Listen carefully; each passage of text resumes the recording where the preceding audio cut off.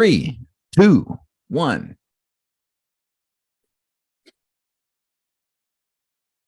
Greetings and salutations. Welcome back to yet another live training event here at DeFord Insurance Group. Today, we're going to be going to do the deep dive into final expense telesales training. I'm so happy to be here. Again, we're doing it live. It's, what is today? January 13th, 2023. I've done a series of live events over the past couple of months. Very well received. Everybody seems to love them. And we're going to keep going today with a focused training, a deep dive, as I like to call it, into the final expense telesales arena. I'm happy to report that finally, some of the big-time influencers out there, you probably heard of Alex Hormozy and others out there, they're talking about giving everything away for free. They're finally catching up to yours truly, after all. Giving away everything for free is the secret of my success. So I'm glad and happy to continue this process. I've put together these live streams, these mega live streams, because I'm trying to upend my normal content and try to take it to the next level. And we all know, ladies and gentlemen, in this business, we need more training. There just is a serious lack of it. And I'm going to do my best today to help you guys out there, wherever you are in the world, to help you understand final expense telesales more, and to help you hopefully make a success out of this business to the maximal extent possible. So a couple of things first, before we get started. First of all, thank you everybody out there for attendance, especially my agents. I wouldn't be here without you, so thank you so much a lot. Appreciate you very much. Also want to give a special shout out to a couple of sponsors of our event. First of all, Great Western Life Insurance Company has sponsored our event. We're going to hear from them more a little bit later about how their product works exceptionally well if you're selling over the phone. Also, Trinity Life, or otherwise known as Family Benefit Life, is another sponsor of this event. I actually have a great telesales agent on, along with the president or vice president of the company, to talk about why Trinity is an excellent company to use for final expense telesales. And last but not least, we also will have Mr. Oscar Gonzalez on to talk about his Scale My TikTok course, who's also a sponsor, and how you can use literally TikTok, yes, TikTok, to uncover, find, and close final expense leads. Works well for a lot of different products, and you'll hear more about that later. That's going to come later today, so make sure you stick around for that. One thing to note here before we get started, I do want to make sure that you guys know where to find the script we're about to share with you. Again, we're going to do a deep dive, and I'm going to kind of go over into detail a little bit later exactly what to expect today in today's broadcast, and how the procedure of things are going to happen. But we're going to spend a lot of time going through our script. I recently updated our script. If for some reason you had a script from me from like last year on final expense telesales, we made some modifications of it. I'm always a student of the business as much as I'm teaching, and I always try to look for ways to improve upon our processes. That's definitely the case with the telesales script. So the script I'm showing you, you can get this for free. You can also get all my books for free, a lot of different video courses I've done, and get access to what we call our insurance sales success community. It is where to go in order to find the script so that you can have and use this thing we're going to teach today to you. So I want to show you where to go. It's very simple. I'm going to put this in the chat. You're going to go to https://. Why am I typing? Why am I saying that? I'll just type it out. You're going to go to davidduford.com/ISS. That will work. It's again, davidduford.com/ISS. If you go there, then what'll happen is you'll see like a landing page. If you put your information in, you'll get access. Well, I have to manually authorize you, which I'll do if you don't mind until the break comes, and I'll jump in and manually authorize everybody who's doing this live with me. And then when you get into there, if you go into the classroom section and then scroll to the bottom, you'll see where scripts is located. You can find this very script there. And then again, have access to this eternally, forever, right?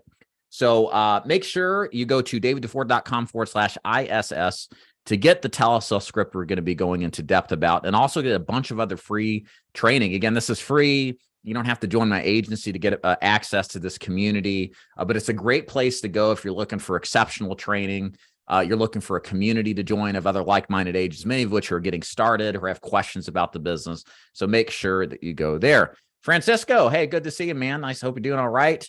Mark, Archangel, David, Bernadette, good to see you. Hey now, Phil, what's going on? Hey, Frida, nice to see you. Good to see you. Hope you're doing all right. Adesh, Hank, Karen, everybody else, thank you so much for being here. I, again, appreciate you so much for being here. It's a wonder. Appreciate it very much. Make sure also, if you like what you see today, hit the like button. That's that little thumbs up button. Just slap that if you don't mind. And that'll let YouTube know to share this video with as many final expense telesales agents as humanly possible. So again, appreciate it. So let's talk about today's agenda. So I've got up on my screen here what exactly we're going to talk about, so you know exactly what to take away from this event. And again, the purpose I'm putting this together is because training is really at a lack in the business as a whole, as it always has been since I started, certainly before that, and certainly today. And my commitment is to try to give you as much resources as possible to make a success out of this business. I actually was critiqued recently by an agent inside of my agency on an anonymous survey we did about how it was frustrating to him or her, I don't know, it was anonymous, why I gave away so much information. And my explanation on that survey to my people in attendance as we were going through the survey was, hey, look, you know, part of my role in this business, the way I look at it now, it didn't start this way, but is to be that kind of resource avenue to provide it, not just to people internally, but also externally. Again, there's so much trash out there when it comes to training or a lack of it. And I don't think we really have that much competition when it comes to ourselves versus others. There's so many prospects out there. So I don't see this as being a detrimental thing. There's way more people who need what we have to sell. But in order to bridge that gap between you wanting to help people and actually selling policies, you have to have a system and a script that actually converts strangers into interested buyers. And that's why I do this training, because we just need to help more people. It doesn't harm anything that we do in our agency. It's just kind of lifts all boats. So that's kind of how my perspective is and how I think on it, in case you guys are curious. So let's talk about today's expectations. So we're going to start today's training with some basic kind of like setup stuff. One of the things that get asked a lot when it comes to telesales was, well, how do I set myself up for success, right? You need, you know, for example, like CRMs or equipment setup, workflow, et cetera. So we're going to spend some time initially talking about that. I'm going to give you and share with you best practices I have seen in my agency from agents when it comes to this like equipment and setup type of conversation. Then we're going to go over what I believe is totally the X factor when it comes to success in the final expense telesales game. It's wholly unique and separate from a face-to-face orientation. If you want to sell final expense face-to-face, this X factor, again, I'm just teasing you a little bit here, we'll talk about it shortly, is really important that you really glean on to what it is that we're going to be talking about, because if you don't have this X factor, then you likely won't see success in the telesale space that you may otherwise see face-to-face. So we want to go over that. It's very important, and we'll make sure to discuss that. Also, we'll get into, of course, our sponsors, and we'll go over, have a couple of videos to share with you there. We're going to go through the entirety of the script. Again, I'm going to break down the script. I'm going to not just share with you what to say, but why you say the things that you do within the script itself. Again, we've revised the script as of 2023 at the beginning of the year, and I made some very important changes, which I think ultimately will help us get to the end game, which is closing deals that much faster. So we're going to talk about, again, through the script, how to build rapport quickly, how to overcome some of the initial objections that you definitely will get a lot when you sell final expense over the phone. We'll also talk about how to position yourself in your introduction as the obvious person to do business with and how it's going to benefit the client. We're also going to talk about pre-qualifying, fact-finding, a very important part of the script that so many agents just simply never get trained on, or if they know about it, don't do it right. So we're going to spend a lot of time talking about that and how to knock or dial in when it comes to pre-qualifying and fact-finding, because that's really the, I guess from a presentation standpoint, that is the most important part, I think, beyond the opening. Then we're going to talk about the pitch itself, how to position what we're doing in a way that differentiates what we sell versus the competition. So it imbues confidence in the prospect to buy from us and sees that we're the expert in the business. Then we're going to talk about the close, how to close for the final expense telesales deal in a way that, again, gives the client confidence in making a decision today. Of course, with closing comes what? Objections. There are lots of objections you're going to hear. There's a core 3 or 4 that you'll pretty much almost always hear if you do the rest of the script right. So what we're going to do in the objection handling section is go over how I teach my agents how to overcome those so that you can close with confidence, get those prospects who are on the basically on the 50-50 yard line pushed over to your side for the win. And then also we'll talk about taking the application. We're not going to go into any kind of carrier application training. That's not the purpose of today's training. But we're going to kind of talk about the transition to the application, some things you need to say on the phone in order to, again, keep the client engaged, not withdrawing because of the process over the phone. And then we're also going to talk about the cool down. The cool down is very important. What lasting impressions will you leave the client so that they keep what you sold them? Then we're going to talk about, of course, leads. We'll talk briefly about, we'll have Oscar on to talk about the TikTok final expense system that he uses. He wrote, I think back in October, 45 policies on preset appointments using TikTok leads that were like $5 a piece. So he's got a pretty cool system. It's very much reminds me of what Facebook, if you've been around long enough, as far as the quality and intent of the leads used to be like in 2016 and 2017. So I'm super excited to have him on to talk about that. And that's all business he closed over the phone too, by the way. And then last but not least, we're going to have an open mic Q&A at the end just to kind of round out the training, make sure everything is covered very well. Also, as we go through each of these sections, I'm going to open it up to your questions. So it's not going to be something where I'm going to lecture for like 5 or 6 hours, then take your questions. So this is an interactive, engaging training. I'm doing it all today. So as I go through this training, as you have questions, post them in the chat. I'm going to take breaks here and there from my brain thinking to then look at your questions and then think again to answer them. So as you have questions, please throw them in the chat. Again, the purpose of this is to help you. So I know you got questions. I've got answers in most cases. If I don't, I'll tell you. But again, the goal here is to help you with final expense telesales. Okay, cool. So very good. Let's take a look at the chat in case there are questions. Morning. Hey, Lawrence. Hey, Kevin. Good to see you. Hope you're doing well. Hank, Notary, Lundy. Appreciate you. Orville. Thank you. Sandra, William. You have no sound. Turn your sound up. Then you'll have sound. Thank you, Aaron. Good to see you, man. All right, cool. Okay. So let's talk about some, the first setup here is to talk about You're Certainly Welcome, Evangelina. There you go. Hopefully I didn't screw that up too bad. Everybody screws up DeFord. Everybody says Duford. Even people who've worked with me for like years say Duford. I'm like, my last name's DeFord, man. But hey, that's all right. Very good. Hey, Tracy, you're welcome. Cool. So let's talk about equipment setup to begin. So the unique thing about selling final expense over the phone, right, is you're not going to see people. You're probably sitting at home in your underwear, selling people over the phone. I'll have more conversations about how you set up and prepare yourself for the business when it comes to kind of how you self-prepare a little bit later.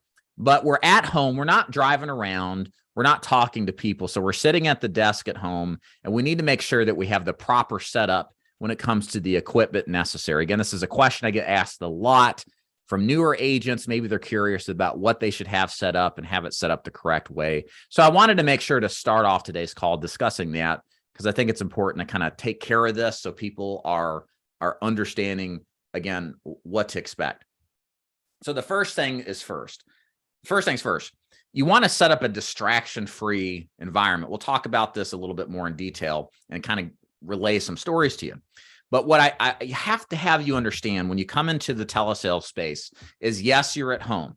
Yes, you're remote. No, you're not riding around anywhere, but you are now opening yourself up to a litany of distractions you may not have otherwise had. For example, I'm sitting at my desk right now, and my wife is in the other room. My 4 kids are in the other room. We homeschool our kids. It is a constant potential source for distractions. The best thing I can have you do when it comes to the setup of your telesales space is to make sure that it's quiet, to make sure that it's separate, and to also make sure that your family or anybody else that lives with you understands there's a distinction between business and pleasure, between work and recreation. Because you're working at, excuse me, at the house does not mean that you should be at any point accessible by your family members. Again, I have over here, you can't see it, but I have drapes that I close my door with, because that is the signal that, and usually they listen, sometimes they don't, that I am busy, that I'm in the midst of work, and I need my total focus and concentration in order to have the best outcomes when it comes to the process of selling. Okay. In this case, teaching you guys, but in your case, selling. So make sure that you set yourself up, again, from a desk setup in a distraction-free environment. It's going to take a purposeful intent on your behalf to set that up. As far as things like computer setup, I get a lot of questions about what kind of computer should I use. First of all, any computer will do. You're going to access a lot of the times the applications on a computer. Most of these application processes are web-based, so it doesn't matter if you have an Apple, or it doesn't matter if you have a PC or whatever else. Just as long as it's an up-to-date, reasonably dependable computer, you should be fine with what you're looking to do. You're also going to want to make sure that you have, I would suggest, at least 2 monitors, okay? Because as we get into this, you'll see you're going to have a lot of different browsers set up in order to access different parts of the telesales process. For example, you're going to have your script set up. You're going to have probably a CRM at some point. You're going to have a dialer as well. You're going to have your cheat sheet or your underwriting tool of some sort. And what tends to happen is, even on a large screen, you start to jam up all the available space to you, and it becomes confusing, especially in a business that requires focus and simplicity, to applied simplicity. It's going to be a little bit hard to kind of squeeze it in on like a laptop screen or a basic size monitor.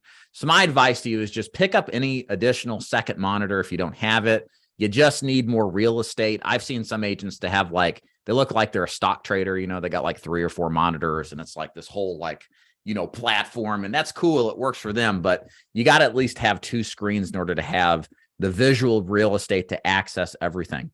It goes without saying, to kind of speak on this as well, make sure as you go through the process of getting prepared to sell over the phone that you have easy access to all the important links, the important spreadsheets, scripts, etc., saved and easily accessible in your browser. Guys, there's this thing in your browser called bookmarks. You can click the little star if you're using Google Chrome, like many of us do, and then save the thing to your browser. And then you can create even a folder where you can shove all that stuff in and pull up what you need. Please be prepared. Again, preparation is crucial, because what you'll find, as we'll discuss later, is that the telesales attention span is a lot less than the face-to-face. Telesales is less forgiving when it comes to the patience your prospect has. So it's imperative that you think through and you store and share this stuff in a way that is easily accessible, okay? Headsets. So headsets, very, very important here. Some considerations to make. Headsets, just buy a name brand quality headset. I would buy something in the $50 to $100 range. I wouldn't buy something that's ridiculously expensive or like super cheap, okay? It's imperative, again, it's imperative, because we're selling over the phone, that you can be heard well, okay? And if you are not heard well because you have a low quality device of some sort, then what you're going to find is you're going to make less of a connection, actually from a rapport standpoint, with your prospect because of the quality of the equipment. So this is one of those things that we want to pay special attention to. You want to make sure that you're being heard very well. And part of facilitating that process, because many of you will be calling over a CRM dialer of some sort. So that's why we reference the headset, or you'll be dialing off your phone, but you may want to have a headset that you Bluetooth connect to in order to make sure that you're heard very well. Okay. Pro tip: when you're calling, please make sure before you start calling your clients, your future clients, that you test your headset out. Call up a friend or family member, Okay. See how you actually sound from the perspective of that family member. You need to sound crystal clear and crisp.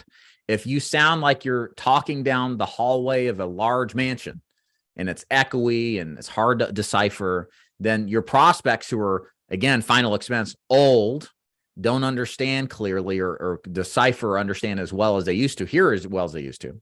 They're just going to start withdrawing a lot faster than had your connection been trialed out to make sure that it actually sounds good. Okay. A couple other things, some things to consider. I would absolutely, and these aren't critical, but I think they're the little things that make a difference. So one thing that I do is that I have a hardwired connection to my computer. So I don't have a Wi-Fi connection from my computer to the router. I installed a hardwire connection because I believe that the connection is more stable, it's more consistent. And again, that stuff, if you're walking around and you're in like just a low quality area of your house and you're doing all your business over the computer, internet, and as well as you're calling, and you start to lose connection, or the kid jumps on and plays Fortnite or watches Netflix and starts to hog some of the data, then what you're going to find is at that critical moment, this is how it always happens, you're just not going to be heard. It's going to break up. The client's going to lose interest, and you're going to lose a prospect and a client who would have bought. So all this is to say is consider hardwire connecting your internet connection, and perhaps maybe, although I've kind of softened on this because I've heard great quality sound from Bluetooth. You may also want to consider a hardwire connection to your computer from your headset, but that does limit your capability to walk around. And there seems to be an improvement on the Bluetooth quality as far as the headset stuff goes. I used to be sensitive to that because sometimes I used to use a headset a lot when calling and talking to agents, and it was Bluetooth connected. And sometimes it just sounds like you're, again, talking in a bathroom, right? And all of this stuff matters tremendously more when your money is on the line talking to a group of people that have a hard time hearing anyway. Okay.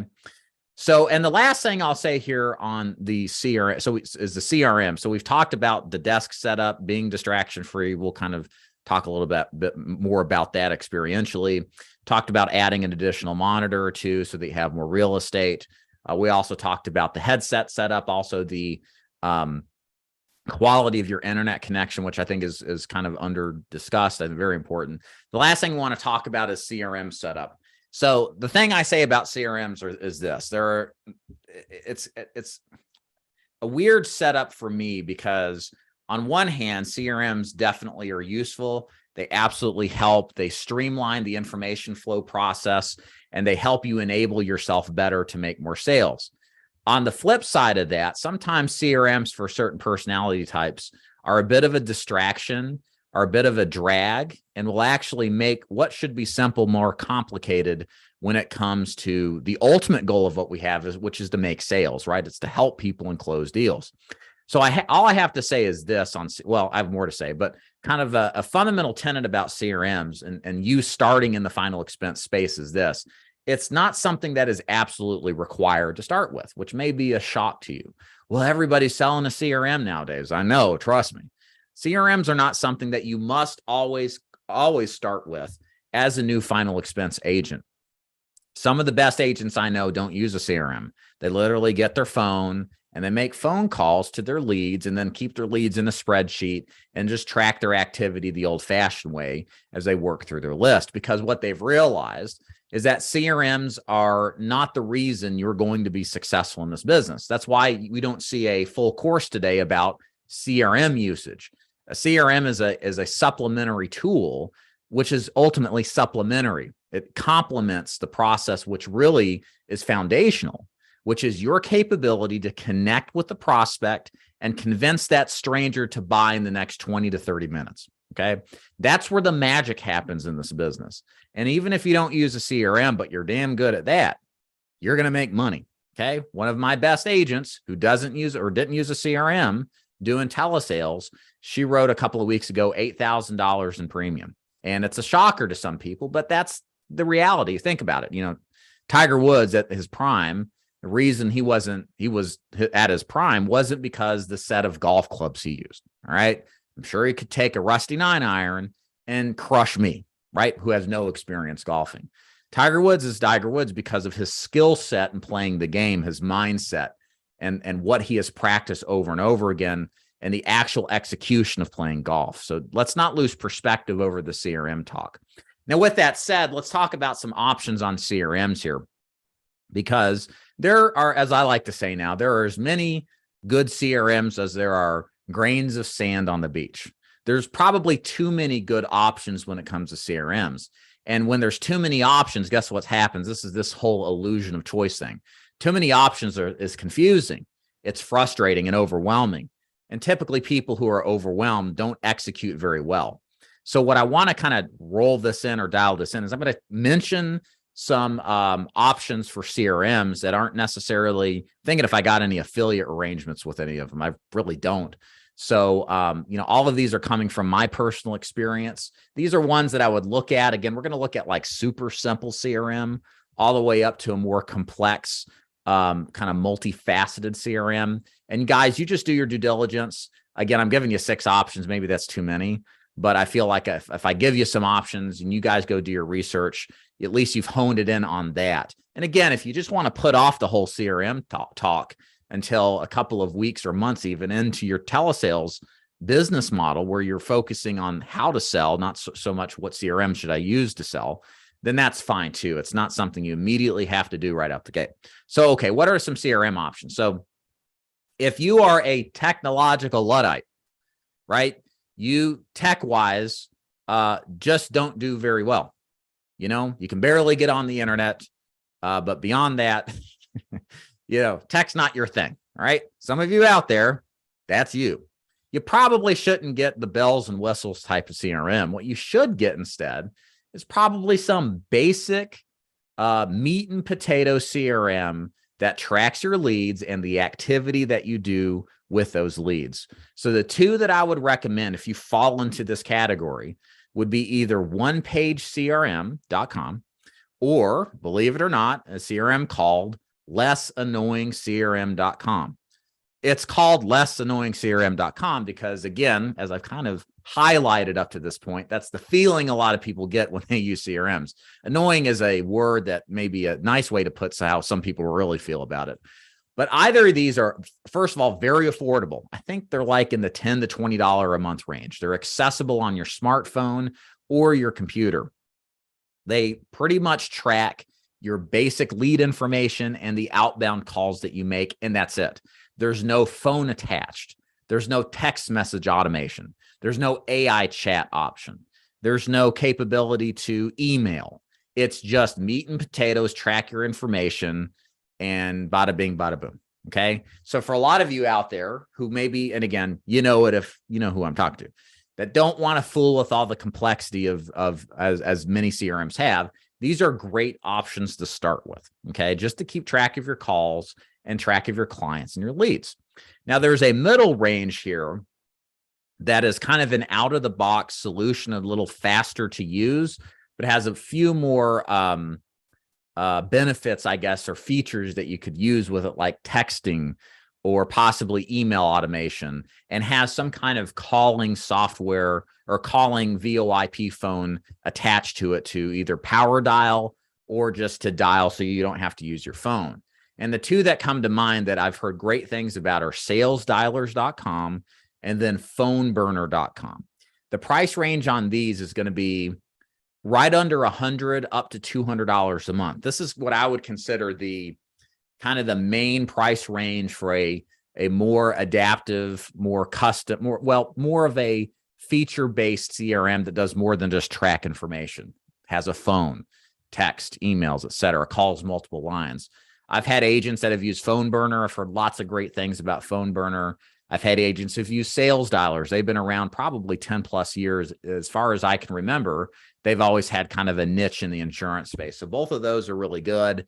I would also recommend those. Again, if you're a little more comfortable with technology, you don't mind a little bit more front-loaded learning curve when it comes to the CRM, but you don't want to have the burden of some sort of custom tailored solution like what we're going to talk about in a minute.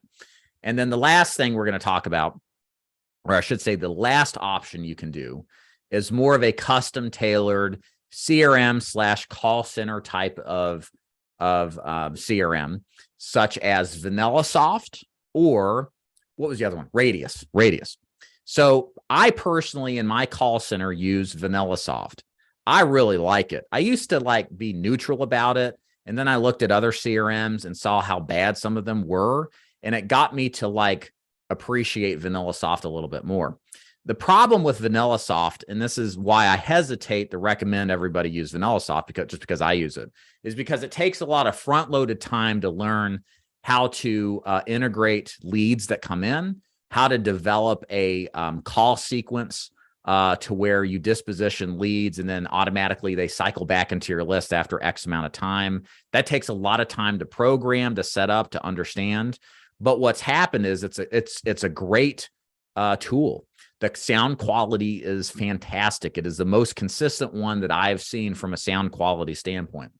Also, it allows me to follow up with my calls with text messages automatically that automatically fill in their information, like their name and maybe their favorite benefit or their beneficiary, or some kind of variable that it's custom tailored to each text that goes out. So I have a way to reach them other than just calling them on an automated basis without manually having to send out the text messages.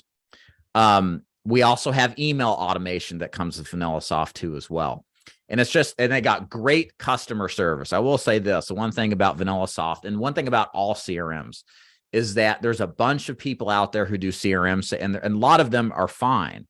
But what I have found in being even an affiliate with other types of CRMs out there is that the real thing that you want with a CRM is the post-sale support to help you get your CRM up and running, and the post-sale support to make sure that it consistently is running at full speed.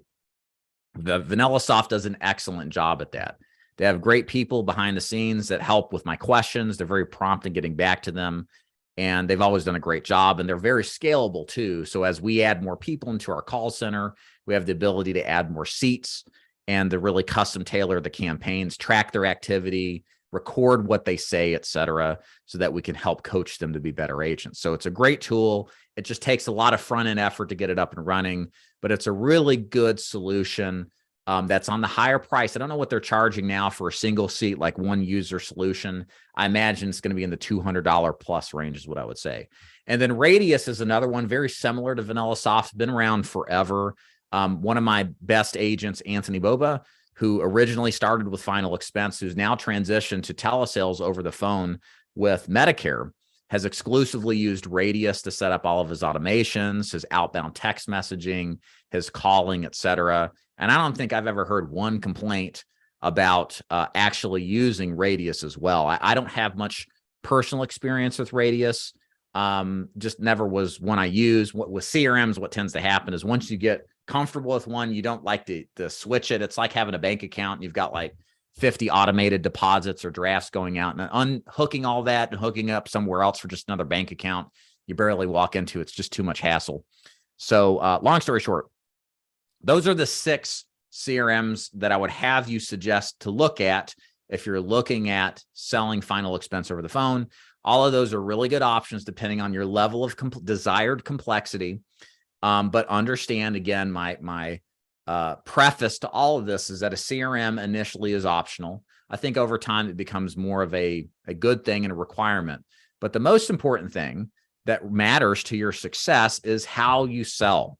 It's what you say. It's the questions you ask. It's how deeply connected you get with that prospect and how quickly you establish rapport. That is what matters more than any sort of automation, AI chatbot, et cetera. The reason people fail is because it's not because they didn't have that AI chatbot that talked to the client and got them to set the appointment. The reason agents fail is because they don't understand the fundamentals of selling and how to consistently execute on it and have the discipline necessary to make it work. So there's my little lecture when it comes to the CRMs. Hope that was helpful. Now I'm going to take some questions here, if there are any, after I blow my nose here, kind of recovering from this flu that has seemed to just drag on and on and on in our house. So hold on a second. Okay. Jane, we'll forgive you.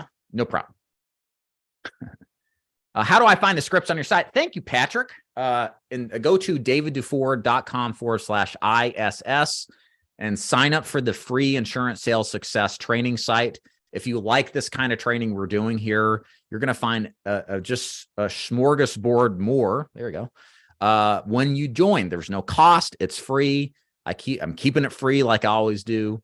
And once I have a break here, when we have one of our friendly sponsors pop on, we'll go ahead and tag you and get you access to that so you can see the script that we're eventually going to share with you. Along with, we've got our seminar marketing mastery course that's for free there. So if you want to learn how to do seminars and find prospects to sell to, there's that too as well. There's a great community of great agents there as well. So lots of wonderful things. Eric, hello. Adesh, if you need to buy a new used laptop, please make sure that it has a solid state drive and that there's no lag like regular HDDs. Just my preference. Thank you. What are those first CRMs you mentioned earlier? Yeah, so the first ones, the like no frills ones, are one-page CRM and less annoying CRM. Both.com. Yeah, hey, Gary. Nice to see you again. Yeah, they used to be called Radius Bob, but I think they had some rebrand somewhere along the lines, and they just call it Radius now. Maybe they thought Radius Bob was kind of cheesy, but last I checked, it's just radius.com, but it's Radius Bob. That's also what people know it by as well. I like the one you recommended on your site. Advanced Agent is the name, same as Vanilla. Right. Yes. Advanced Agent marketing CRM is very good too. It's based off of Go High Level. It's a custom tailored solution. That one works very well. It's a great entry level CRM to use. It does have automations that sync up with it, the ability to have clients preset appointments, has an AI chatbot in the background. Again, if you like that and you want to, and there's a lot of moving parts to it, but if you'd like to do that, that they definitely do a good job too as well. No worries. Perfect. Good morning, Frida. I went with Advanced Agent. Is that the same as Vanilla? It's not. VanillaSoft is different. It's just a different CRM. Here's the thing though, guys. The last thing I would suggest for any of y'all to do is to like bounce around from different CRMs. Like they all take some level of front-loaded focus and effort to learn. And it just becomes a real hassle to unlearn, or I should say relearn a brand new CRM. That's why I give you the options here to do your due diligence up front and figure out which one works best and then stick with that. Because again, I considered making a CRM change within the last 6 months. And I began that process, but it was such a pain to go through the process, just through the process of relearning it and retooling the whole thing, that I backed out of it and just doubled down with VanillaSoft, because I realized, like, you know, I got only a limited amount of time in the day, and I got certain tasks that are important for me to do. And likewise, you agents do too, like talking to people, selling insurance, making money. So you want to pick the CRM that's best suited for your personality type, so you're not bogged down into some minutia that is just really ultimately busy work, but the bad kind, that's taking away from the functional work that gets results, that makes money. Okay, please try later. Okay. Yeah, I think after you register, G Waters, I'll check on here. I think after you register for the training site, then I will give you access. I'm actually going to talk as I do this. I'm going to actually, for everybody that requested access to the training site, I'm actually inviting you in right now. So again, it's davidduford.com/ISS. So those of you who requested, you are now in. How's that for multitasking? Okay, perfect. Hey, Aaron, can't agree more with the CRM opening. Grab something you'll use. It's the technique and the expertise in sales that really matter. CRMs need to do what you need them to do, period. Make sales. Yeah. Make sales, guys. Make sales. Again, maybe you think I'm a little silly, kind of, you know, like the old man yelling at clouds type of mentality here. I don't mean to be. I'm almost 39 this year. Oh boy. So maybe the old age is setting in. But the reason I'm nagging about this is because there's something what we call avoidance behavior in the sales world. It's the feeling we get by doing work as if we're getting and making accomplishments, but it's the wrong kind of work that doesn't ultimately result in what we want, which is making money, helping people. And so sometimes looking at things like CRMs is what I would call avoidance behavior.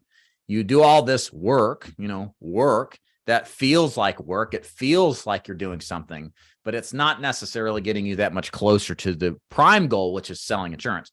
Again, not to say that looking at CRM is avoidance behavior, but overcomplicating the stuff, waiting a week to make a decision and being really slow to take action. That's the kind of avoidance behavior stuff that we got to be careful of, right? So there we have it. What about a simple CRM on protocols? Again, that's what I would do, one-page CRM or less annoying CRM. Why do you look to change CRM?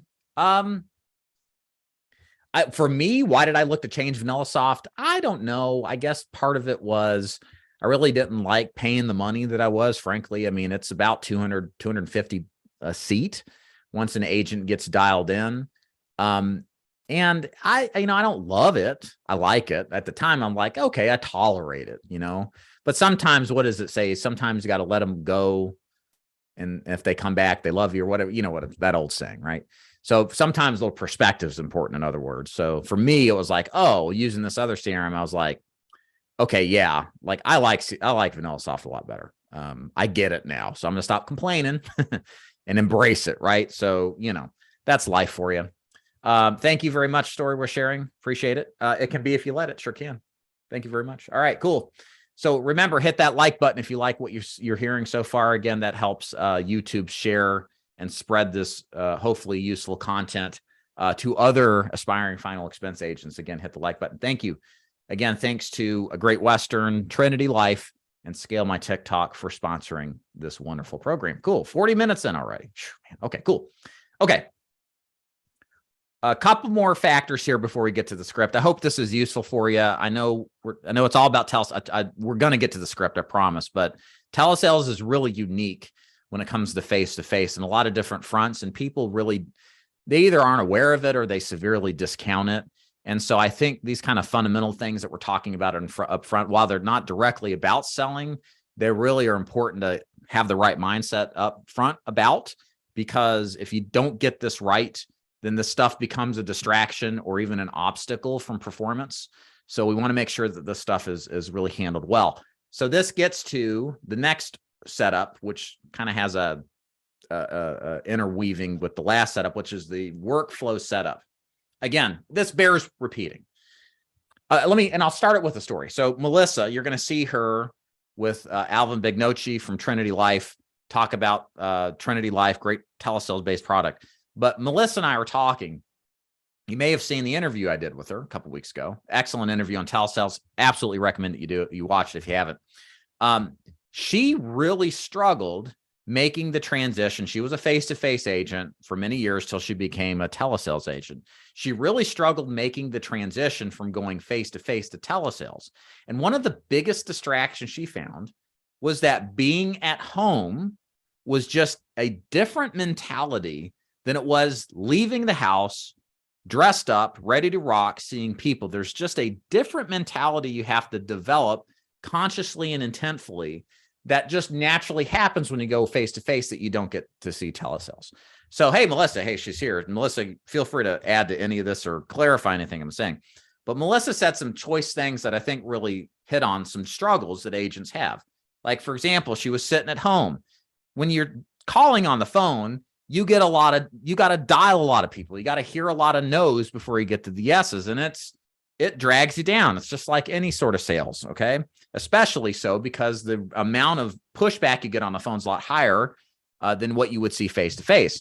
And so the temptation to avoid, remember avoidance behavior, to avoid making the work is a lot more readily available inside your house.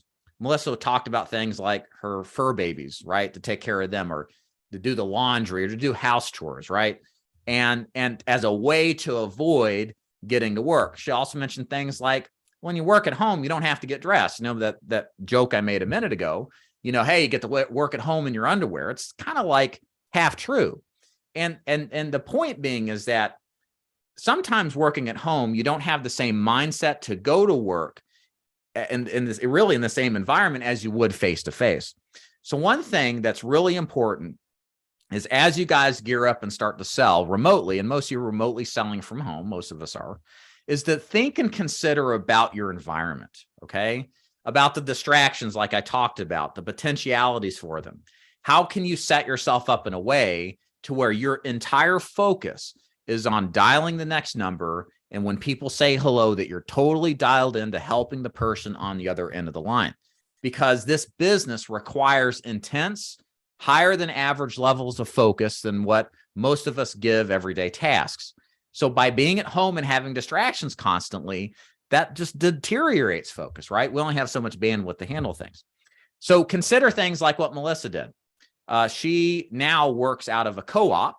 Okay. I don't know. It's like co-op workspace. You can clarify it for me, Melissa. You guys know what I'm talking about, probably, where she physically goes to an office, physically has some kind of office workspace or, room to go into. She's around other people who are working and can now put in the effort to make the dials in a less distracted way than what she had experienced working out of her own home. Okay. This is important. But Dave, I want to work from home. I don't want to go anywhere. I get it. But there's this level of discipline that most people don't recognize you really, really need to have working from home, that you necessarily just, took for granted selling in person. Okay. So another thing I remember an agent of mine did, he literally built a she shed or a he shed, whatever it's called, out back, like a separate space to where he leaves his house. He walks about 10, 15 feet to this shed, and it's his workspace. It's heated. He's got his computer and internet out there, and he's literally physically separated from his workspace, or from his living space, excuse me, because that's what he had to do in order to stay focused and to stay on task. Okay. So very, very important. And along those lines, like I already mentioned, but bears repeating, you have to make sure that your family understands the boundaries of work between you being at home and then you being at home working. Okay. They need to respect that. Just because you're here doesn't mean that you can be interrupted at any time to handle menial tasks that don't require an immediate attention. Okay. So again, this is all the kind of adjustments we've had to do with the lockdowns and a lot of us working from home anyway, but you have to be intentional about this, because even when everything's set up correctly, you're sitting in front of a computer, you're literally on YouTube, and a couple of clicks away, you can avoid the pain of being told no for the 100th time and then go watch a video with me or something else, right? And we want to avoid that. I love you watching me. I do. But I also love you getting results, and I care more about that than me and my view count. You need to be caring about what you're doing for your family and thinking about these things and setting up these intentional boundaries. Again, a lot harder to do that and get as easily distracted out the door than it is in person. Okay. A couple of things here from the folks in the chat. Melissa's here, co-working space. Thank you very much. I bought a 2,500 used travel trailer off of Facebook and ran Ethernet to it. Cool. I'm in it now. Yeah. So see, like, it sounds crazy, but your focus is everything when it comes to your success. And if it's disseminated, if it's reduced, if it's distracted, they're going to hear that on the phone. You're not going to have the same level of discipline. So you have to be intentional about setting up these boundaries. The need to have a private space, like an extra bedroom at home, getting dressed each day, and being okay with limited personal connections with others key. Jeff, thank you so much for bringing this up. This is another difficulty that needs to be broached when you're doing telesales. Gone are the days where you get to go to work and pal around with all your friends and coworkers around the water cooler. You are now on your own. Yeah, you're talking to people all day, but it's this weird, non-personal approach where you're just talking to voices. You're not seeing people constantly, right? So if you're an introvert like me, you love it. You don't care. It doesn't make a difference. But if you're an extroverted, if you have some extroversion tendencies, then what you'll find is it gets fairly lonely when you are dialing and you're in your home all by yourself, and the walls are coming in, right? So what's the solution? So we initiated this, and I listened to my people, my agents. Melissa was one of them, Chris, a couple others, Ryan, a new agent with us. They all mentioned a Zoom room. Guys, if you joined DeFord Insurance Group, we have a Zoom room where you can pop on and can communally call together, listen to each other's successes, talk with other agents. It is a great remedy to overcome a lot of the isolation that you get by selling remotely. But if you're working somewhere else, guys, and you don't have a Zoom room or some way to actually engage with other agents in your agency, suggest your managers, coaches, mentors, recruiters, tell them to set up a Zoom room. It's really easy. It takes like 5 minutes. They just create a separate link in the meeting rooms and they share that. You can set it up to where they don't have to be there to even host it. And then everybody can just jump in there together, and it helps foster, again, relationships.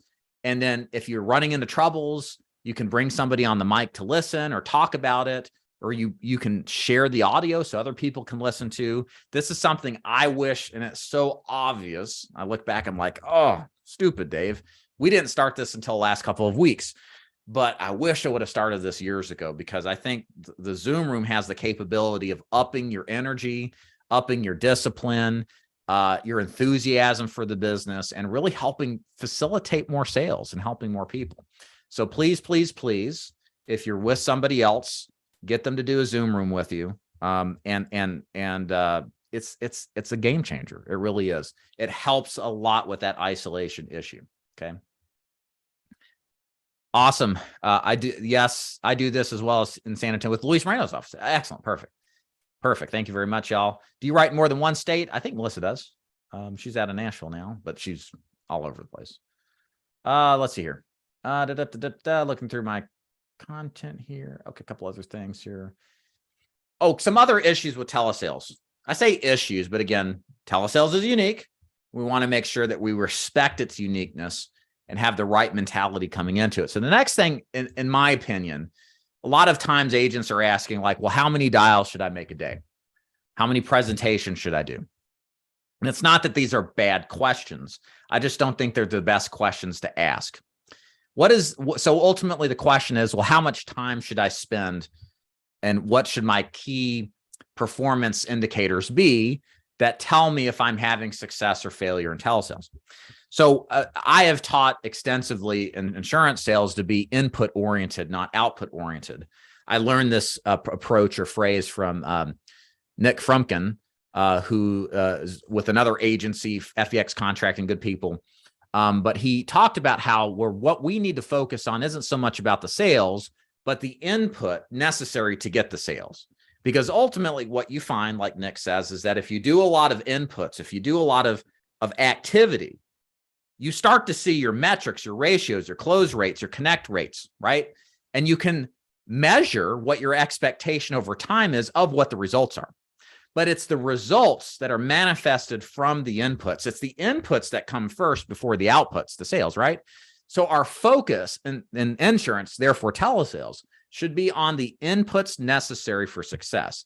And the choice input that I want to ask you guys to be thinking about most here is not the number of dials, although that's important, not the number of presentations, that's definitely important. It's the time on task. And the time on task for me and what I measure success by is how many hours a day are agents on the phone doing outreach or actually talking to their final expense leads. I can see very quickly in our call center, for example, if an agent puts in 4 hours of call time, they are not going to be successful. You need to, in my opinion, if you want to have success on a full-time basis in telesales, at least have 7, if not 8+ talk time hours logged daily. And again, talk time to me is your dialing numbers or talking to prospects. If you don't put the time in on the phone, you're not going to get results. But what about how many calls to dial? Well, here's the thing. Sometimes you're the pigeon. Sometimes you're the statue, right? Sometimes you'll make 250 calls in a day and nobody will pick up. Is that a bad day? Well, if you put in 7 or 8 hours of attempts, I wouldn't say so. That was just a statue day. You weren't the pigeon, right? Now, some days you might put in 50 dials. Oh, that's a lot less. Yeah, but wait, maybe you talked with 8 people. Maybe you closed 4 sales. Are you the pigeon or the statue there? Well, hell, you're the pigeon, right? Even though your activity from like a dial outbound basis wasn't incredible, right? So the moral of the story is that the way you need to measure success in this business is how much time are you spending a day outbound dialing. Granted, of course, we got to make sure that our script's down. Absolutely important, of course. Got to make sure I have great carriers as well that facilitate the sales process. But I can't stress enough how important it is to make sure you're putting the time into it, okay? If you don't put the time required, then you won't see success, okay? So make sure that you get your perspective right on that, okay? Carrier selection issues. So just a quick side note here on carrier setups here. Very important here. We don't want to use and depend on companies that have electronic signature processes. That's the big thing that really is important for telesales. What you don't want is Mildred, our archetypal final expense prospect, right? Mildred. I mean, picture Mildred in your mind, 75 years old, still has a rotary phone, a VCR, right? Watches reruns of Days of Our Lives. Mildred doesn't know how to use a computer. But wait, Dave, my grandma's on Facebook and she uses it just fine. Yeah, just to get the Facebook. But to require a multi-step process to sign an application, ladies and gentlemen, you're asking for instant failure. If that's how you go about selling the typical final expense prospect with an electronic signature. I have a quick story to share. I had a client ready to rock, $3,000 AP. I was going to make like $3 or $4 grand somewhere in there. Lived down the road in South Carolina. Could not figure out how to do the EAP process. Guess what happened? I lost it. I had a deal. This is years ago, really before the advent of verbal signatures, which we'll get into in a minute. I had a deal down in Titusville, Florida. I live in Chattanooga. $5,000 premium.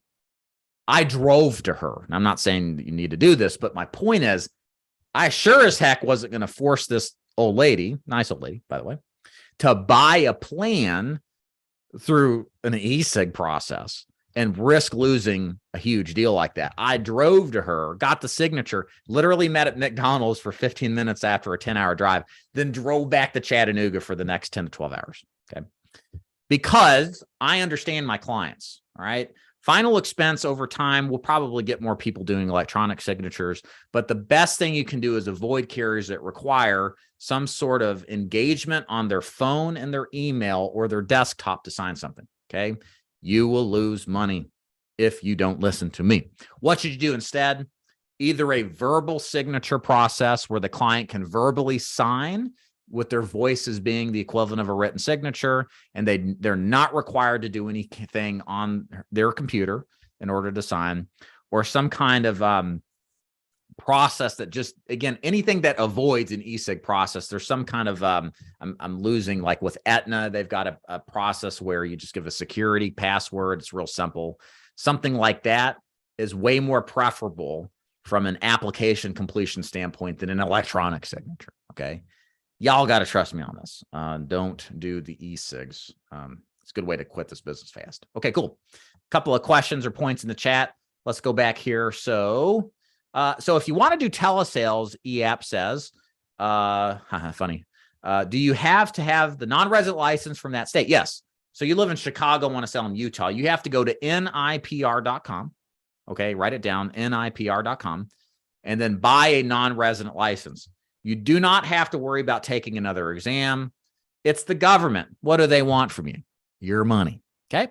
So as long as you pay Utah or any other state the money they want, you get licensed. And then you can continue to sell in that state with no problems. Okay.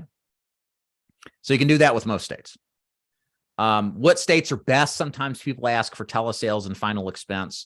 I like all the Midwestern states and the Southeastern states personally. California is good too. It's more like, what should you avoid? Probably Alaska or Wyoming, but I'm not entirely opposed to going in those states. The one thing I will say is you got to be careful for states like Florida, California. They require thumbprints in order to get a license in those states. It's not that you shouldn't do it. It just slows down the contracting process tremendously, because now you got to go pay for thumbprints, wait for that to process, then send that to the state. Wait for them to process that, right? So it's just something that to start with maybe is a little bit slower, but there's a lot of states elsewise that don't require that will get you going a lot faster. Georgia requires some sort of, somebody will clarify, it's like a terrorist affidavit. I don't know, something weird, something like that. I don't know. It slows down the process there too. So besides that, I'm trying to think if there's probably other states. Illinois is very expensive in a non-resident state. I usually have agents avoid that because it's like $350 now. But most Midwestern and Southeastern states are fine. Okay. How do you overcome the no, I did not complete the information form? We'll get to that momentarily, Keith, as we get into the script for sure. I promise we'll definitely cover that. For me, Frida, at least 7, if not 8 talk time hours a day. Again, dialing or talk time hours is how I measure it. Hey, Rich. Rich says, treat the people as real people and have a conversation. Yeah, I know. It's like, just be yourself and talk to them. Actually care about talking to them, right? So how much time dialing to get to 7 to 8 hours talk time? Well, I mean, so it's not 7 to 8 hours talk time, it's 7 to 8 hours dialing and talk time. Okay, so think about it this way. Be on the phone actually calling or talking to people 7 to 8 hours a day. What's that look like as far as leads needed per day? Excellent question, Steve. How many leads do you need a day? Personally, if I'm doing outbound calls, I want to have 75 to 100 leads weekly. Okay. Sounds like a lot. It is. But guess what? Here's another reality of telesales. Ain't nobody want to pick up the phone and talk to you. Okay. Do you? If a telemarketer calls you, are you picking it up? Maybe you will, because you're an agent and we're all weird. We like salespeople. Maybe we don't though, right? But the point is, most people don't want to talk to us. They want to avoid talking to us. Okay. This is a good place to bring up a couple of important tactics to help pickup rates, because that is the biggest impediment, I think, for most agents is the pickup rate issue. It's not even so much like what script is the best or what CRM is the best for sure. It's getting or people that say no, it's getting people to just pick up and listen. That's the hardest part of this job. A couple of tricks that work pretty well. I'll share them real quick. Number one, and this is pretty standard now, but I'll mention it because it's that powerful, is to triple dial. Triple dial means the following. You call your lead. They don't pick up. You wait a couple of seconds. You call again. You wait a couple of seconds because they still didn't pick up, and you call for the third time. And what this does is we call this a pattern interrupt, right? It stops them from their typical behavior of dealing with calls that they don't know who you are, which means ignore them. When you call the second and especially the third time, they're wondering, do I know this person? Is this somebody that's calling me that's in, a serious situation? Is this a loved one? They're calling, they're wrecked. Their mind starts going somewhere where they see the potential for something out of the ordinary. And that condition breaking forces them to pick up the phone out of sheer curiosity. And then at that point, when they're like, hello, because they're going to be a little stressed, you just go right into your script, your script, not strip, your script. And you say whatever it is that we're going to teach here in a minute. And what you'll find is they'll cool down and then listen to you. And they're actually going to be more engaged listening to you, which is great because they're kind of like shocked, right? Because you've called so much. That's really important. If you're not triple dialing, y'all, it's really going to contribute to your failure. It really will, in a big way. So always triple dial your leads, always, 100%. The second thing that I think really helps, and I would initiate this, you could either do this right away after the triple dial or after maybe the second dial attempt later in that day, especially you can do this with VanillaSoft and any of these CRMs that will tag a text to go out when you end the phone call, like VanillaSoft does this, is to send them a text that has their first name with a question mark. This also is a pattern interrupt, okay? When you text somebody, like if I get a text from some unknown number and it says, Dave, question mark, they know who I am, but I don't know who they are. I'm at least going to respond back and say, who is this? Or what do you want? It could just the same thing with a triple dial. It could be somebody I know. So I'm not going to be rude necessarily, but I'm going to ask who this is. I'm going to be curious what it is that they want from me. And therefore now they have my attention as the prospect to the agent, and I'm going to pay that much more attention to them. And when they respond, I would recommend calling them right back. They're likely to pick up, or follow up with the script that you use to set the appointment. Okay. These two things work really well. Okay. Because again, the biggest impediment in this business to getting results is not the no's. That it is an impediment. We work on overcoming them, but it's really the maybes, right? It's the ones that never pick up that we really want to work to get going. Okay. All right, let's keep going here. So that's leads. So 100 leads a day, not a day, a week is a good starting point. You just need that many because so many don't pick up the phone was my original point. Okay. Do you like live transfers or do you think they're cost prohibitive? The problem with live transfers is very, very, very difficult to find them that are consistent in quality and at a decent price. All we teach is outbound because you have control as well over the number of dials, therefore the potential for conversations that you have. At some point as a telesales agent, it just comes down to how many people can I talk to a day. It's less about the exact type of lead that you use and more about how many conversations can I have of people who are some level interested in life insurance. And so outbound allows you to control that. And again, my experience with most live transfers is that historically, it's just very difficult to consistently keep it the same in quality over the long haul. Yeah, did we see Mildred this Halloween? Does that ring a bell, anybody?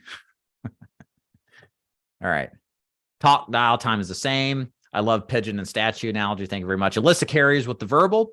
A couple of quick, I'll mention that we work with Great Western and Trinity, who are sponsoring this, are great options for verbal signatures. I also like Prosperity. Guarantee Trust Life is good. And then also Liberty Bankers Life is another one that's great too. We have a list of carriers at DIG. Yep. DIG does share that list. Thank you very much. Cali, yeah, well, typical reaction. California is not that bad. There's waiting, but it's not the end of the world. Who are the carriers that have the voice signing? Mentioned that just a minute ago. Submitted my request to join the training. Thank you. Yep, we'll get to it in a minute, Rob. No problem. Will auto dialers triple dial? Excellent question, Lundy. I don't think they will. I think that is the one thing that is an issue with auto dialers. Correct me if anybody out there knows of any that do auto dial, please. But a lot of them just call once and then go to the next one, which is leaving a huge opportunity on the table. Do the carriers you guys work for approve people without a social security number? What if they have an ITIN number? I would look at Liberty Bankers Life. They only require an ITIN number, and then also Mutual of Omaha, but they have an e-sig, so I wouldn't do them for telesales.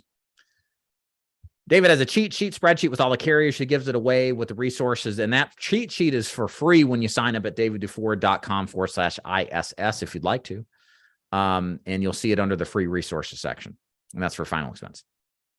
You're welcome, Bart. H, how many leads for telesales would you recommend for part-time agent? Normal jobs, 12 hours a day from 7 to 7, 5 days a week. So first of all, if you got one of these weird schedules, like half day, literally, 12 hours a day, if you could call into, if you're on the East Coast, like if you're a nurse or something, that's like a nurse schedule, I would call into the West Coast, right? Because if I start dialing at 7:30 or 8, it's 5 in California, and then I can bang out a couple of hours on the phone then. So that's an important consideration to make, is to call into, if you can, a time zone that's a little bit earlier, because calling around 8 o'clock at night is going to be tough in your time zone if you're like Eastern, right? As far as number of leads, 50 would be a good starting point, I think. And that may be just right. It may be a little too much. But 50, again, the best problem to have is too many people to talk to, y'all. Like, everybody is worried about spending too much money on leads. Like, the winners in this business realize they can't ever have enough leads.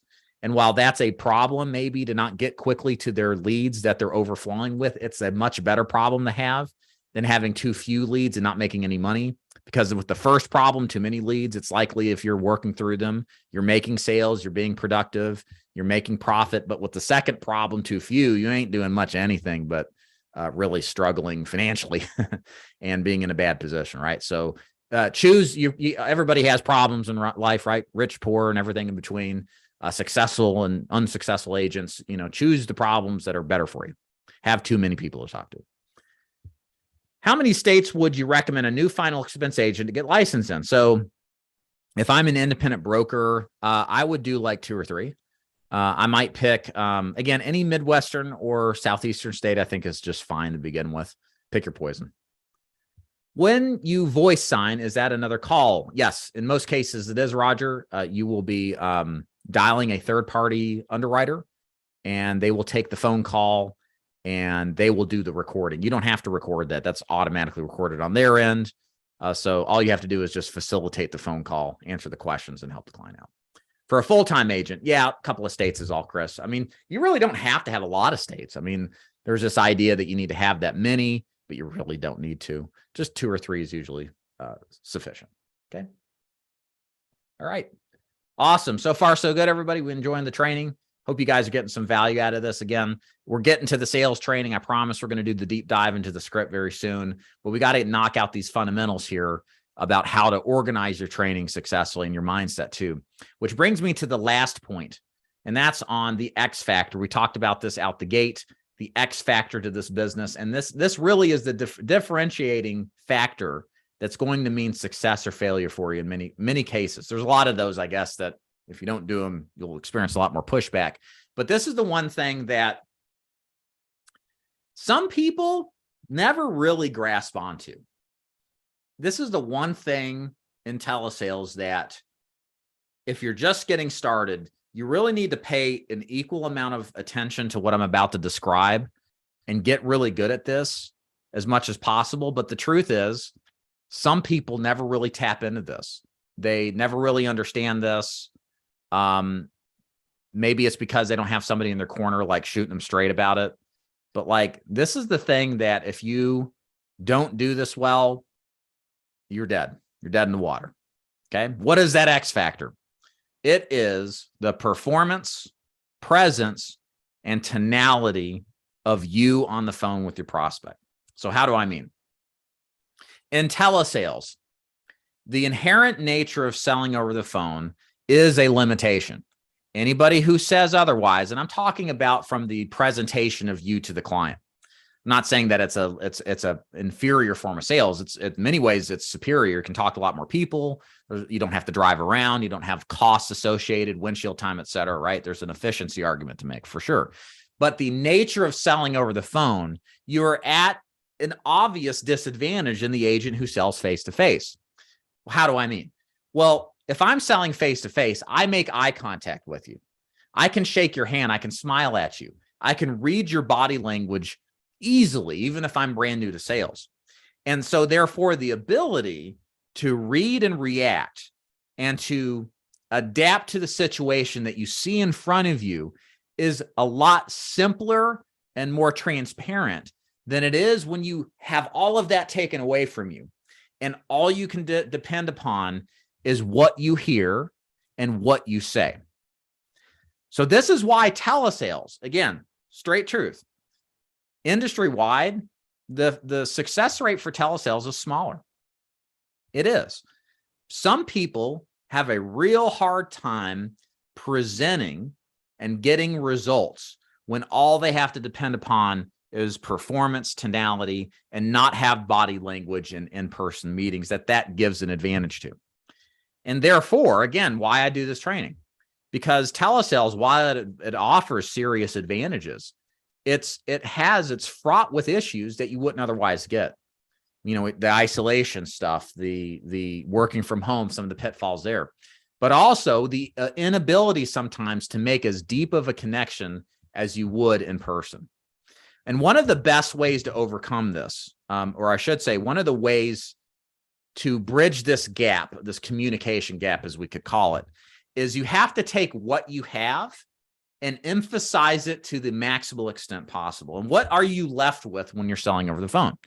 You're left with the words that you say. You're left with how you sound on the form, your performance of the script, and your tonality. So some things that really matter a lot more, for example, is your energy level, okay?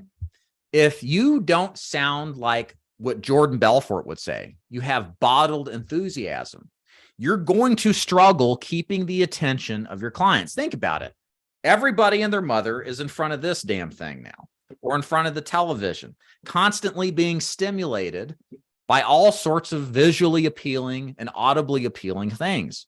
And people's attention spans have dropped, even with the older crowd, and continually more so as time progresses. If you can't capture their attention, you're dead in the water. And part of capturing their attention is not sounding like a typical telemarketer. It's sounding like somebody who wants to talk to you, that has something great to share, that's enthusiastic and excited, and therefore is interesting. That's like Dan Kennedy used to say, the OG of marketing. The biggest sin in marketing is what? The biggest sin in marketing is being boring. The biggest sin in final expense telesales is being boring and monotonous. Okay. So check yourself before you wreck yourself. How do you really sound? Your friends and family members probably aren't going to tell you the truth. So you need to like introspectively think about this. Are you boring? At least this idea sound that way. Because if you do, and I'm very monotonous, like before I train myself to be in this kind of like, salesmanship, persona, you have to take on the visage or the character traits of someone who would act enthusiastic, right? So you have to, in other words, play a part in a play. You're an actor on stage, and you need to analyze truthfully if you really have that energy level. Because if you don't right here, right now, and you're about to start telesales or you're struggling with it and that's not on point, it's going to contribute tremendously to your failure. Okay. It's very rare that you find somebody who's deadpan and monotonous that's successful at telesales. Very rare. It's more common that you find people who are successful who they may not be ShamWow enthusiastic, but they're pretty interesting. They have a good presence on the phone. They enjoy themselves, right? They're interesting to talk to. I want you to embody this performance, this persona, when you're talking on the phone, because that's all you got, man. You don't have the opportunity to sit in front of a client, look them square in the eye, and develop what we have basically evolved as humans to have, which is this capability to read and decide if we're going to trust this person. We're limited to the words we say, how we say things, and what we say. So we have to critically analyze what we're saying and how we're saying them, and make sure to work and improve and work and improve. How do we do that? First of all, it takes a level of self-honesty and reflection, because it's likely the people in your life, unless they're just blunt, and you're lucky to have those people if you do, won't tell you the truth. So how do we know and figure out if we sound like this? This is, again, pro tip for all of y'all doing telesales or otherwise. It's record yourself. That's right. Record yourself. If you want to know if you're boring and monotonous or, enthusiastic and bottled enthusiasm, then record yourself doing the pitch. There is no better solution to uncovering how bad you really sound until you listen. And I know from firsthand experience, there is nothing more cringe than listening to me pitch my clients. I just hated listening to myself. But then I started thinking about it, and I'm like, why did I say that? That ain't in the script. Oh, maybe that's why I didn't get the deal. And then the gears started turning. I'm like, oh, look at this. Things I'm learning here that I never would have had the opportunity to learn had I not simply hit the record button on my phone and did a recording of myself. Now with these CRMs, if you're into that and you want to go to CRM route, most of them have the opportunity that allow you to record yourself so you can go back and listen to your calls. But my point is, guys, kind of going full circle here. You are dead in the water, and it's game over if you are boring and monotonous and you don't sound like you actually want to be there to enjoy yourself. Okay. Trust me, if you can get that, the rest of the stuff is a lot easier. Okay.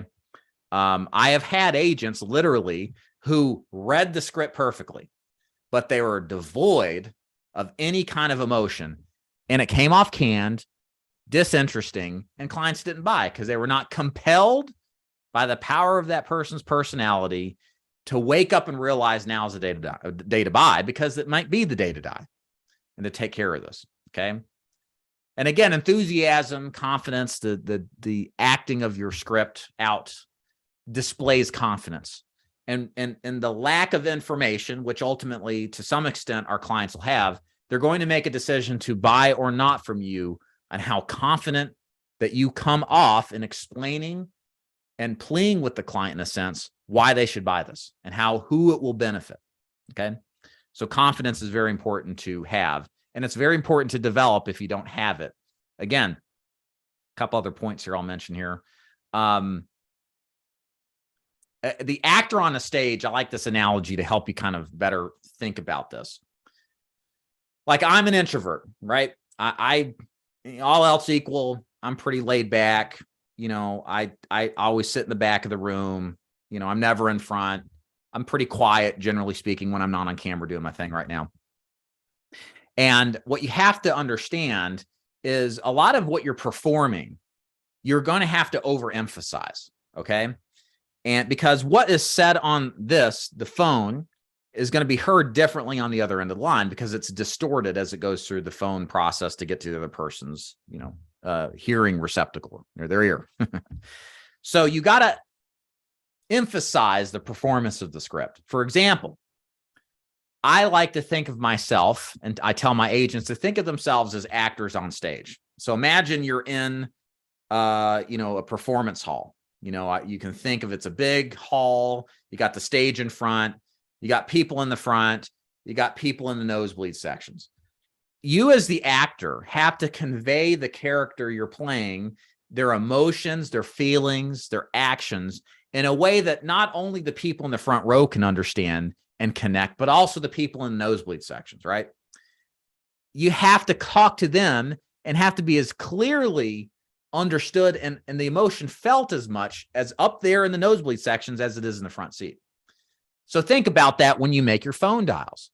You have to communicate that in a way that this person, who's probably surrounded by distractions, Maury's on, who's the father, dogs running around in front, they're in the kitchen, they're on the toilet, God knows what's going on, right? There are distractions galore. Your performance of the script has to connect them to you right away and to engage them, because there's all of this obstacles that are in the way that you just wouldn't have if you're in person. Okay. So again, imagine you're that actor on stage when you're going through that script so that you can communicate powerfully to that person, because it's not obvious sometimes just listening to their voice, all of the distractions they're surrounded by. Okay. A couple other physicality tips that help.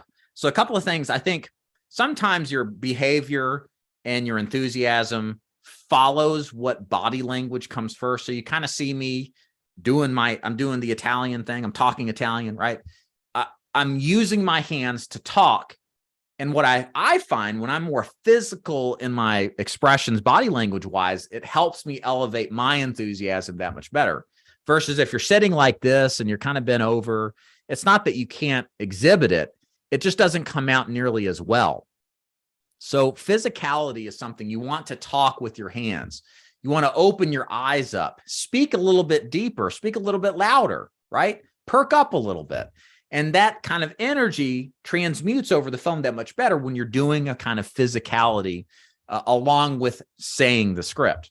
A couple other things you may want to consider. I picked this up from Jason Final Expense. Make sure you subscribe to this channel if you haven't. Great telesales guy.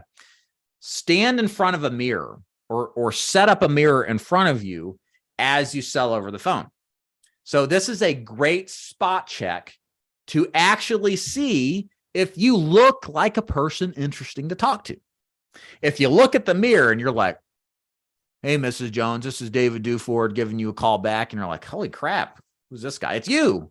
You don't want to look like that because you sound just as bad as you look. So the mirror is a way to make sure that you're spot checking your capabilities. It's a litmus test, an acid test, to make sure how you look and how you're performing matches up with what you should be doing. Okay. Also helps stand up when you pitch instead of sit.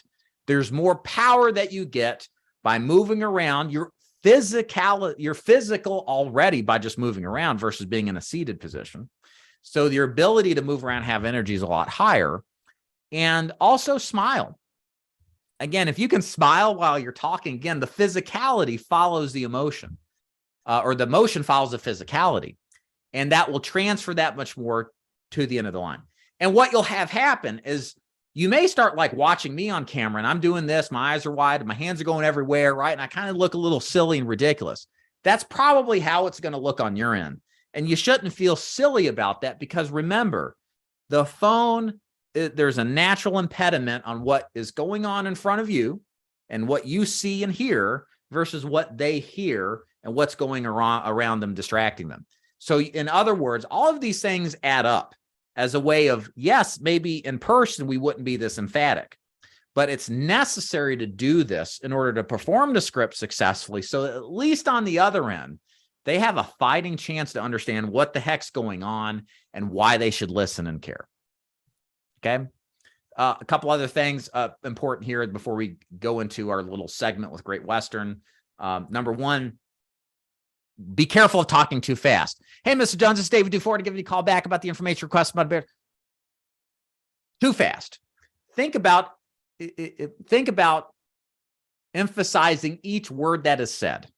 Hey, Mrs. Jones, this is David Dufort giving you a call back about some information that you requested on Facebook about our new state-regulated final expense programs. So you notice how I'm emphasizing each word or each syllable, I guess you could say. It slows my voice down automatically, but it makes it easier for that prospect to understand what is being said. Again, we get nervous, right? Like when we pick up the phone and it's our first dial, like we're freaking out. It's normal. But so we have to work on slowing ourselves down. I have never heard of an agent where I had to say, hey, man, you're way too slow and boring in the sense of just talking like this on the phone. Most people talk too fast. And it's likely you are too, because of the energy and the adrenaline rush that you're getting before, somebody picks up the phone. And that tends to fix if you get people saying, what did you say? Huh? You're probably talking too fast. And slowing down and saying each word phonetically correct and making sure that you're deliberately saying each syllable helps a lot with being understood over the phone. Because remember, they can't lip read you like you can do me right now. And if you're in person, they're listening to what is being said along with all the distractions in the background. Okay. So again, very important here, guys. Like, I know it sounds crazy and we're going to get the questions here in a second. This is just as important what we talk about as the rest of the script. It's crazy, isn't it? You're here for a whole day about script development. It's important. But if you don't get this right, you're going to fail, even if you get everything right with the script. It's that important. All the players in this business, all the top telesales agents, they get the performance down pat, and they do well with the script. But some people don't have a great script, but their enthusiasm is great. And they make up for that lack of script with their just sheer enthusiasm. Okay. So this is the most important thing you can learn today. Think about that. And this is why I said from the beginning, if you come into this and you don't have this down, it's over. It's over before it starts. Nobody's going to want to listen to you because you're boring. You're not interesting. Remember, we're competing with this crap. Okay. All right. Let's take some questions here. All right. Hey, Sharif. Good day, Rob. If the customer doesn't receive the best deal from the carrier suggested, we run the danger of losing the other agency and carrier. Yeah, a couple of words on carriers. All else equal, you want to use a competitively priced carrier. There's three legs to the stool of effective product selection for the client. We want a product that's competitively priced. We want a product that has great underwriting for the client. We want a product that's easy to use. Take away one of those legs of the stool, what does the stool do? Falls over, right? So we have to have all of those. Now, granted, some carriers do better in certain legs of the stool than others. But for telesales, it's non-negotiable. Non-negotiable. You have to have carriers that do telesale signatures, or at least don't require e-sigs. I don't care if there's a better price carrier out there. I ain't faxing, or I'm not mailing the app to the client to get them to sign it, right? They won't send it back 90% of the time, right? So even if something's more competitively priced, but it's not easy to use, it's not a good choice. So you want to use a combination of carriers that match all of that. Now, all else equal, if all of the carriers we have verbal signatures, and all of the carriers have good underwriting for certain niches, me personally, I want to get a competitively priced product as much as possible. That does, to an extent, not solely or independently, but to an extent reduces persistency issues. In other words, if you're writing a product that's easy to use, that has good underwriting, but is high priced, you're probably going to get more replacements, probably going to get more chargebacks than had you use something that was a little more competitive. Okay. Thank you, Alejandro. Good to see you. The carriers you mentioned are higher than the others for phone sales. Thank you for all the info, Royal Neighbors. Josh, in the workflow, you can set up to dial 3 times and then send a text or email to whatever you want set up. Perfect. I don't know which software you're talking about, but some do that. Yes.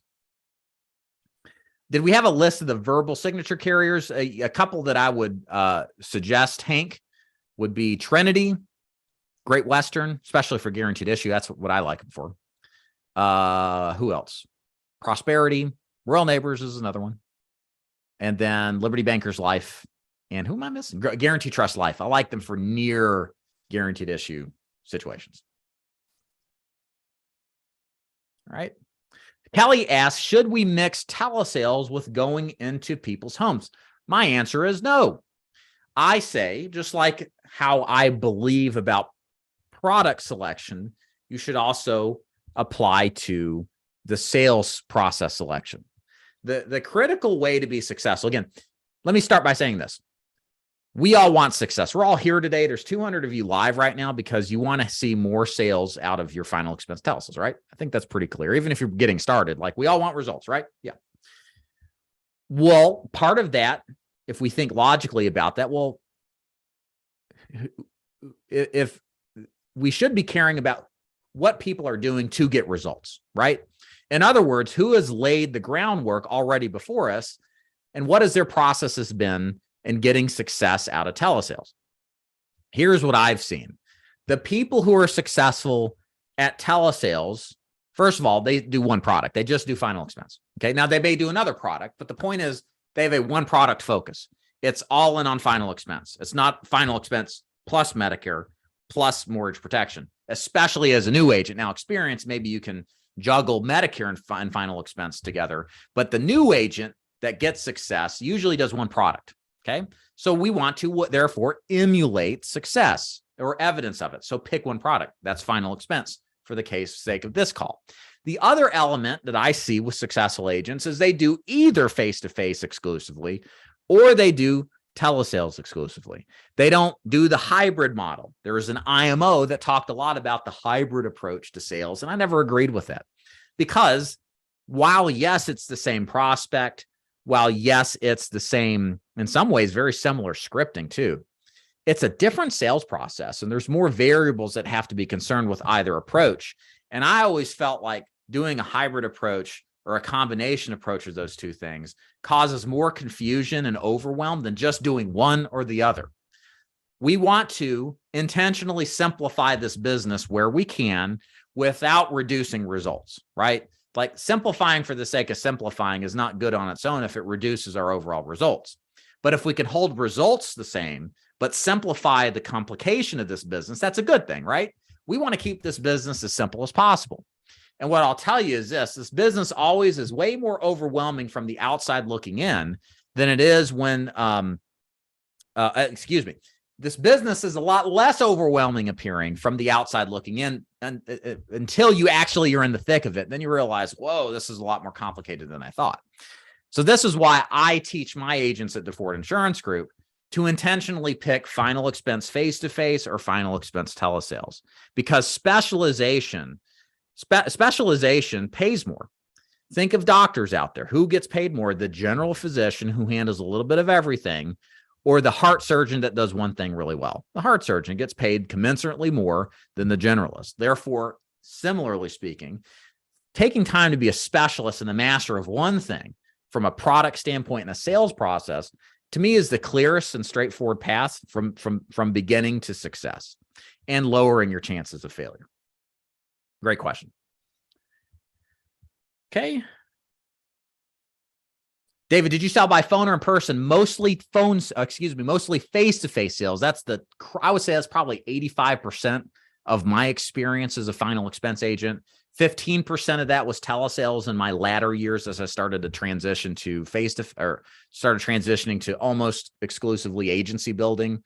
I have had a call center, granted not very big, couple people max usually, probably since 2016, 2017, where we have worked organic internet-based leads, and either myself were working those leads or I had hired agents and trained them to sell those leads. So it's something we've been doing a long time, but as far as my firsthand experience, about 85% of that's definitely been face-to-face, complete transparency. Okay. Hey, Eric, persistency level is worse with telesales on average. I don't necessarily think so. I think that it always comes back to the fundamentals for me, Andy.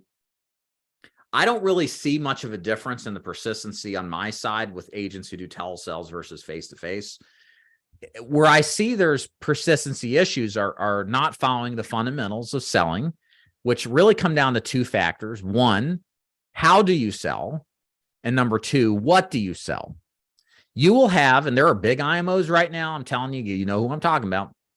They sell an overpriced product. And if I said it, you know who it is.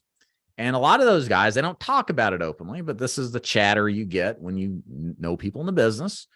They have huge chargeback roll-ups, 5-figure, 6-figure debt hitting the uplines that run these organizations. And lo and behold, a large part of that is because they chose a product that is on the high price point side of things in combination with using a sales strategy that is highly transactional, much more aggressive, and not really designed to keep the policy on the books. It's designed to close the policy, but not necessarily to keep it. It's very important to combine both a sales process that convinces people not only to buy it today, but to keep it for tomorrow. That's how we make money. So for me, I look at the persistency issue more of akin, telesales or face-to-face, from a lack of strategic understanding about how people buy and why people keep. And it's because they've got a good price. One pro tip I give all of you out there is imagine I'm coming behind your client in the next 90 days. I'm going to try to replace that business if it's ethical to do so. What steps would you take to prevent that? Well, you'd sell better. You'd make sure the product you selected was a good option for your client. And you would have really made inroads into selling more than just the product, but also selling yourself as the agent, because that's building a moat around your client and building a wall so I can't scale it and take it from, right? So what you sell and how you sell, vitally important. And I think it's less about the nature of selling over the phone and more about the nature and how it's sold and what you sell. Okay.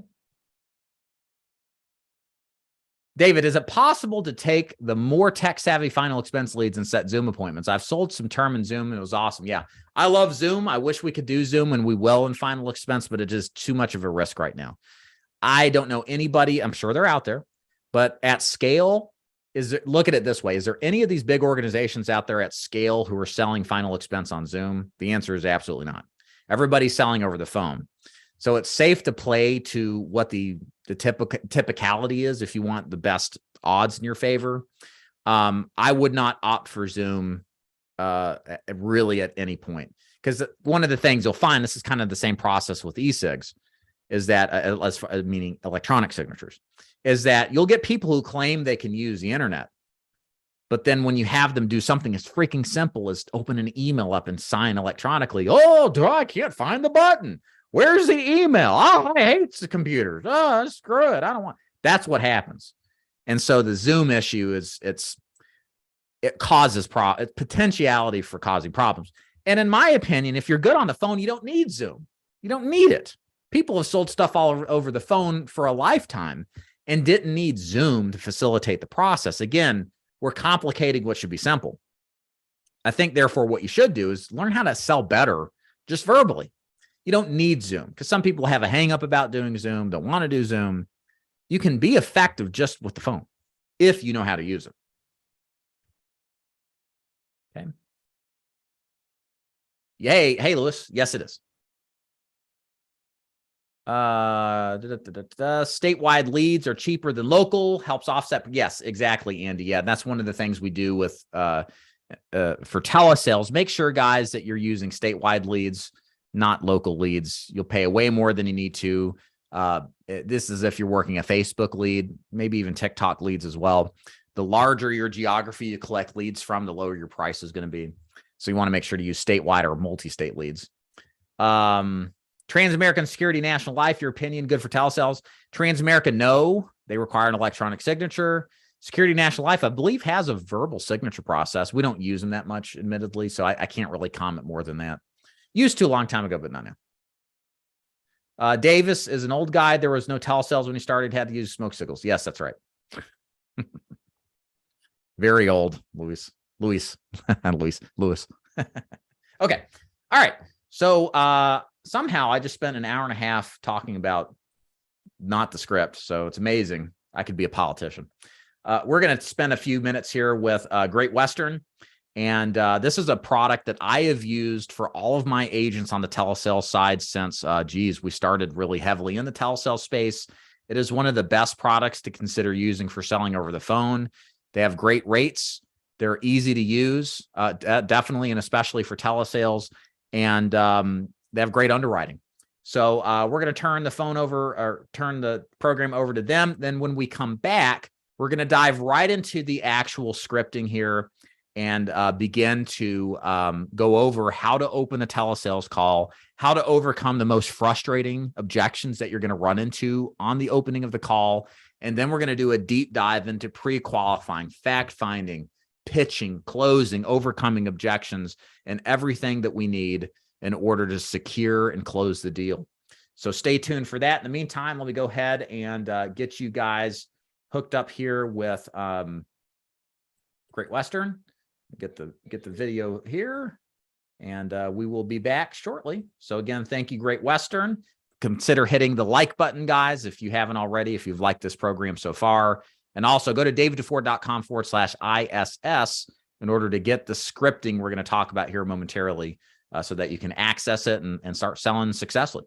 So 1 minute, let me go ahead and get this going, and we shall be ready. Everyone, for joining us here today with another exciting episode of our agent educational series here.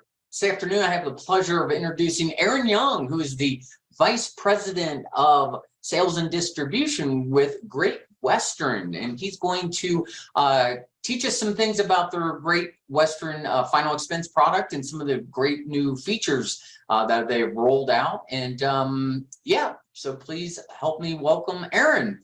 Thank you so much for joining us here, Aaron. Appreciate you coming on. Thanks, Marty. I appreciate it, and I appreciate everybody's time today here to learn a little bit about Great Western Insurance Company. I always like to start off with sharing a little bit about myself, because when I talk about this product, you will hear a little bit of passion in it. And it really comes from the fact that when I was 18 years old, I totally by default, not by design, got into the insurance business. Today, 37 years later, I'm in my second career with Great Western. My first career was taking a stack of paper leads, dialing a phone that plugged into the wall, no internet, and smiled and dialed and set appointments, and then try to figure out how to find the homes that were addresses that were on the card. This is, again, before GPS, so I'm going to date myself a little bit. I've had a tremendous career in not only sales, but then recruiting people and bringing them into the business and teaching sales process. So when we started working on our new final expense product, I really built this product from the agent's perspective. And I want to talk a little bit about that. But first of all, Great Western is just excited to the fact that you all are with us and appointed with us, and we appreciate the business that we currently get. And really what we've done is we've elevated the expectations around final expense life insurance. First of all, let me announce a little bit of who we are as far as myself and my sales team. Every person that you see on this screen is actually converted in a lead to an appointment to a kitchen table, and then a presentation to a close. So Great Western, people that you interface with on a daily basis, and its leadership team is truly from the field. And I think that brings a lot of value when decisions are made or need to be made around things. So what we've done is we've built Great Western to a A-rated excellent company, okay? So I'm giving you all the reasons why you should write Great Western, because you're not giving anything up to do business with us other than a few headaches around if you like chasing pending business, or you like to have make 2 or 3 presentations to get to a close.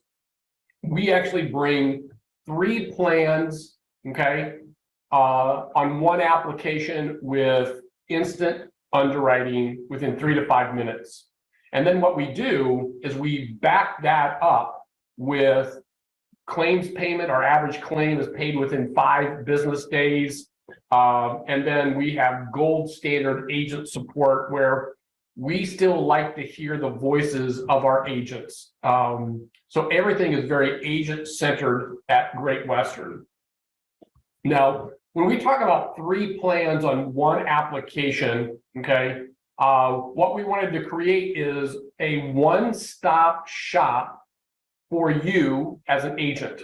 Maybe you are in the life insurance business, and you're familiar with the height and weight chart, the prescription drug chart, all the little nuances around every carrier, and you like carrying lots of brochures in your bag.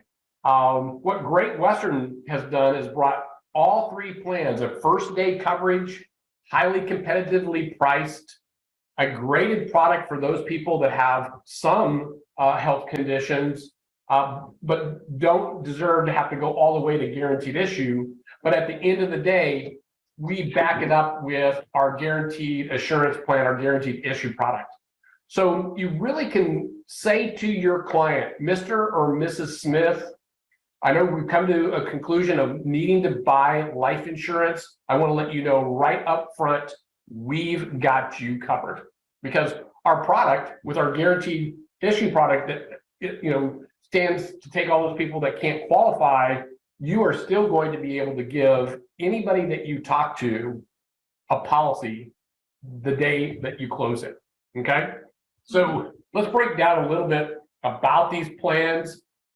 Is that our first day coverage product and our graded product mirror each other as far as ages that are able to be written, the issue classes, meaning male, female, tobacco, non-tobacco, and then the minimum and maximum face amounts on that are available to your client.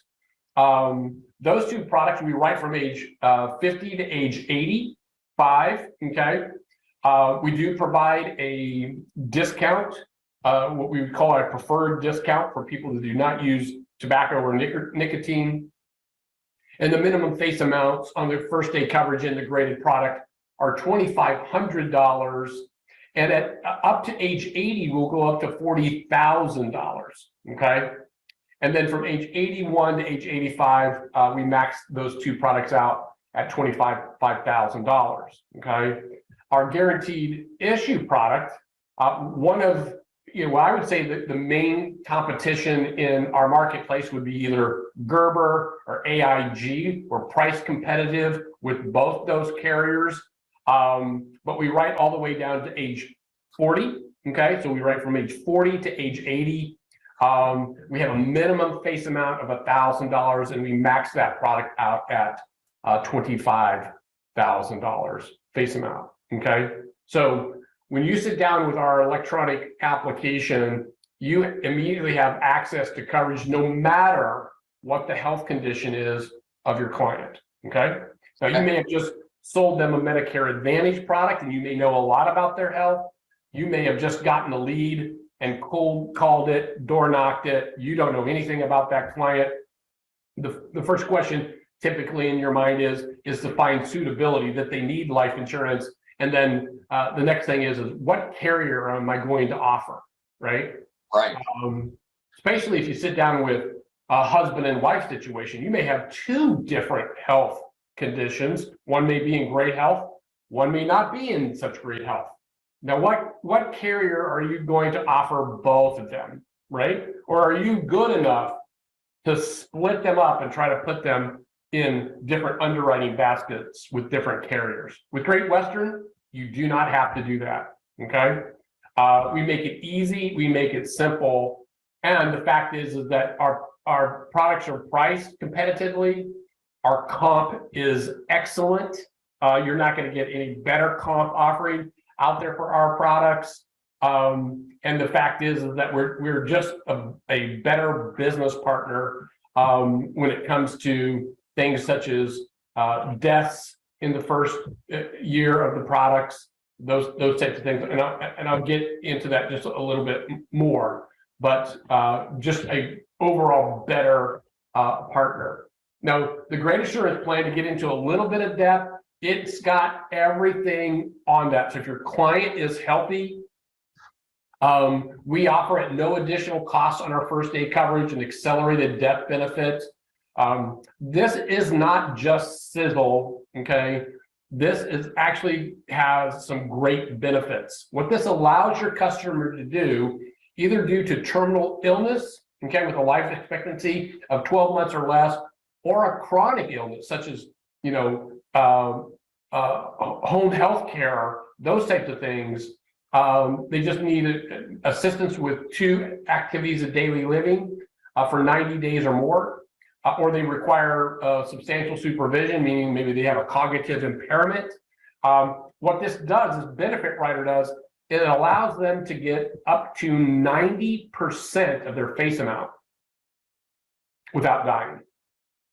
So think of those situations where your client owns their home, they're not on their way to Medicaid. I mean, they have property, they have money in their bank account, they have assets, but a lot of times those assets are tied up. And so when you have something that strikes quickly, this benefit in the life insurance product actually creates a tool where, let's say they got a $20,000 policy with us, they can get up to $18,000 in cash, right? To maybe buy a wheelchair ramp or a hospital bed because they want to stay at home, right?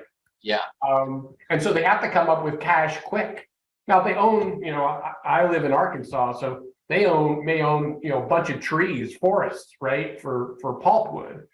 You just don't go cut it down and sell it in one day and say, hey, here's money. But it's an asset that counts, towards for them qualifying for anything. So they have to come up with money quick. This has just got a great story about it. And it's at no additional cost as part of the product. Now you also can add as an optional rider, an accident death rider to this product, which will double the face amount. So if they buy a $40,000 policy and you put the accident death rider on, and they pass away due to a death, we would pay out $80,000. Oh wow! Final expense, right? Yeah. So some people are moving from, let's say, their employee benefits. Mm-hmm. They're 65, right?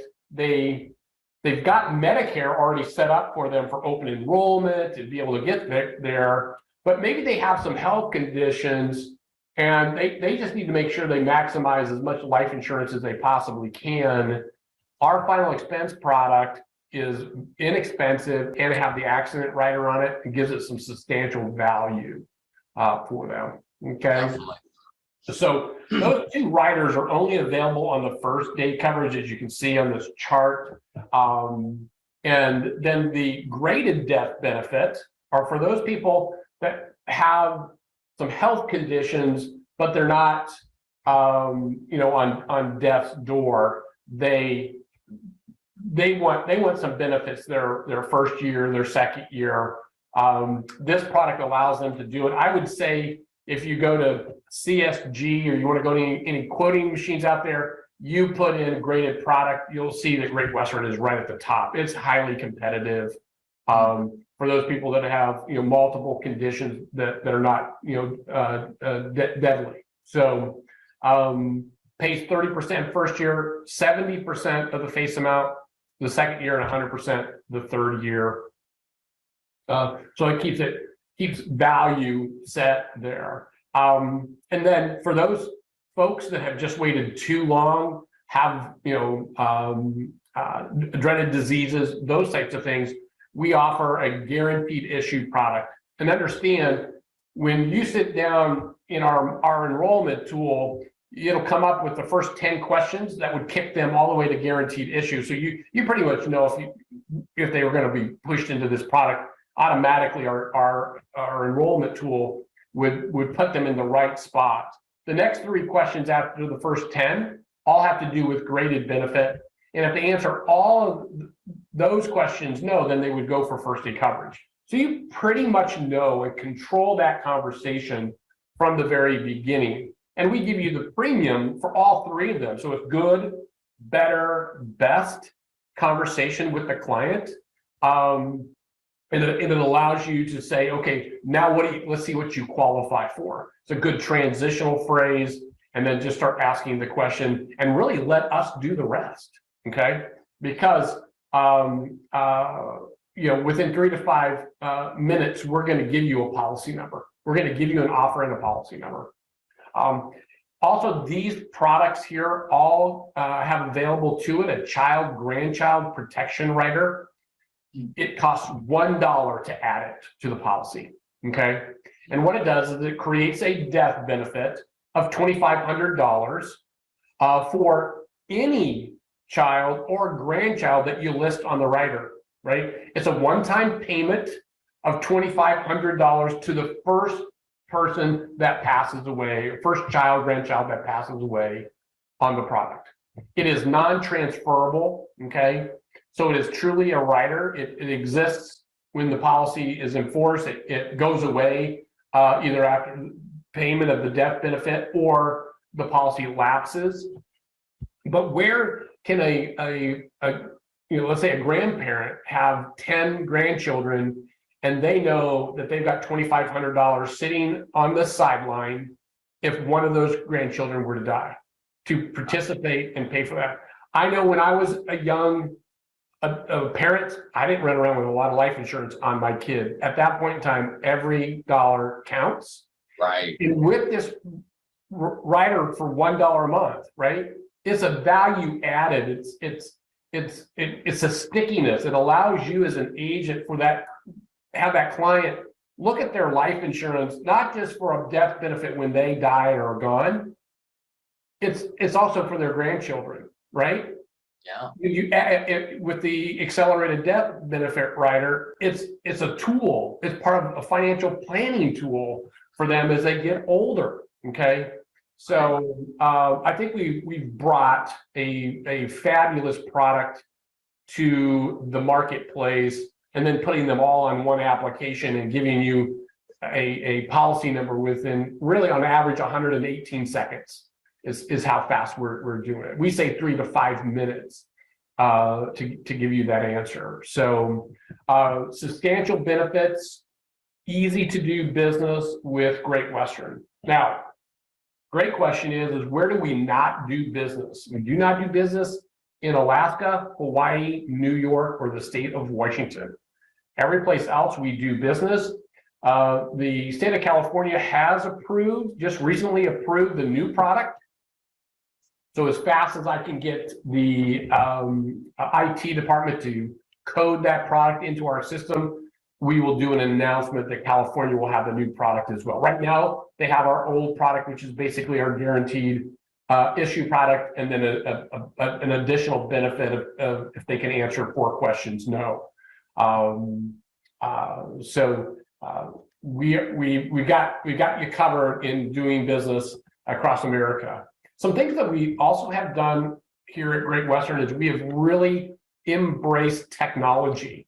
You can get a quick quote by every search engine out there. Again, quoting tools out there. We're on it. But we also have our own quoting tool called Quick Quote, a play on Quick Quote, and no username or password, quotes every state, and you've got that within seconds. So you simply save this quickquote.myenroller.com right on your phone, and simply can flip it up and hit the button, and you are in working on a quoting immediately. So that is there also, again, to make it easy to do business with us. Nice. This is a tool that I can say is awesome. It's called My Enroller. It's our own Great Western American Enterprise Group is our holding company enrollment tool. It's fast, it's easy, it works on everything from your desktop, laptop, tablet. You can write it on your cell phone at a Christmas party or at a gas station. I remember when I was out in the field and I would come in a suit and a tie, and someone asked me what I did for a living, and I'd say insurance, and they would say, yeah, I need to buy some life insurance. And then I have to go out and get my quoting tool, my rate pack and my brochure. And then every customer it seemed like they had to run on the store, right? This is, you just whip it right out and say, hey, it's going to cost you between, this and this, good, better, best. And let me ask you a few questions. Here's your policy number. We mail that policy within 24 hours to your client. You're done. No pending, no wondering if it got issued, right? Those types of things. So this tool gives instant decision making, goes in, looks at not only their prescriptions, but how often they fill them. Do they actually take their medicines? Please note also, if you don't like asking people their height and weight, don't worry, Great Western doesn't require you to ask their height and weight. If you don't like trying to spell out all the medication, the names, the milligrams, the doctor, how long you've been taking it, either does Great Western. We don't ask you to fill out any prescription drug information. We simply will have them answer the questions on the application, and then we do the underwriting instantly for you by looking at their prescriptions and how often they take them. So we're looking at the overall health of your client. So you sometimes meet people that are, I would call a little thick, right? You don't have to ask them how much they weigh, and the fact is that if they're healthy, we don't count that against them. So Nice. Those are all things within our underwriting tool that make it super easy to issue. Now, what happens is you push the button, okay, after you've asked all the questions, right? And you have to ask them truthfully. You can't just go in there and just answer no and then say, oh, they'll do the underwriting, okay? We want you to be able to go in there and ask the questions and know what the client's getting before you drag them through all the questions. If they answer the first question, they're going to be offered a guaranteed issue product. Okay. This again, make it really simple and easy to do business. So if you hit enter and they answered all the questions truthfully and they have a good health history, you'll simply get a little note on the My Enroller tool that says, hey, the coverage you applied for has been issued. Here's the policy number. Okay. This is what you applied for, $5,550 worth of face amount. It's going to cost $62.12 a month. That policy will be mailed within 1 to 3 business days, so that Again, it's kind of like closing the deal immediately. They don't have to worry about it anymore. When you submit an app and then you got to append it and you got to like, okay, I'll let you know in 5 days when it gets issued. That gives them 5 days to kind of worry about it, right? So this will stop your breakage. I mean, you may build super awesome relationships, and some people can do that, but not everyone can build that type of relationship when selling insurance. This allows the customer to know they're covered when you walk out the door, and then it's backed up within 1 to 3 business days when they get their policy. And then they can just put that away, put that in the drawer and say, I've got myself covered. I don't need to worry about that anymore. Yeah. If you apply for something and maybe they don't tell you or answer a question correctly, or they don't tell you about prescription issues, what would happen is immediately we would come back to you and say, based on your client's health, they qualified for, let's say, the guaranteed assurance plan, right? And here's what you applied for. You applied for a $4,000 face amount for $27. We will issue you a guaranteed issue for $45.58. Now, the good thing is when you jump into the buy enroller right up front, remember I said good, better, best, you'll know that first day coverage was going to cost $27, and that the guaranteed issue would cost $45 already. So you somewhat should have covered that right up front, that depending on your health, it would cost you somewhere between $27 and $45 a month based on your health. So let me ask you a few questions to see what you qualify for. And you move through the application. So the only time that we would not give you an answer, okay, is if they already have coverage with us, okay, and they are already past the maximum face amount, okay, or they have a Medicare supplement with Medica, which is our sister company. We check that for claims history to make sure that we're really underwriting it quickly. But the turnaround on that is really within just hours. I mean, our turnaround is typically less than 1 day that you hear back from the underwriter and said, okay, we checked it, it's good, here you go. Okay. So the only other thing I'd add to that is power of attorneys. When you have someone buying life insurance for someone else, we need to see a copy of the power of attorney. And you check a box in our thing and it has you fill it out and upload, and we have to look at it. That would push it to an underwriter as well. So you're gonna hear this, and you have already. Ease of doing business. We have 3 ways to sign this application. You can sign it in person, physically, right on your tablet, right on your desktop, right on your phone. You can email them. Let's say you couldn't get a signature and they got away from you, and you send them an email, they can email it back, or you could just email it to them if you're selling it on the phone. But we also have a agent controlled voice authorization, where you as the agent add a line to the phone that you're on, okay, and simply read some bullet points to the client, and you can sell this right on the phone, okay? So we built this portion of it, because think about COVID, right? Some people just don't want you to come. And more people are accepting Zoom calls and those things to buy product versus having a stranger come into their house. And the fact is that we don't think that's going away. That's just going to be with us. And face it, if you have already a block of business, let's say yesterday was the last open enrollment period, right? And you've now built yourself 200 additional clients.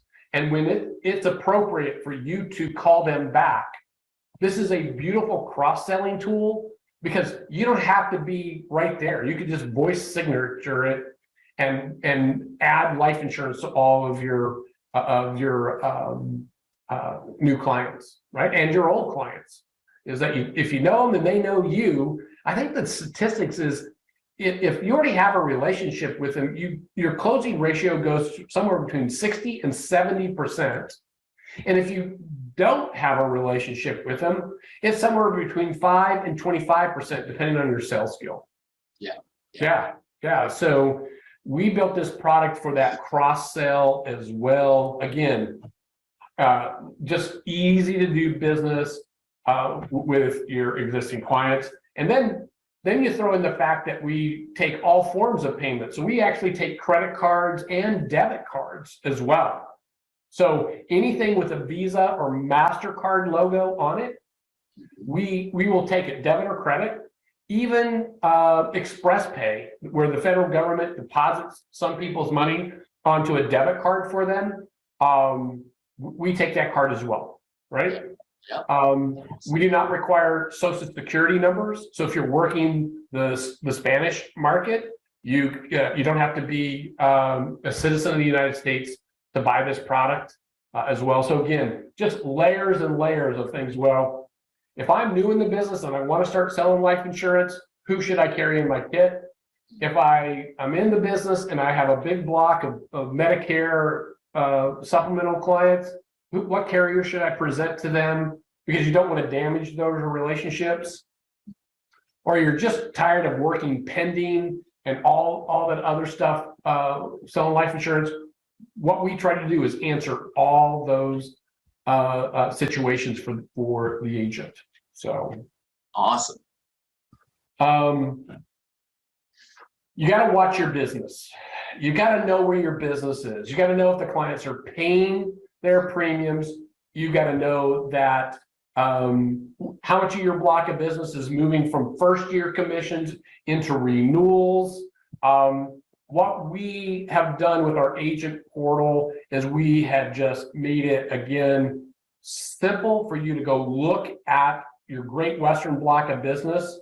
We color code it so that, hey, if you're doing great, things are in green. If they're getting close to industry standards, and it goes to yellow. And then if it's red, that means you need to take immediate action, right? So you can look at this from an agent's perspective, okay? And also a hierarchy. So if you've got 2 or 3 agents working for you or 150 agents working for you, if you know red is bad and green is good, all you have to do is take a glance. You can do it from the side view and understand where your block of business is with Great Western.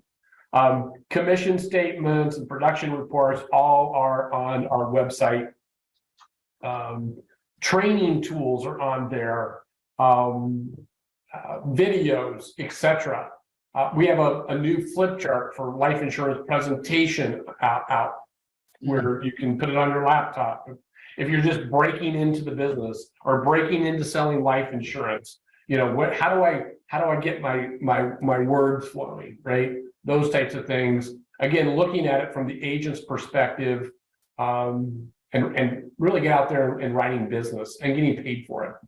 Yeah, nice. Our marketing materials are both printable, ship and print on demand, totally free to you. Also downloadable into a PDF. So if you are selling virtually, you can just simply email those brochures out. And then we both meet the English and Spanish market. So we've got you covered if you're working in the Spanish market. Even our voice signature is already translated, so you can just simply read it and not have to translate it and then read it, making it easy to get those signatures as well. Like I said before, we will take an IT TIN number, a TIN number, a temporary income number. Do not require social security numbers to have our products. The things that we do is we know that you're always looking to get traction, your name out in your marketplace, get people to call you, isn't it? I mean, that's the best compliment you can get is your customers say, hey, go check this guy out. He's good. Go check his Facebook out, go whatever. Your LinkedIn, they're looking at you. We build Facebook and social media banners for you.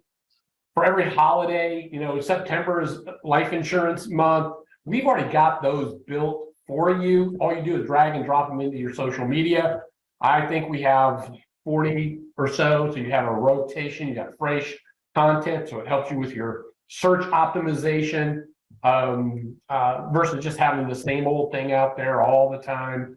All you have to do is drag and drop those out there, newspaper ads, etc.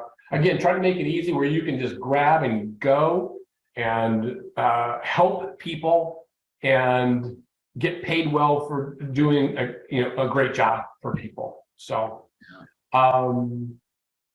we pay commissions, both earned and advanced. I would, obviously talk to Marty and David as to whether, which way you want to go. But we pay daily, we pay weekly or monthly, however you want to get paid.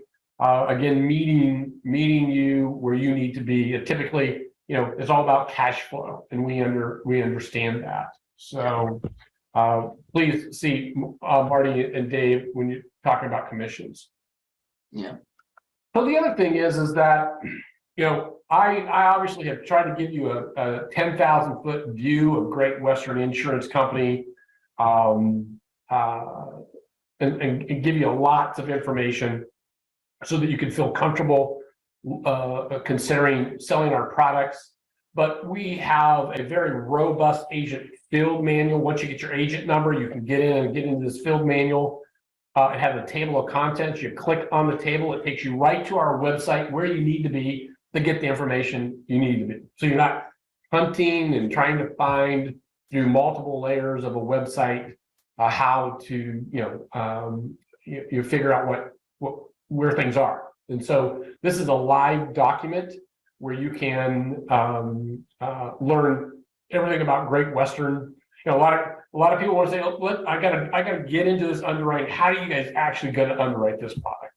What I found, Marty, is it's some of us have been doing it so long, we feel like we're part of that process, the underwriting process. Well, technology has given us the reprieve from having to read a height and weight chart and prescription drug chart and dreaded disease charts. We do that all through technology, and we try to tell you what that story is so that you can feel comfortable that giving us 3 to 5 minutes to give you a decision on what they qualify for is far less painful than submitting it and hoping and praying that it comes back as an issue policy. Right. Again, especially when you're talking, how many agents are strong enough to go in and sell 2 different companies and a husband and wife? Most of us go out and we sell price with that. You get one of them issued, and then you try to deliver that policy and say, hey, you got declined, we're going to have to run you someplace else. What they typically say, I don't know how you overcome. Well, she can't have it, I don't want it. Right? It's the honorable thing for him to say, but it's really crazy for him to say it. I don't know how you overcome that without getting in an argument. Great Western answers that. We'll issue both of those people, no matter what their health condition is, and pay you. Okay, we pay out our commissions the day it gets issued. Mm-hmm. So again, great cash flow for the agent. So yeah. Again, we like to back it up with great service. Our agent care team is fabulous. They only work with agents. It's not customer service, quote, agent service. Our folks that answer the phones only work with agents, so they understand commissions, how to figure out if your client didn't get one product or another. Sometimes you just got to have that answer, right? Why didn't I get first day coverage? We can help you do that. You can also reach out directly to our underwriting team. Within our service time on that is 1 business day. We'll have you an answer on what the issue was.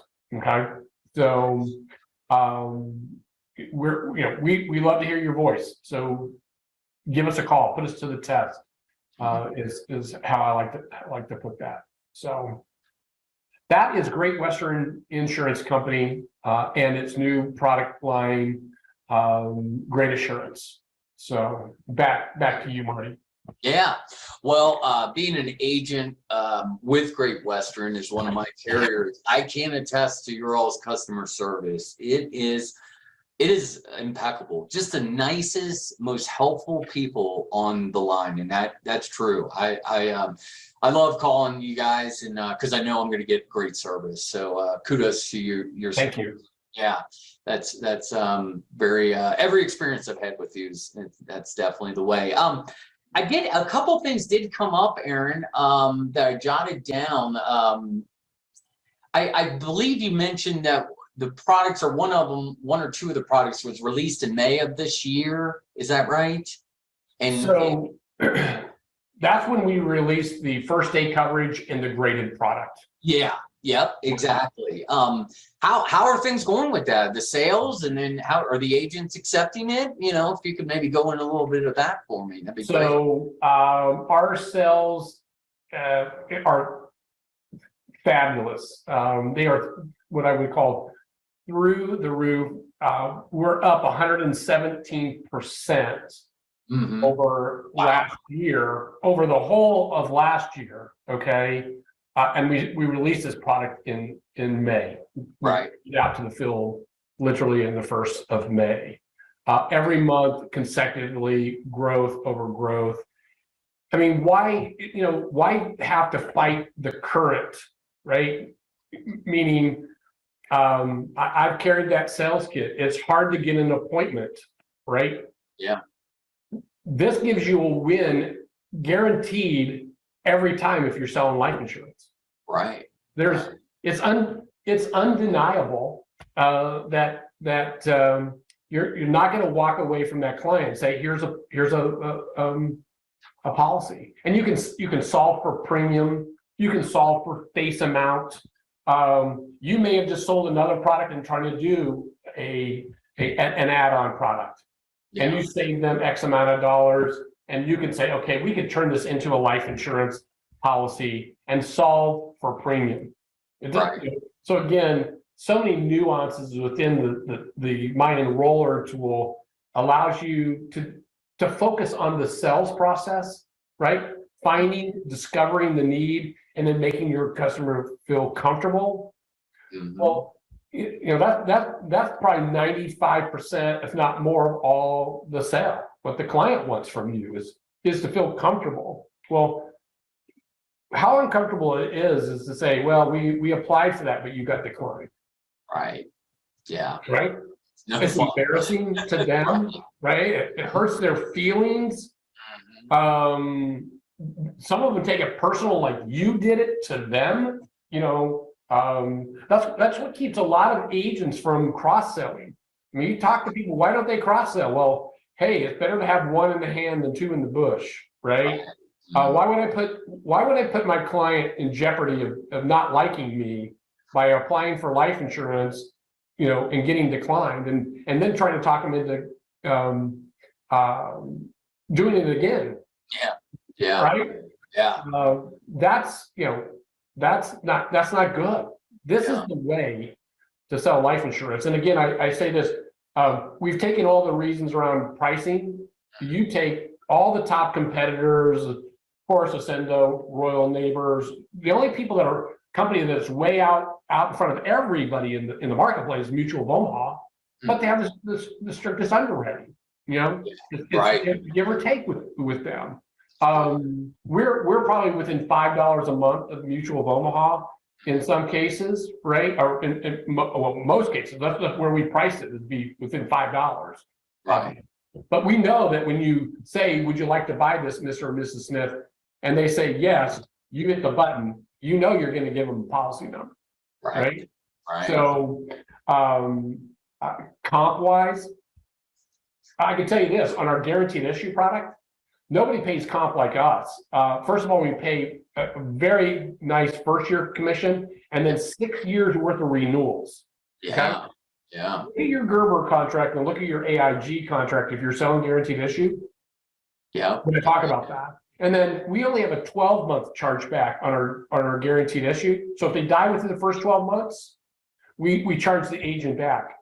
Gerber and AIG, they have a 24-month chargeback provision. Yes, they okay. do. So they may only pay you 1 year's comp, but they're going to make you wait 2 years before you earned it. Before it's not, you're out of danger. Okay. Yeah. And that's what I mean. We're just a better business partner with you when you're dealing with people that have health conditions. Yeah. Yeah. Agent friendly. Absolutely. Yeah. I really love how you've solved for anyone with any health condition. We can come here to Great Western, and like you said, we know we're going to get them issued with something. So one-stop shop, basically. So Aaron, thank you so much. Did you have any final thoughts, closing thoughts before we wrap it up here today? Well, just go out there and enjoy the day when you're out selling. I think that, it takes a lot to be successful in this business. Yeah. And, just remember, everybody has their story, and enjoy the stories and help people, because they've trusted you enough to sit down with you, either face-to-face or virtual, right? And I call that the worry box. You've pried open that worry box. And again, a little bit more about Great Western is the day you're with them, you can help them close that life insurance worry box, and they don't have to worry about it anymore. And you've now made a customer for life. So That's right. That's right. we appreciate you guys, and let us know anything we can do to help. We are here to help. Yeah. All right. Well, that's fantastic, Aaron. Can't thank you enough for coming on with us and sharing, the new products you all introduced, how ease of business it is with Great Western. I can attest to that.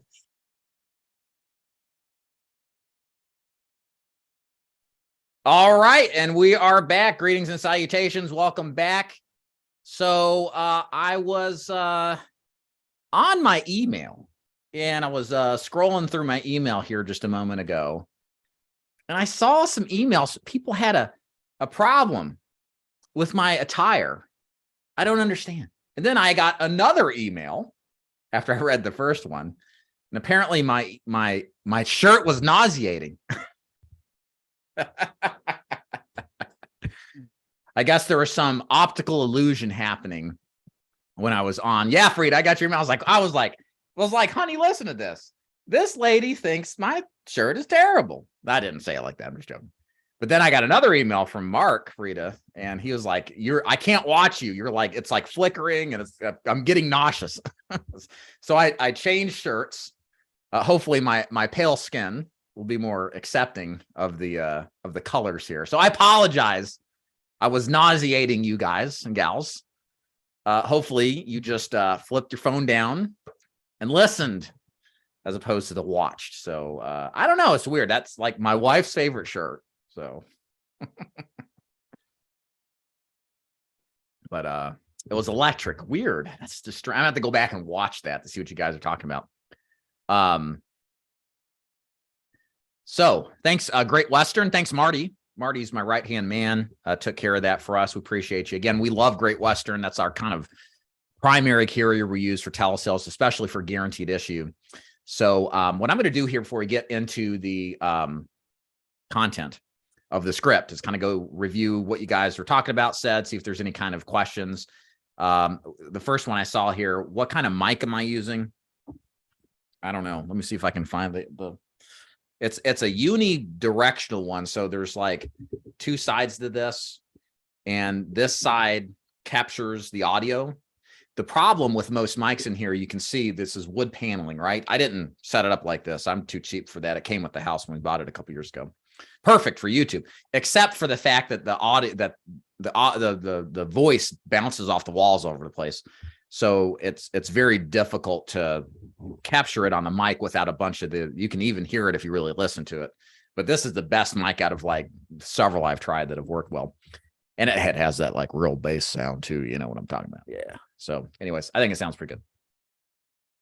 That's exactly, Hugh. You might just electrify your clients and cause them to have optical illusion outbursts where they Literally barf while watching on camera.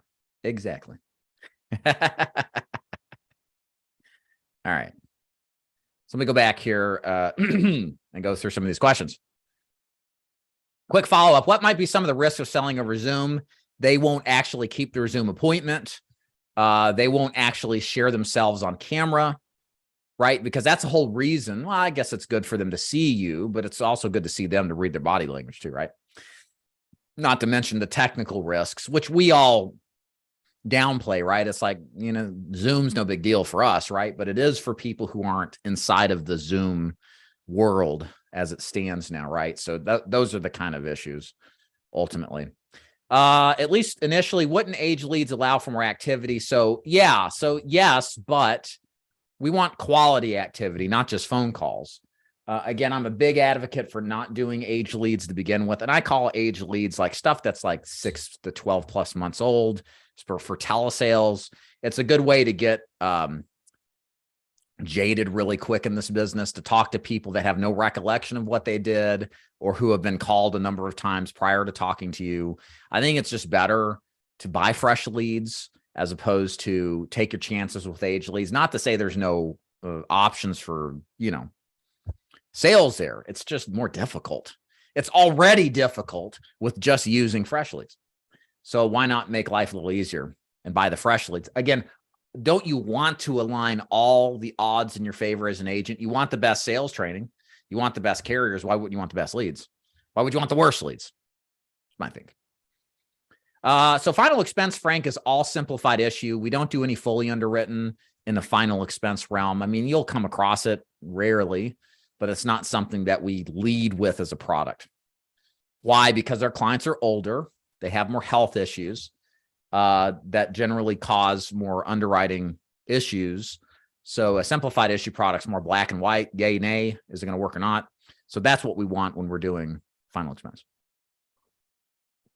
How to switch your upline in the same company? If it's with your upline's friends, you got to ask. Each organization is going to have their different rules when it comes to upline switching within the hierarchy. Hey, Jane, question. I've invested in an independent software program that is supposed to help me be able to find qualified leads. It has a funnel CRM and other features. Can I use that? Perhaps. I mean, for me, I teach my agents to buy leads to start with and not worry about generating your own leads. I'd have to know more about what you're actually using before I could wager an opinion. El Jefe, is Trinity available in Arizona? Yes to Arizona, but not to California. Hey, Evan, I'm having trouble that I need to think about it. Rebuttal. It doesn't seem to work often. Yeah, we'll talk about that later. That's going to come up in the closing objections. That's a very good one. With smoke signals, but cannot do email. Yeah, I know, Keith. David, do you have any agents in New York? Yes, we do, but only for telesales. Not in the state of New York are they calling, because there's not really many telesales options in New York. So you guys out there who are in New York, you either have to sell face-to-face in other states or call into other states to maximize your commission and carrier options. It's just a difficult state to sell in, period. Sounds working. Stockbrokers sell $1 million deals by phone without Zoom, 100%. Thank you, Richard. Indeed, what made it nice for term was being able to show the term quoter, needs analysis, et cetera, and because they could see the health screener, they were more relaxed. Totally agree. Have audio on the other YouTube channel, but not this one. That is strange. Maybe try and post a link. Also, be sure the tab you have is muted. Income, American income, life, not family. Okay. Okay, kind of going through here. Okay, just had to switch that. Your opinion on selling for Lincoln Heritage? That opinion of mine has changed over the years. I used to be pretty adamantly opposed to Lincoln Heritage.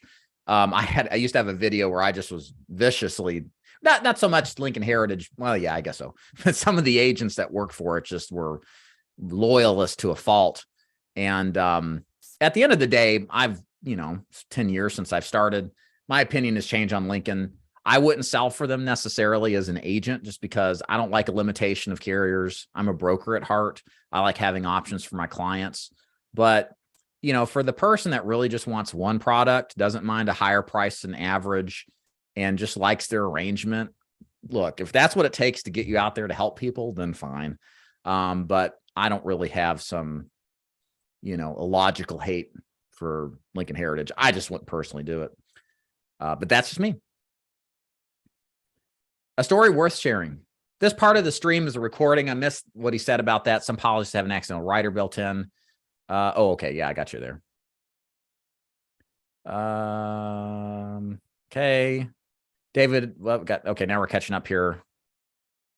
With what some people are wearing, including me, they have no reason to complain. Not the shirt, just your interaction with the camera. Loved your sweater. Thank you. Okay.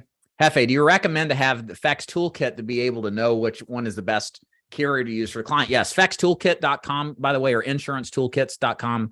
Excellent product to use. They're best in class for underwriting software and pricing. $35 a month, put DeFord in the discount or DeFord 15 to knock off a little bit of monthly expense. Best in class to use for underwriting. You just put in the client's health and prescription usage and out pops the options for you. You absolutely should have that available if you like to use that. Wow, it was like being on phone. I didn't pay attention to tire. Okay. Let's see here. Love the background. Thank you. Do you purchase your leads from just TTC? That's one of the options we recommend for our agents is ttcleads.com. They do a great job for telesales. Will I be able to watch this later today? Sure. Well, Roger, it's constantly being recorded as we speak, and then you can access it later. So what'll happen is after this ends in a couple hours, you'll be able to come back and then kind of point through it. And then eventually we'll put some timestamps on this, and then you guys can go pop in and get it. By the way, if you want the script we're about to get into we're about to get into the scripting once we get done with the questions here, daviddeford.com/ISS will give you access to the training site where you can find the script. There's a bunch of you waiting right now. And as I talk to you on camera, I'm accepting everybody here who has requested access. So if you had requested access and you want access to the script, all of you now have access to it because that's how I roll. Are there any compliance risks to Zoom? There may be, but I don't do it. Not for compliance reasons, but because of just sales completion reasons, right? Can you buy more than one unit for the child rider? Probably so. I'm not sure about with Great Western. Yes, there is that too, Alejandro. What's the website for Insurance Toolkit? Insurancetoolkit.com. Perfect. All right. Who's ready to go into the sales training and the scripting? I am. Access, please. Access granted. Let me see real quick. Did you literally just do it? Okay, you should be able to get in there now. Okay. So we're going to pull up the script now. Oh, by the way, I just wanted to do a little, I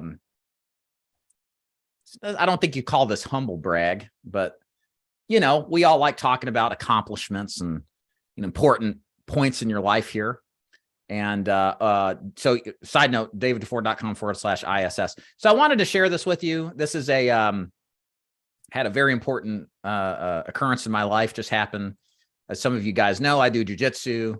And after 5 years of being a blue belt and going consistently and getting smashed for years and have my ego crushed in front of me again and again and again, I finally got my purple belt.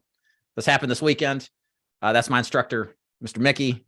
He is a tall dude. He's 6'6", 6'7". I'm 6 foot. I'm a big guy.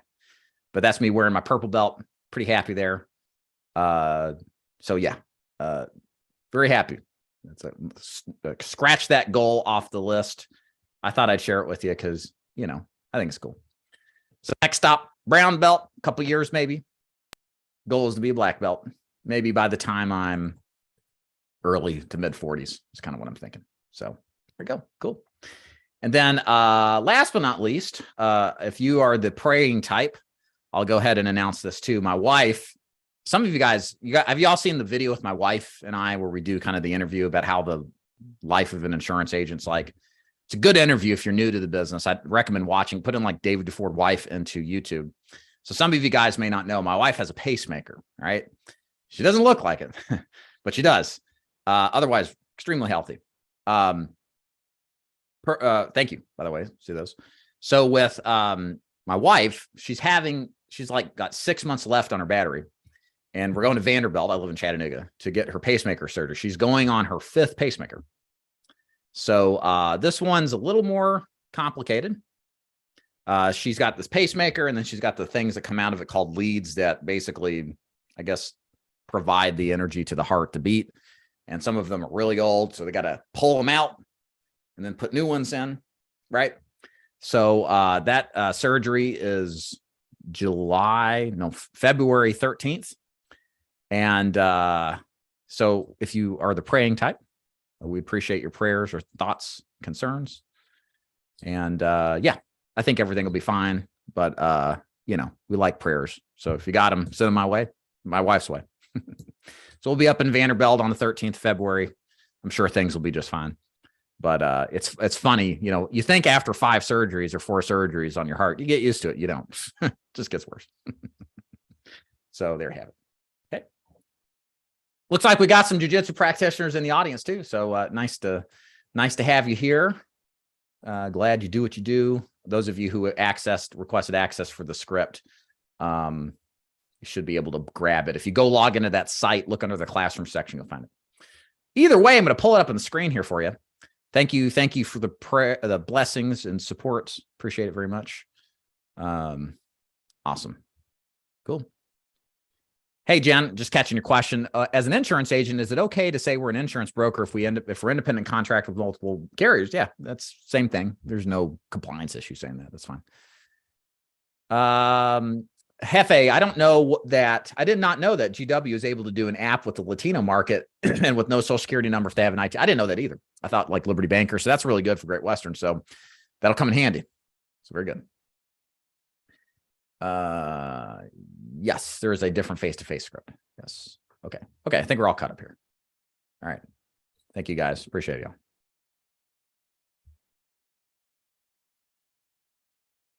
InsuranceToolkits.com.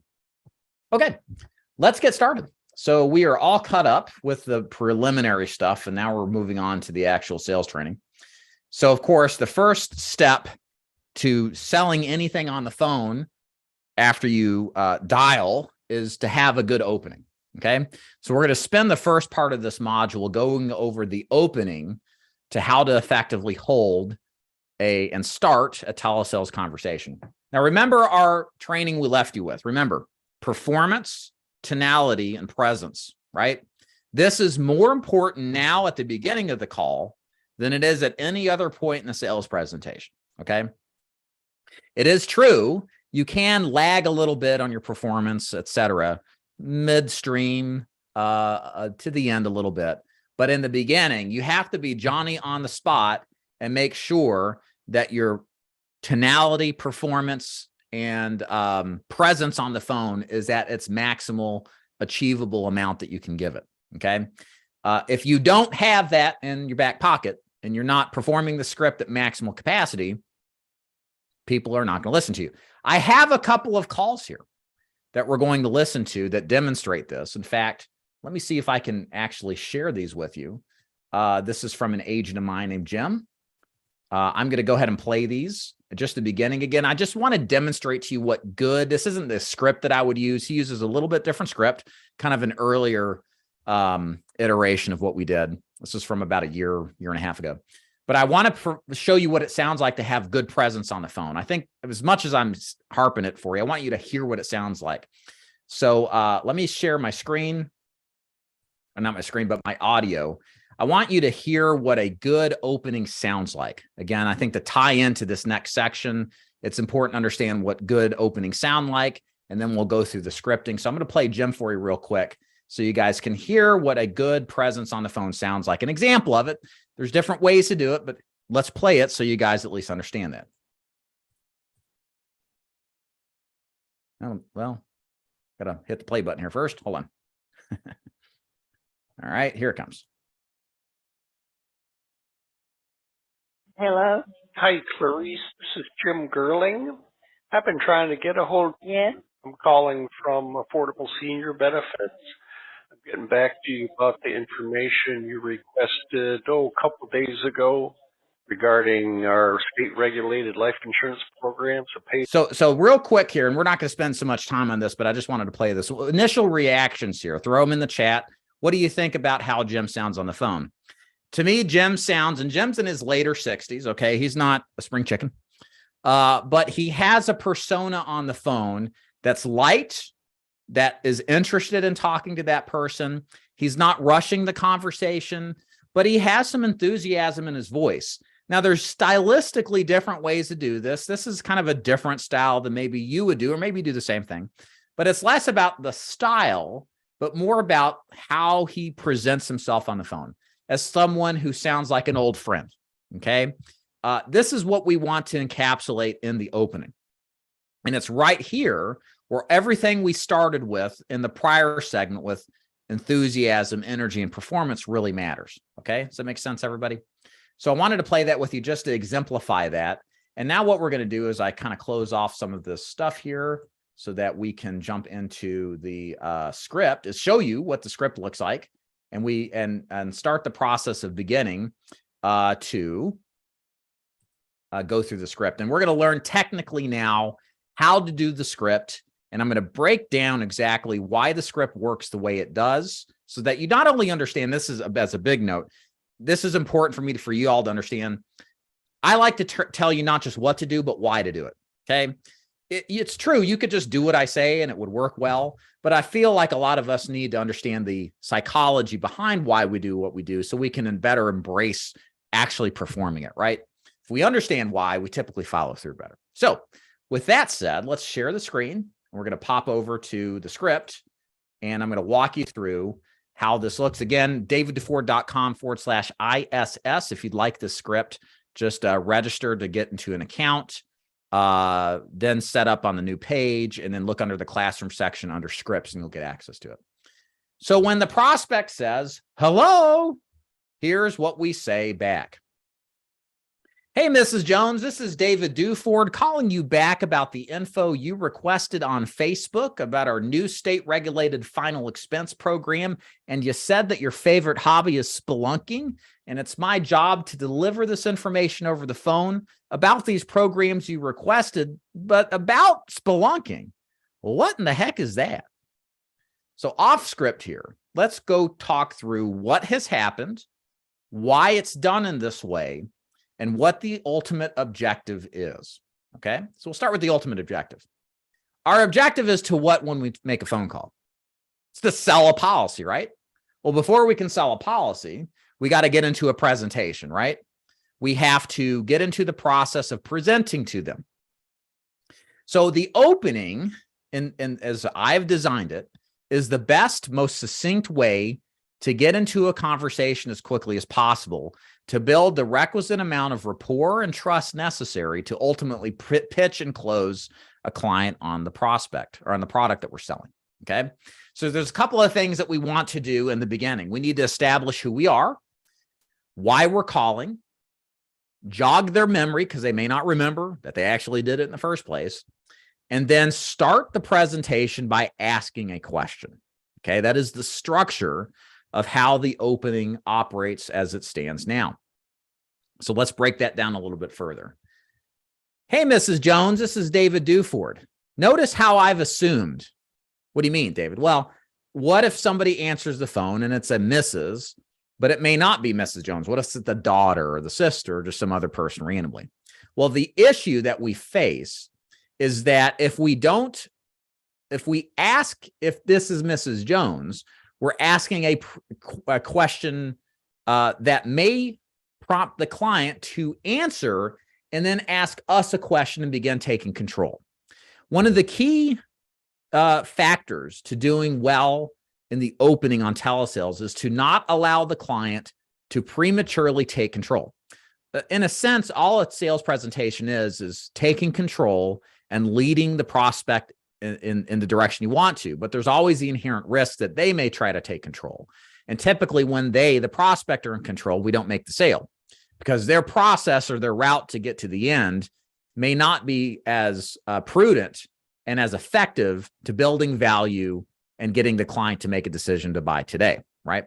So we want to take them through our route. So we want to, therefore, all of said and done, is to eliminate any sort of off-ramp where the client may try to take control, ask questions, and end the call prematurely before they really know what this is even about. So the script here has no questions, even if you look through it. I'll scroll in just a little bit further for you. Notice there's really a lack of punctuation here, and the only question is asked at the end. That's intentional. I don't want you to pause through this call or ask questions, pause or ask questions till the end, because doing so prompts you to potentially lose control. Where this happens the most is as we're explaining why we're calling and confirming their favorite hobby or some sort of variable that we know about them that helps them confirm that we actually did what we said.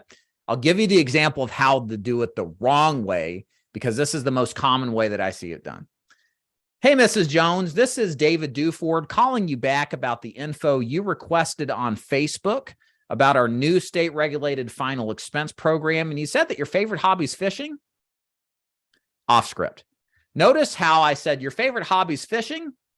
There are two things that happen. I paused because I asked a question, and notice my tonality upwards. You said your favorite hobby is fishing?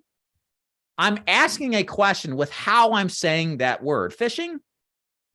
So the client's going to be prompted and motivated to respond by saying, I do love fishing, but I ain't talking to you.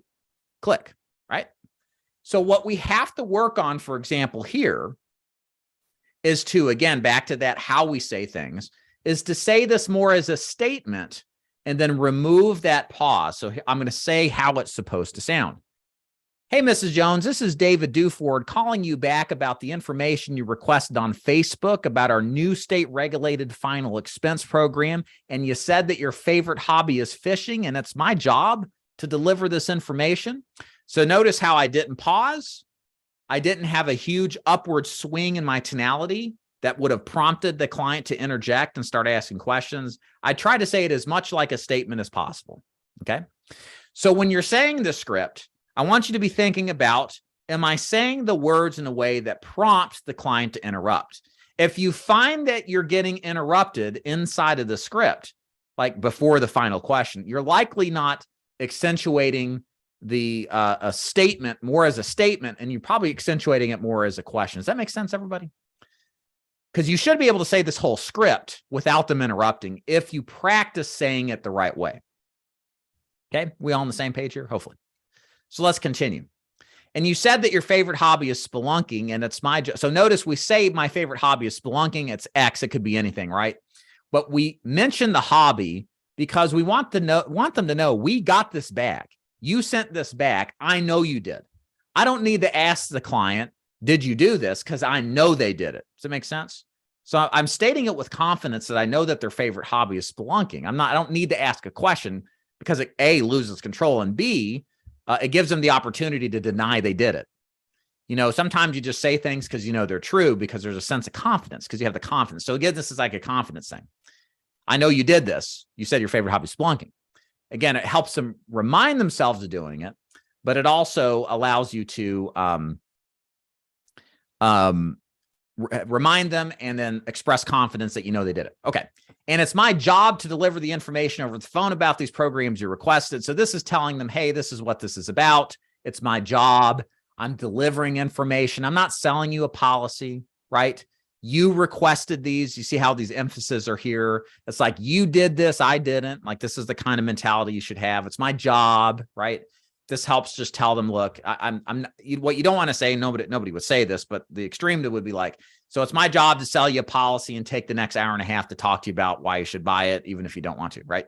Like we don't want to say that or suggest that. We want to use words that make this process easy, simple, painless, right? It's my job to deliver this information. Delivering sounds a lot less painful than selling you policy. Over the phone about these programs you requested, right? Sometimes I'll throw in there, and it's not in the script, but I do it sometimes. It only takes a few minutes to do it. What you do with it's up to you. It's definitely going to be in the objection rebuttal earlier. And then the final step to the opening is simple. We move off of this, assuming they're going to listen to us, and ask them about their favorite hobby. Again, when it comes to rapport building, a lot of the times people get tripped up. What do you talk about? Well, it's easy if you're working leads that give you a favorite hobby, okay? Just buy leads that give you a favorite hobby and talk about their favorite hobby. You said that your favorite hobby is fishing. Are you more of a deep sea fisher, or do you like fish in, the ice or whatever? Got to think through this a little bit on the spot, and you'll get better as you do it more. But if you want to best practice way to engage in the client in a meaningful way where they'll feel flattered and will want to engage. Talk about them through their favorite hobbies, right? That's why that favorite hobby is really collected for telesales, because it's a good reminder and it's a great conversation starter. Okay. And so that's how we get into the presentation. I'm not calling them back to set up another appointment. Okay. I'm not asking them, can we talk right now, pretty please? Nah. Get rid of that language, that permission-based language. It doesn't work that well when it comes to insurance sales, especially over the phone. You have to assume they're listening to you. They're not saying no, so you can proceed with the remainder of the presentation. Okay. So before we get into any of the objections, because guess what? You get some objections here. Let's take some questions from the chat here. All right. Let's see here. Going back here. Let's see. Assumed he's talking to the right person. Okay. Let's see here. Yeah, so we say that. So Hank mentioned this. This is good here. We don't want to say life insurance. Okay. Life insurance is a 4-letter word. If you know what I mean. Okay. So a 4-letter word means that if you say this is about life insurance, then what happens is that the client will immediately assume that this is something you're trying to sell me and then get off the phone with you. Okay. It's not that we don't want to tell them completely straight up what this is about. It's just that people are funny, right? I mean, if somebody approaches you and says, hey, you want to buy this? And you don't know the person, you don't know where they're coming from, you don't have a connection with them, that's going to turn a lot of people off just instantly. Like, I don't want to get in a sales position, right? Let me close the door and just go on about my day.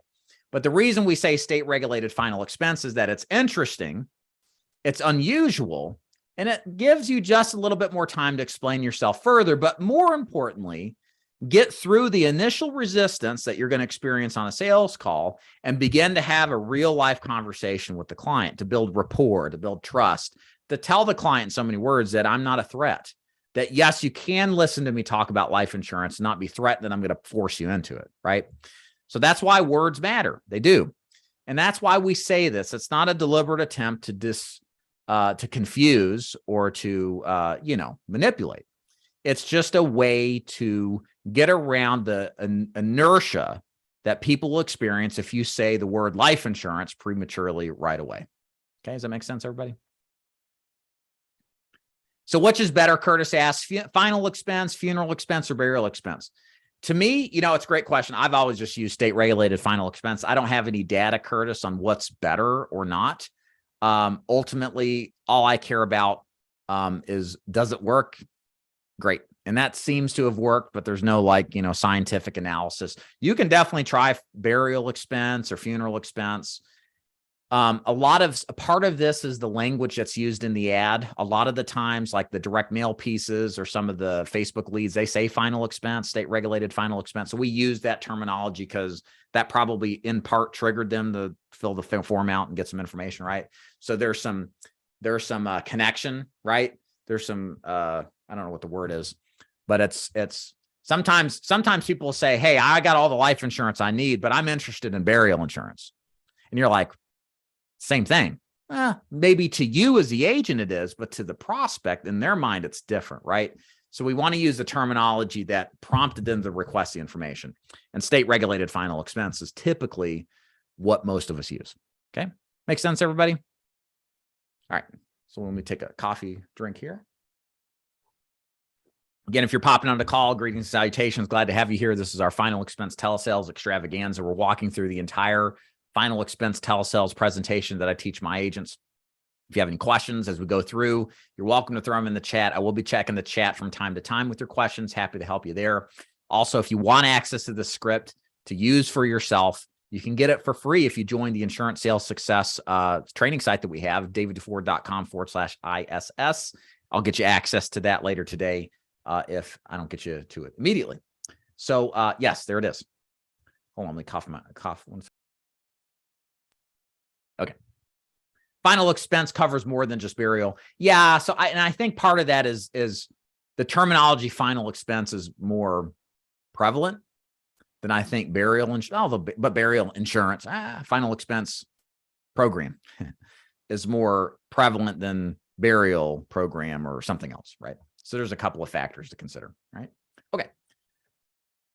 So that is the opening. I assume everybody's cool there. If you got questions about the opening, throw them out there. But let's talk about what happens when things don't go as expected.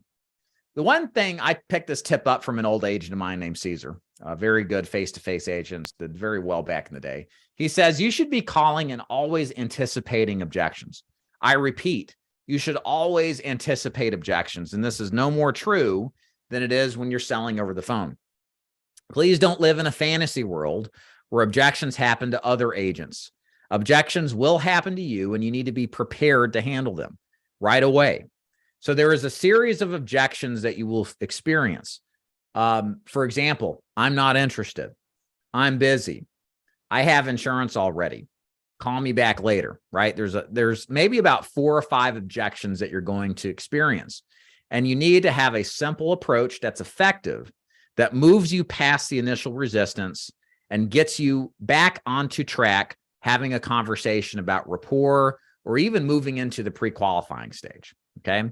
So the good news is I've developed a very simple script, no matter what the client really says, that allows you to answer the objection, overcome it, and then continue the presentation. Some of you may recognize this as the ask method.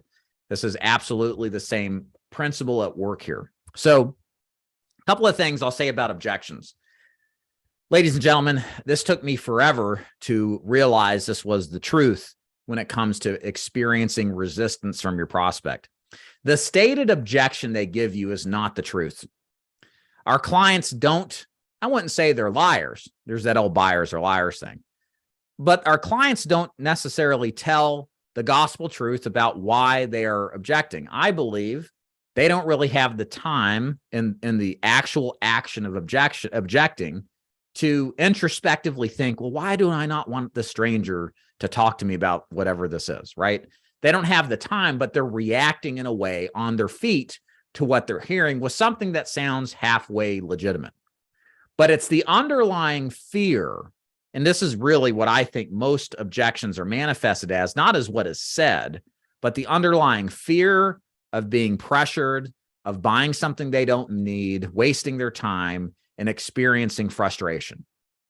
That's what most people are trying to avoid when they're objecting.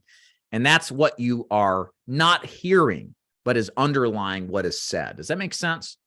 So it's very important that you guys embrace this, because as a rule, I generally take people at their word. I mean, you know, I want to trust people, right? We all do. We all want to live in a civilized society, but sales is not civilized. You're in a contact sport for people's money, granted, of course, to help them, but they don't know about you. You're calling them unannounced, right? You're just calling them out of the blue. They halfway remember doing this stuff. They're on the defensive. So they're reacting in a way that it's not personal, but it's protective and defensive. And so you need to know this going in, the psychology behind it, because saying these objections in this rebuttal makes a lot more sense when you understand the situation of the prospects, what they're in, okay? The good news is that the objection rebuttal handles all of these objections perfectly without really much issue. And we're going to go into that. And if you guys want to throw some other objections out you don't see, I'll be happy to kind of address those and modify it accordingly if necessary. For example, if my client, after I go through my opening script, says, hey, yeah, I love spelunking at 80 years old, but I'm not interested anymore. Here's what you say. It's pretty simple. No problem, Mrs. Prospect. All I need is 5 minutes to give you the information you requested, and what you do with it is entirely up to you. So how do you spelunk at 80 years old? I got to know. Okay. So notice I have answered the objection, the ASE. I said it's no problem that they're not interested, right? And I've said it in a way that it's a deflating. I almost like you to physically, again, going back to physicality of speaking, no problem, Mr. Prospect. It's like, this is a defensive posture. Hands up, right? Don't shoot. Hands up. You want to do this physically? Like, it's no problem, Mr. Prospect. All I need is 5 minutes to give you the information you requested, and what you do with it's up to you. So now I'm selling them on why they should listen to us, right? All I need is 5 minutes. What you do with the information is up to you. This is selling how quick, how casual it's going to be, that it's no big deal. What they decide to do with it's up to you. And what that is speaking to is back to that underlying objection, the fear of being sold something, the fear of wasting time, right? We've addressed the time, 5 minutes. We've addressed the fear. What you do with it's up to you. So we're speaking not to the I'm not interested. How could they say I'm not interested? They don't even know what we're doing, really. They don't know what we're selling. They don't know with perfect knowledge how our stuff works. So how could they even say things like that, right? So think about it logically. That's why that's not a real objection. It's a smokescreen objection. And that's why this a rebuttal is speaking to the true objection. Make sense? And once we make that statement, we then continue the conversation by asking another question. Again, how at 80 years old do you even spelunk, right?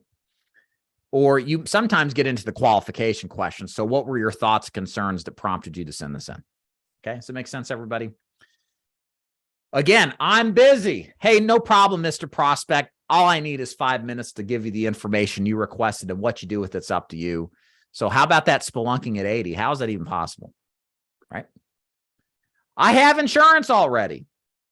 Do we sell insurance to people who already have insurance, ladies and gentlemen? The answer is an absolute yes. Out of the 1,500 or so clients I personally sold, probably half already had insurance, and I sold more too, okay? So don't be deterred when they say I've got insurance already. The objection rebuttal, guess what? It's the same. I've got insurance already. Hey, no problem, Mr. Prospect. All I need is 5 minutes to give you the information you requested, and what you do with it's up to you. So about that spelunking, how do you do that at 80 years old? Okay. Why does this work for all of these? Because the true objection is the same, even though the verbal objection varies. It's the fear, it's the resistance, it's the uncertainty that is masked by the verbal objection they give you, and that's what we're speaking to, okay? Questions in the chat. Awesome. Let's keep going here. All right. How do you overcome the client that has seen advertisements of $15 final expense when yours is more when we get to the close? Yeah. Well, it just goes back to, again, who's the good guys and who's the bad guys, right? One of the things we'll do in our presentation and stage 3 is we do the pitch, and we talk about how our plan doesn't cancel like term does. Term is less expensive. That's what you see on TV that's so expensive, but they get you in the end by raising their rates, or they just may cancel you at 80. Now, again, yes, it's cheap and low price is good, but don't you get what you pay for, Mr. Prospect? Yes, we do, David. So there's a way to overcome that objection. And in fact, what our presentation's predominantly designed to do is to overcome objections before they manifest in the first place. Does that make sense, right? I don't want to hear any objections. I want to overcome them, because if I can't overcome them, I'd rather just end the call because there's some condition to doing business than to call a real prospect. So that's why we state that later, because that could be a sticking point. But that's overcame by talking about the realities of the other guys out there, meaning the other guys out there are selling a bunch of crap that ultimately gets you. You get what you pay for. I like using that old folkism, right? You get what you pay for. You know, if something's cheap, it's probably cheap, right? And most people understand this intuitively, especially people who've lived for a long time. No breaks here. How do you overcome the client? Oh, got that one. No question. Just thank you so much for your guidance. Thank you, Works for Mountain Dew. Some of these teasers are for term insurance. Yes, 100%. These policies are not whole life. Yeah, it's apples to oranges comparison. I know this is later in the script, but if a client vocally says, I have enough life insurance, I'm interested in burial insurance, I say, oh, that's exactly why I'm calling, because that's exactly what I do. I usually just agree with them. I agree. You probably don't need any more life insurance, but you probably need burial insurance. And the good news is that's what I do. So just agree and amplify, you know, like, do you not explain term to avoid more objection? No, I'll explain term. In fact, I want to talk about the competition. I want to talk about what they see all the time, because if I don't, then they're going to think I need to shop those guys because they're the ones I've gotten mail for years. I want to stop what I'm doing, talk about the competition, overcome it so that I'm the only logical choice that remains. And again, we'll get more into that later, but good point to bring up. It isn't uncommon for some people wanting to separate policy for final expenses, so I'd congratulate them. Yes, exactly. Yes, I'm aware they just get that in their heads and it's a hurdle. Are clients being more frightened about scammers? Nah, not any more than they have been. Probably better now than it used to be, actually. I'll let David tell you his approach, but I'd like to encourage you around it. It honestly is not a problem. Exactly. Hey, Frida, no problem. If driving, I schedule a call back.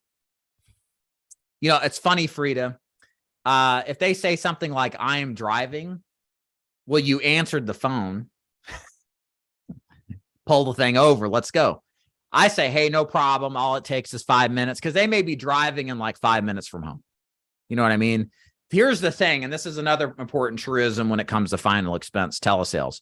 The first time you talk to him is the last time you'll ever talk to him.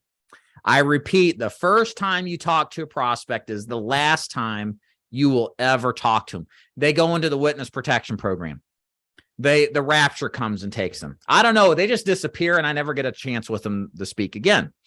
And I say this because, do you sometimes talk to people again? Sure. But you need to operate as the first time is the last time. And if I think that way, I must allow that reality to influence every part of the sales presentation. Meaning I have to do everything possible ethically to close these people, because I'm never going to talk to them again. If you think that way, then you won't give yourself an out when it's down to the final bits and you see how good of a salesperson you are, where the pressure is high, the pushbacks have happened, you're under stress. If you believe it's never going to happen again, and you truly believe in your heart of hearts they should have this, that's where the chips are down, and that's where it really makes a difference. So you have to garner that mentality. Okay. You're welcome, Steve. What is the transition what is the transition of the 5 minutes time? They say, okay, I'll give you 5 minutes.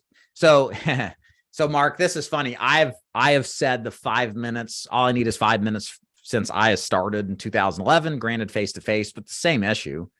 Nobody's got time or wants to give it. But the funny thing is, out of 3,000 presentations I've done, I may have been held up by the 5 minute thing like 2 times, right? People, if they're interested, have all the time in the world to listen. Okay. They just don't know if they are. And they're disposition not to think positively of a salesperson using their time in a judicious way, right? So that's the thing. We have to sell them on listening to us. And that's why we say 5 minutes, because you really can do a 5 minute pitch if you really want to. You can just throw some quotes out and let them decide. We're not going to do that. But the point is, you can do it if that was the case. So you can say it without feeling like you're lying. But the reality, again, and this is the human experience, and this is the things between the lines that really don't get taught a lot with these scripts, is that people don't want to talk in situations where they feel at risk or they might waste time. And so that's why we say 5 minutes. What you do with it's up to you, because we know once we start getting them interested in us and our product, they'll listen to us for hours.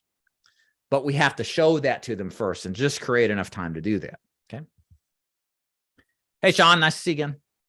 Awesome. Okay. So objections, not too bad, right? Pretty straightforward.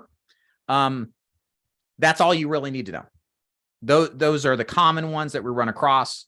Are you going to get some weird esoteric objections? Sure. But it's rare.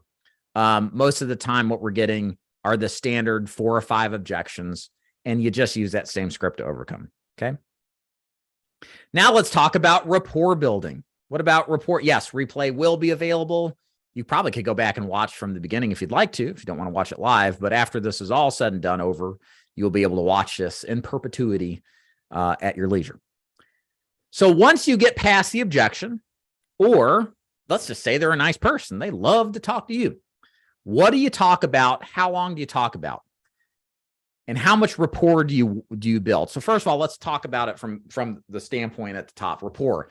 Rapport means building connection and likability with the prospect.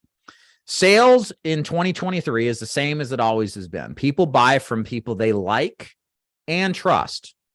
If they don't trust you or don't like you or don't know if they should trust you or don't know if they should buy you or like you, they won't buy from you. Okay. So to start a sales presentation, I don't care what people say. you have to build a little rapport. You have to build a little connection. Do you have to spend 10 minutes learning Mildred's life experience? No. But you need to spend a minute, maybe two, getting to know the client a little bit and showing some kind of signs that you're interested in her. Okay?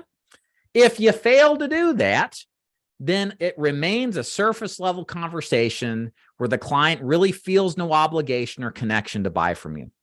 Okay? So please don't discount the rapport building. I'm not saying, like I said, you have to know and become best friends with your prospect, but you should become friendly. And the good news, it really takes less than 90 seconds to do it. So how do you build rapport? If you're buying leads with a favorite hobby, talk about the favorite hobby. So Mildred, you're 80. How do you base jump at 80 years old? Then follow up with more questions about Mildred and her hobby or stuff related to what Mildred has expressed interest in. Okay. So for example, if I say, hey, Mildred, how do you spelunk at 80 years old? She's like, oh, it's great. I tie myself on a wall and go down the mountain. And I say in response, oh, that's awesome. You know what? I love this spelunk. In fact, I went mountain climbing a month ago. It was the greatest thing ever. I went down to the Appalachians up in wherever and climbed a mountain. It was blah, blah, blah, blah, blah. Click. So what did I do wrong there? I talked about me. Your client doesn't care about you. Okay. Get used to it. If you want your client to care about you, care about the client first. Yeah. Show interest in the client. Be deferential to the client. Ask them questions that focus on them answering. Ask open-ended questions. What's it like at 80 to spelunk? Where's your favorite place you've been to spelunk? Stuff like that. Ask open-ended questions that focus on the clients and let them talk about themselves. Because if you can get them talking about themselves, well, what do you think when somebody asks you a lot of questions? Not a lot of questions, but a few questions, pointed, thoughtful questions. Oh, this is a thoughtful person. They're likable. They're great conversationalists, right? And those people buy from you. Okay. What else we want to talk about there? 90 seconds of that. You don't need to do a bunch of that. Focus it in on the client. And then you just get to the next section, which we'll get into in a second, which is the introduction section. Okay. Where you got to establish yourself a little bit further about who you are, why you're calling, et cetera. Any questions on that? Nuggets. Thanks, Miguel. How do you explain new state regulated final expense program and fast? Excuse me. So first of all, you have to take on the demeanor of, it's no big deal. If you're like, oh my gosh, they found out it's life insurance. And you're like, well, it's actually life insurance. Like, don't sound panicked and flipping out, just sound like it's no big deal. So somebody says, so what exactly is state regulated final expense? First of all, that's an objection. So I answer it with the ASC mentality. Okay. I say, oh yeah, great question. So state regulated final expense program, those are programs that are regulated by the state that take care of final expenses, like burial costs, cremation costs, that kind of thing. So I see that you said your favorite hobby was fishing. So I see you live in Florida. Do you deep sea fish or do you fish at Lake Okeechobee? So you notice how I answered it and then asked another question. You see, what you don't want to get into is if they pose a question to you, to answer that question without following up with another question. Does that make sense? So you answer it in a vague, basic way, but then you get them back on script to wherever they stopped you at and then ask them another question. This is the pro tip to helping you remain in control in the presentation. He who asks questions stays in control. Okay. And your clients aren't going to be aware usually that you're in control because it's very subtle. People who are asked questions tend to answer them. And you have to, if they ask that question, but you need to quickly follow up with another question that gets you back on track, because what will happen is now they're going to start asking more questions and you're offloading or off-ramping into another direction that's not leading you toward the end of the sales call. Okay. Lundy, I noticed you use MailChimp for your YouTube promo emails. Do you not recommend them for fax CRM? I think they're free up to 800 names. No, I used that like 7 years ago. And when you start using some software, you just get accustomed to it, and it's too much of a pain to change anything. They do a good enough job. I had a woman finally answer her phone after 2 weeks and no answers. No, I'm fine. I already have a policy in place. Thank you. I kept her on the phone. 10 minutes later, sold her a $30,000 final expense plan to lead her son. Boom. See, yep. See what happens. That's what you do. Nicely done. Cool. So now let's go to the opening. I'm sorry. We went through the opening. We talked about a favorite hobby for 30 to 90 seconds. That's it, guys. That's all you need. Okay.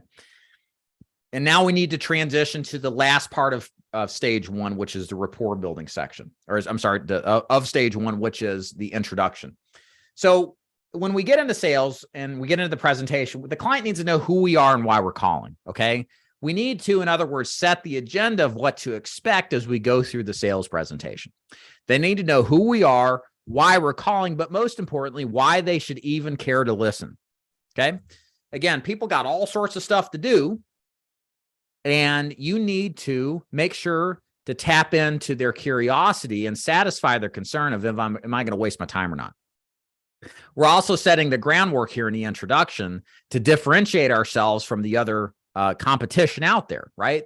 Why should somebody do business with us? Okay, this is an important place here to set the tone of what to expect. Okay, so let's go into the introduction and talk about how to handle that. One moment. Okie doke, here it comes. So we blah, blah, blah about spelunking. Mildred, how does she do it? I transition somewhere and say as follows, right about here. Okay, so you guys can follow. Whoops. All right, so now I know a little bit more about you. Let me tell you more about why I'm calling, okay? My name is David Duford. I'm a licensed life insurance agent in Tennessee and specialize in helping people 50 and older get affordable life insurance to cover things like final expenses, burials, and cremation costs. And the reason my clients do business with me is because I'm what's known as a broker, meaning I shop the major insurance companies to get you the best bang for your buck. Does that make sense? Or make sense, right? Perfect. So what did I just do here? First of all, I told them who I am. First name, last name. Okay. I'm a licensed life insurance agent in Tennessee. I mentioned the state that they're in. I'm licensed life insurance agent. I specialize because I want them to know my specialty. I tell them I specialize in helping people 50 and older get affordable life insurance to cover things like final expenses, burial, and cremation costs. I feel comfortable at this point. This is the first point I say life insurance because I've established some basic rapport with them. I've not, started to create a relationship with them, so I can say life insurance safely here. Most people aren't going to hang up the phone at this point, where they may earlier. And the reason my clients do business with me, again, I tell them exactly. So why do people choose to work with me? The reason my clients choose to work with me or do business with me is because I'm what's known as a broker, meaning I shop the major insurance companies to get you the best bang for your buck. Makes sense, right? So I'm positioning myself with that statement by saying why people do business with me. Okay. That's important. They need to know why they should do business with me. All of our clients are on what? A fixed income. They're all over 50 for the most part. And they're looking to take care of final expenses. And so hitting on all these notes provides confidence and satisfaction that they're dealing with somebody who will satisfy their problems when it comes to this stuff. And they're also dealing with an expert, a specialist. Okay. Nobody wants to work with generalists. They want to work with specialists. And the scripting here sets the tone and the table of who you are, why you're calling, and why they should care. Okay. So before we transition into stage two, which is the pre-qualifying and fact-finding stage, let me take a moment here to answer any questions that you have in the chat. I'm going to clear my throat again. Excuse me. All right. Use a good telephone script as a tool to separate the real buyers to 5 to 10% of your leads from the tire kickers, price checkers. Yep, that's 100%. Right. In other words, what Hugh is saying is what we agree to, what I try to work hard at, which is we want to pre-qualify clients quickly. Is the person, as we'll talk about momentarily, a qualified buyer that has a high odds of buying, or a disqualified or an unqualified suspect that has a low odds chance of buying? I want to know that in 10 minutes or less, preferably sooner. I do not want y'all out there in the world of selling final expense over the phone to waste the most valuable asset you have, which is what? Your time. You can waste a lot of time with people that have no chance of buying. That if you asked the right questions earlier on, you would have moved on, hung up, and found a real prospect. I'm committed to the process of teaching you how to not sell those people because they're not sellable usually, and it's a giant waste of time, and it frustrates you. Okay? We'll get into that in a minute. But Hugh, you're 100% right.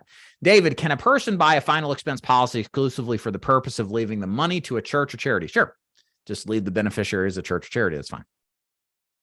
Yeah, though it does require a different form sometimes depending on the carrier. Not sure the reference of context of that, so I'll skip it. Hey, Derek, all insurance policies are regulated by states. That's why a policy could have certain benefits riders in one state, but not another.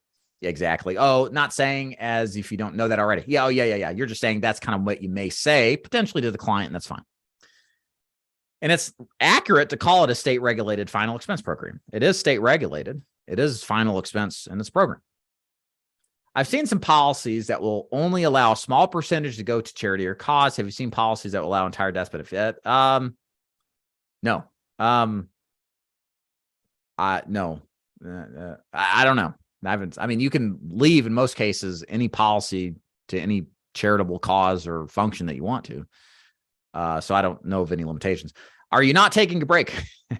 I take breaks when we have our friendly sponsors on. So you guys can take breaks whenever you want to. Granted, this will be recorded. So if you got to bounce and come back later, you always can watch recording. But no, I don't ever sleep. I don't ever break. All right. Ask my wife. Okay. So we're built. So, okay. Stage one, we've built rapport. They like us a little bit. They know who we are, why we're calling, and why they should care. So they see why we're doing what we're doing and kind of intrigued now. The next phase of the presentation is to pre-qualify the client. Again, to what Hugh was saying, we want to make sure that we're dealing with a qualified prospect that will buy from us at a high odds percentage chance. I don't want you wasting time with non-buyers, people who don't buy. Okay. Very frustrating, quick way to get out of the business. So we want to avoid that. Make sense? So the purpose of this section is to give you the tools necessary to determine if the person who you're talking across the phone line to will probably buy or not. Because if they don't buy, we don't want to talk to them. Okay. And there's 5 factors here. Actually, now in our new script, 4. Ooh. We used to have 5 factors. I'll go over those right now before we get in the script that we need to know before we can determine if the client is qualified or not. Okay. But now it's 4. The 5 factors used to be need, want, health, bank, and budget.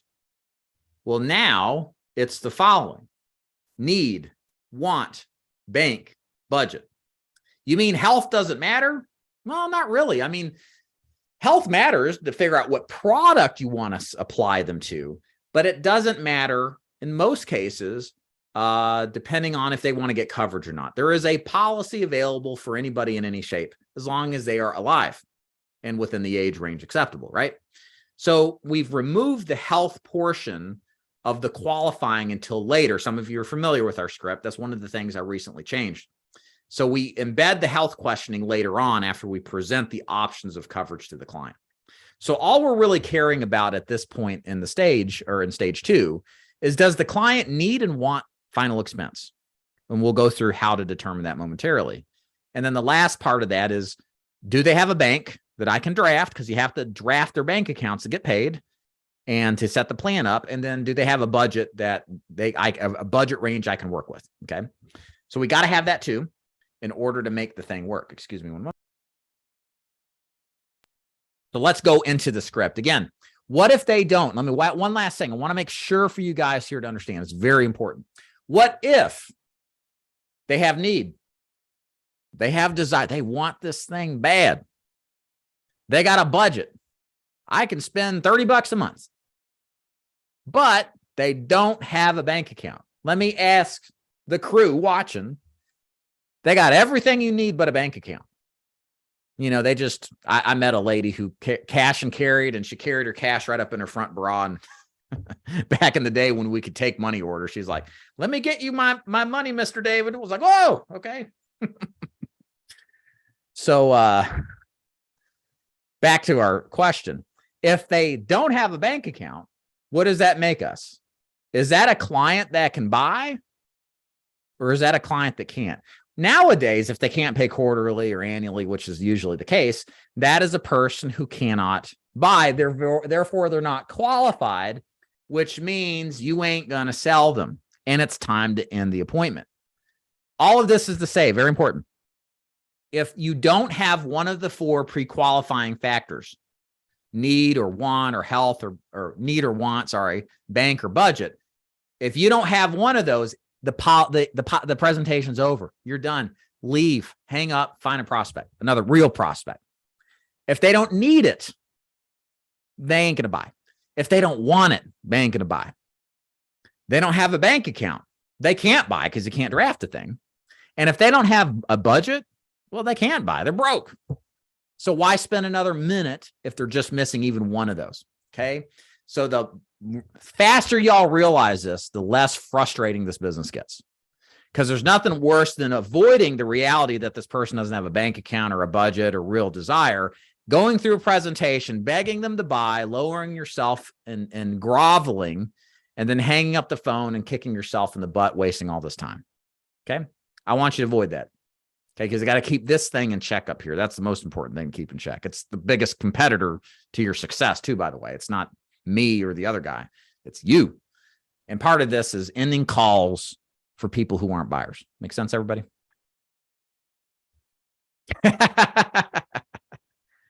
Thanks, Lewis. That is one thing I have not experienced yet.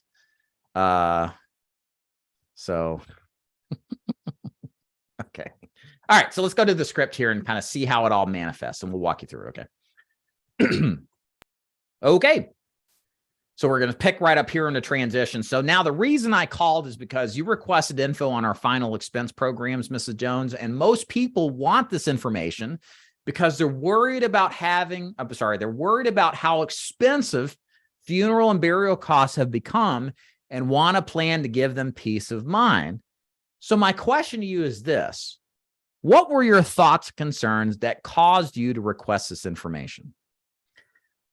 Ladies and gentlemen, this is the most important question you can ask. What were your thoughts, concerns that caused you to request this information? What is a good way to shorten this down? What is this ultimately questioning?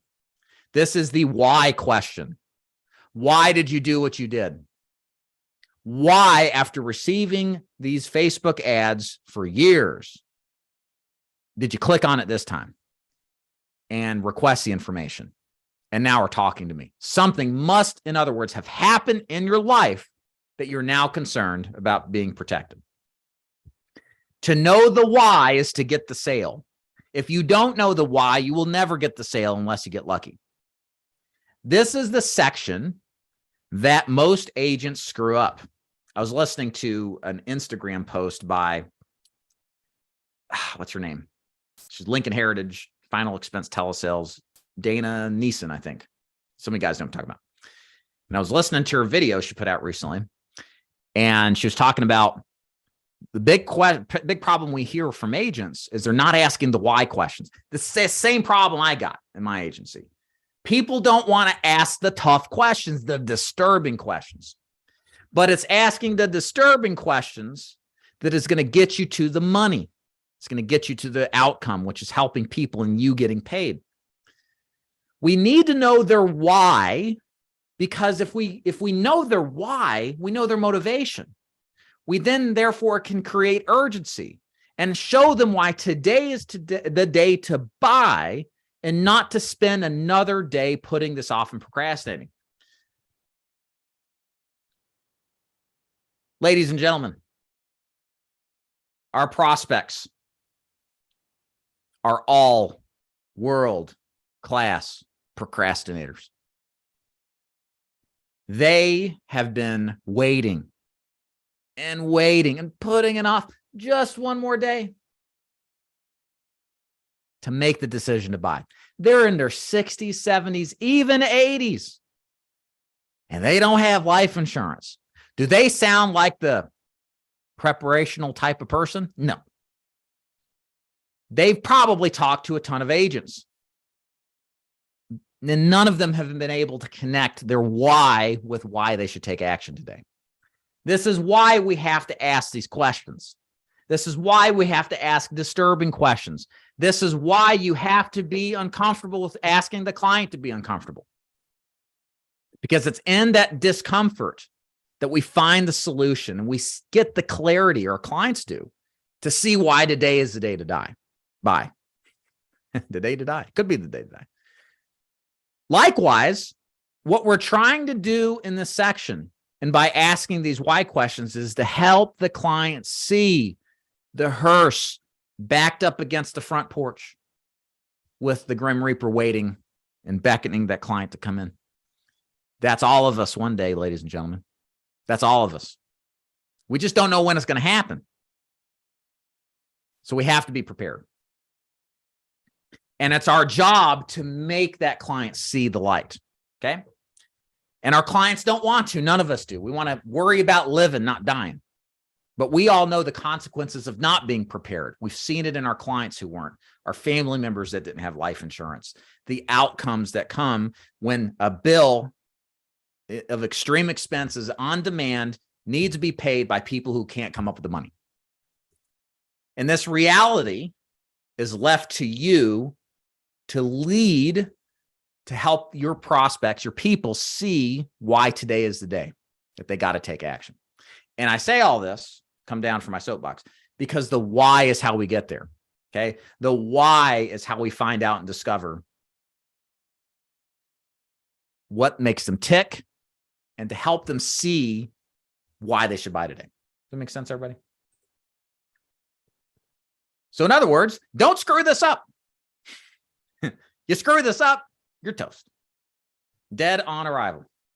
All right. So there's two things that happen when you ask a question. What were your thoughts and concerns when you requested this information? Okay. You get people who tell you their whole life story.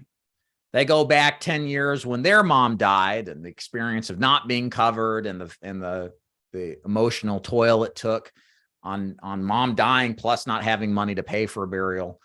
And that's great. We'll get to that in a minute. But sometimes you get a non-emotional response. Okay. How many of y'all selling insurance, you ask a question, you're like, you've been practicing this and you're like, so what were your thoughts and concerns that caused you to send this back in? You're like, well, what was it? And they're like, well, I ain't getting any younger. Well, I saw this on Facebook for the 20th time, figured I'd fill it out and see what happened. How many of y'all got that? Yeah, me too. Is this their why? Because I saw it and I just did it? No, that's not their why. Okay. Their why is shrouded by this excuse, or what we call a non-emotional answer. You cannot proceed into the presentation until you know the true why, not the excuse. If you're like, oh yeah, I'm sure you get these Facebook ads all the time. And then you're like, so what do you have in place to cover your final expenses? You don't even know why they did it. What happened in their life that caused them to do this? This is a critical error that probably will lead to you not making a sale and just being frustrated. So what do? You come back with a script to pigeonhole or corner them to admit what their true why is. You cannot proceed in this presentation, y'all, until you know the why, especially if they give you an excuse. So here's what happens. They give you the old, I ain't getting any younger approach. Here's what I say in response. Well, Mrs. Prospect, that makes perfect sense why you would say that. But here's the thing. What I'm really interested in learning is what has happened in your life that has made you decide now is the time to seriously look at getting a final expense plan. So I ain't letting them off the hook. Why today is what I'm saying. And I will not proceed, and you shouldn't either, until you hear that story about a loved one dying without coverage, or you hear that story about a loved one who had coverage and how that person learned how important it was to have it. Relaying the story of why is what you need to build on top of it everything else, which is the urgency and the reason why to buy today. Now, what will happen here, and this is another thing I've started to learn. This is something I've picked up as I've trained agents. This is really important. This is true for face-to-face, even more so for telesales. There is a penchant to read the script. just to read the script, check the boxes off. I said that part of the script. Then I said this. Oh, I'm going to make the sale. I'm checking the boxes off. All right. And then you don't get it at the end. You're like, what happened? Well, you read the script. You didn't perform the script. Okay. You have to not just read the script, but like John Duggar says, guy's been in the business a long time, granted face to face. He says you have to learn how, he said in his mind, he writes 200,000 plus a year, has for many years now. What John Duggar said that always stuck with me is this business is about reading and reacting. It's not just about reading a script. It's about listening to the client and reacting to what they say. So you might not follow the script word for word. You might get off a little bit, but you're reacting to what the client's saying, but still keeping on course, right? So very important. And so part of this read and react thing is really important in this section where we're asking the why questions. Sometimes, so we ask why questions, like, let me give a couple examples, kind of how it sounds. So what were your thoughts, concerns back on script when you requested this information? Oh, well, my mom died a year ago and it was a traumatic incident. Oh, wow. Okay. Tell me more. So I've just said, tell me more. I'm reacting to what I'm hearing, which is an emotional story that people have a little bit of insecurities about sharing, right? Because it's very emotional. There's a toil to it, right? Or toll to it. But we want to bring that out, right? We want to facilitate it. We want to make sure the client understands it's okay to tell us about it. So I asked him, okay, tell me more. Well, mom died and it was all of a sudden, and it was just a huge burden on us. It was terrible. So my response is I'm reading and reacting. Okay, she's telling the clients I'm telling what I'm thinking about. Okay, the client's telling about the history of the why and why it's important.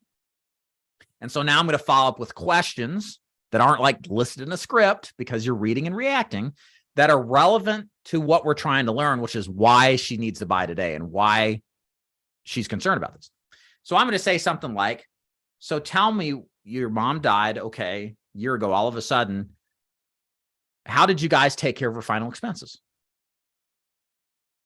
So now I'm following up with more questions. Oh, we didn't have a plan. You didn't have a plan. Well, what happened?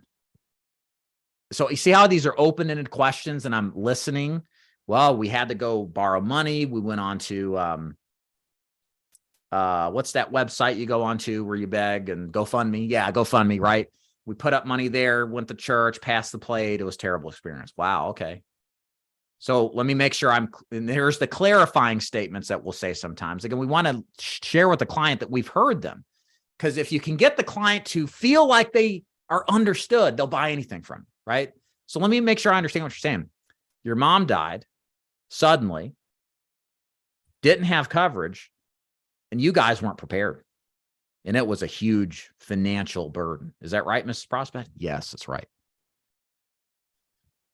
So so you've been through this experience, Mrs. Prospect, and you've seen how big of a deal it is. Is that correct? Yes. So we're setting them up. We're painting that picture of what happened, how they found the money, how they struggled, how they toiled. And then we ask them the good question. We've pinned them in, and I say these terms, I'm not trying to sound like I'm like being aggressive here, but it really facilitates what I'm trying to explain. We're painting them into a corner, admitting to us that not having coverage for their mom in this example was a huge burden. It was terrible. It was the worst thing ever. And all the bad things that could have happened did happen. Because then saying this is absolutely powerful. It's very disturbing. So now that I understand that, let me ask you this. What do you have in place right now to cover the burden of your final expenses? Man, that hits them in the gut. Because they've just admitted how terrible it was to not be prepared, how it was to not have their mom be prepared or their loved one. And now they got to admit to me that they don't have anything. Because that's about what happens in most cases. They ain't got nothing. And it's disturbing. But we don't let up here. You have to keep pushing. You have to keep disturbing them. Because it takes that disturbance to change their heart and mind to buy today, right? So the follow-up question is, wow, God forbid if you died today, Mrs. Jones, how would your family take care of this burden? And you shut your mouth and you let them stew in their disturbance and to tell you what they would do. And then you don't let up still. They say, I don't know what I do. Well, then I would say, hey, I get it, Mrs. Prospect. Not a lot of people are prepared. That's why I'm calling. But let me ask you a few questions. Let's think this through. How would you take it if they found out it was all on them? Your kids. How would you feel if your kids had to struggle to pay for your funeral costs? Do you have any money set aside? You do have money. What if it goes away because you had to pay off something unexpectedly? What would you do then? You're really pouring salt on the wound here, guys. And this is, I know for most of you, this is very uncomfortable, but this is what sells people today. Okay? Because they see their lives incomplete without having a policy on the books. And the cost emotionally to themselves and their loved ones. More importantly, their loved ones. And that's why we ring them up. Okay. Now, there's some further questions we'll get to that we'll ask, but I want to step back here because sometimes the clients, and I'll check for questions here in a minute. Sometimes the client already has coverage, right? So we want to congratulate them on coverage and then begin to ask a little bit about the coverage and then figure out why they would want to buy more. So script wise, I want to say, hey, Mrs. Jones, that's awesome to hear. I have to say you're really smart because a lot of the people I see out there don't have anything. Can you give me more details as to how your program works? Like how much coverage you got? What are you paying per month? What company it is? Because we're fact finding to see if we may possibly have an opportunity to replace. Maybe it's inferior policy or term that cancels. I want the client to play with their card, play poker with their cards face up, right? I want to see what cards they're holding. I don't want to go through a presentation not knowing what they have or don't have. So I need to intentionally ask about what they have existing for coverage. The follow-up questions I'm going to ask are things like, so now I know how your existing plan works. Why do you want to add more coverage than what you currently have? Again, sell me on selling you. You got a policy. Why do you want more? Now, it might be obvious. Maybe they got 10,000 and 15 to 20,000 is what most people need these days. And they're going to tell you that, but I want them to tell me they want it. I don't like to go in and say, you need this or you need that. I like to tell them that they want to buy it, right? Or why they need it. It's going to be a lot more effective in selling them if they've already admitted the need. And I'm giving them the opportunity to sell me on it, right? So why is it important to you to have more coverage? Okay, so you want another 10,000. Why is it important to have more? Tell me the reasons emotionally why you need to buy this. What happens if you don't get a new policy and you just keep what you got? Let's walk through this together. So again, this helps build urgency. Yeah, if I die with 10,000 in 20 years, not going to be enough. Why do you think that? Well, inflation. Yeah, you're right. Inflation's been terrible. I mean, you may only have enough to just cremate you.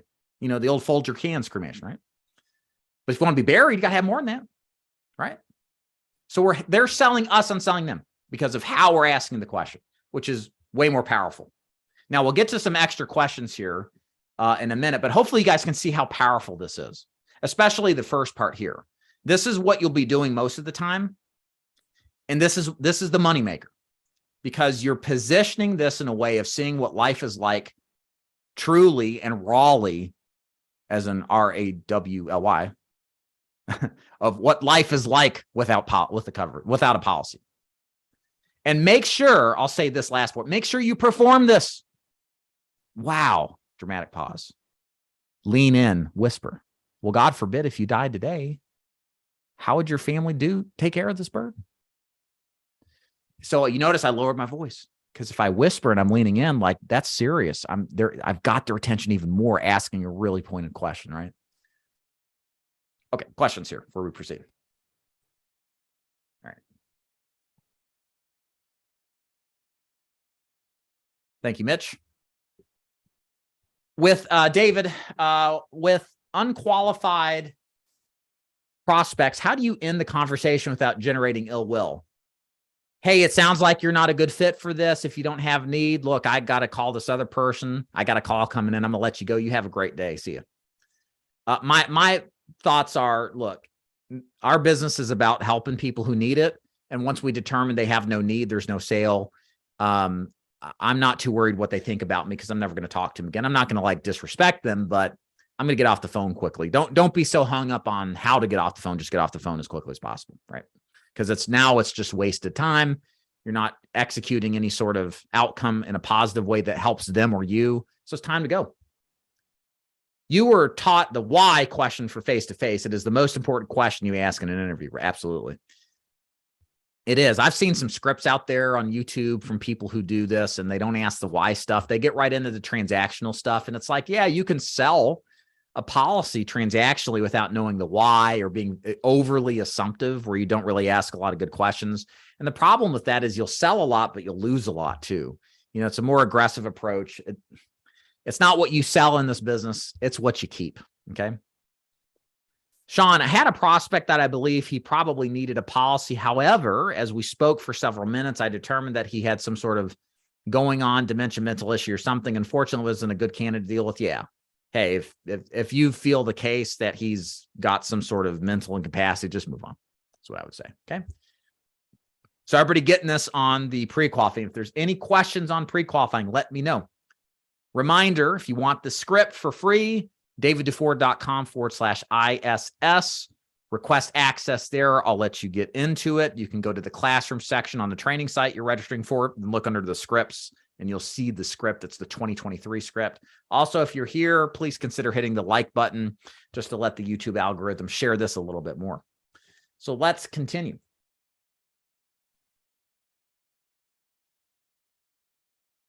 All right. So a couple more questions I like to ask in this section before we get to the summary statement and then move on. What do you want your new life insurance program to accomplish? So I'll ask this after kind of setting the emotional tone of the need and the desire for it. I want them to tell me in their own words why they want to buy, why it's important to them, and to help them have clarity with why they would want this in the first place. And who do you want your new beneficiary to be on this policy? Oh, I want my daughter, Jane, to be. Okay, why? So I like to know the name of the beneficiary, because as we start talking about the benefits, instead of saying, hey, your beneficiary is going to receive $10,000 in cash, I can say, hey, Jane, your daughter is going to get $10,000 in cash. Jane is going to be so happy that you did this. I get to personalize the pitch a lot more than if I were to say it in a third party type of way. Okay. And then also the why is important. If anything, just to help the client verbalize and have their own clarity of why they want one daughter versus another to get the money, right? And that, again, helps them have confidence in their decision. Well, why? I want my firstborn because she's the most responsible. She's the one I would trust to do this. Again, people saying this stuff helps them believe and see with clarity why buying is okay and it's not as much of a risk. All right. Then the summary statement. So this is really important. So the summary statement is what we want to say. It's a collection of what the client has told us and summarizes everything. In a sense, it's a trial close. A trial close is where we close them on some sort of agreement that they need this and want this, right? This is how this is used here. And it's important to do this because we want them to admit that A, they need what we want or have, and they want what we have, and B, to show them we've carefully listened to them. And we care about getting something that will help them out. All of this builds confidence from them to us, in us, to buy from us ultimately. Okay. So the summary statement sounds very simple. So it's again, a collection or the aggregate of what we've learned. So Mrs. Prospect, let me sure I understand everything you said. So what you're looking for. So let me understand what you said. Mom died, passed away, no coverage. You don't want that to happen again. You're looking for a policy that'll give you total peace of mind for Jane so that she'll have everything taken care of and that she won't have to worry about any expense. And that when it comes to your death, financially, everything will be taken care of. Is that correct? Yes. Now think about it. If you've summarized what they've said in that way, going back to what they said, feeding it back to them, showing you've listened carefully, do you think they're going to be that much more confident in you? Of course. And they're that much closer to buying. And they've admitted just now that they want a policy. So let me make sure I understand you. What you're looking for is a policy that's going to do everything. Yeah. So it's a buy signal, right? And then we basically at this point do what I like calling stroke the client, not literally, but figuratively, stroke them, make them feel good. Like you got kids and they do something right. You like pat them on the head or reward good behavior. So we want to make sure that we reward their good response. We say, hey, great. I'm glad to hear that this is a concern for you, Mrs. Jones.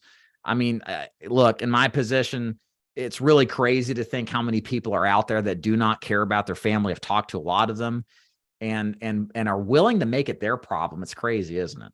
So I say that because this is a kind of a sales script that's the us versus them. Like those are the crazy bad people. We're the good people, right? We're the people that care about our family. It's crazy that those guys, whoever they are, don't and want to cause so much problem. You don't want to be them. You want to be with us, right? So this is a way to say this to help them see clarity that they're on the good side. They're the good guys, not the bad guys, right? Okay. Now, the last two questions are pre-qualifying, and then we're going to take a little break. Actually, I have Trinity Life on to talk with Melissa. Melissa was on earlier. We're going to talk with Trinity about their amazing final expense telesales product. And Melissa is a top telesales producer with us, and she's going to tell you from her perspective what it's like to work with Trinity. It's a really good interview, and you get to hear it from the horse's mouth. Miss Melissa is going to tell us all about why she preferentially writes Trinity, selling over the phone. But before we get to that, two more questions, very important. Bank draft question. We got to have a bank draft. The script to get that is as follows. Two more questions.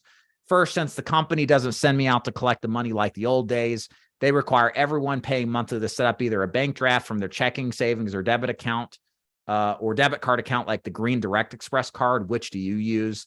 Again, this tells us that this lets the client know we're going to get their bank information, we're going to draft them, and which account type do you use?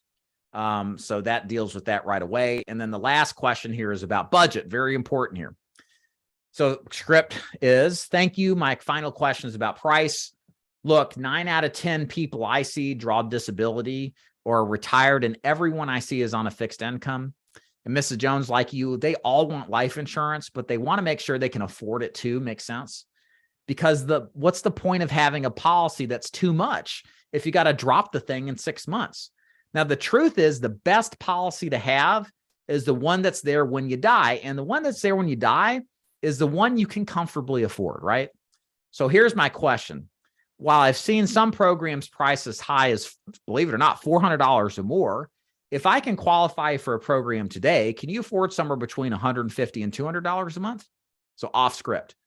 So some of you who are unfamiliar with my sales presentation strategy are probably like, oh my gosh, $200 a month? Wouldn't they like clench their chest and collapse? No, usually not. Hopefully never. But what this process is called anchoring the price.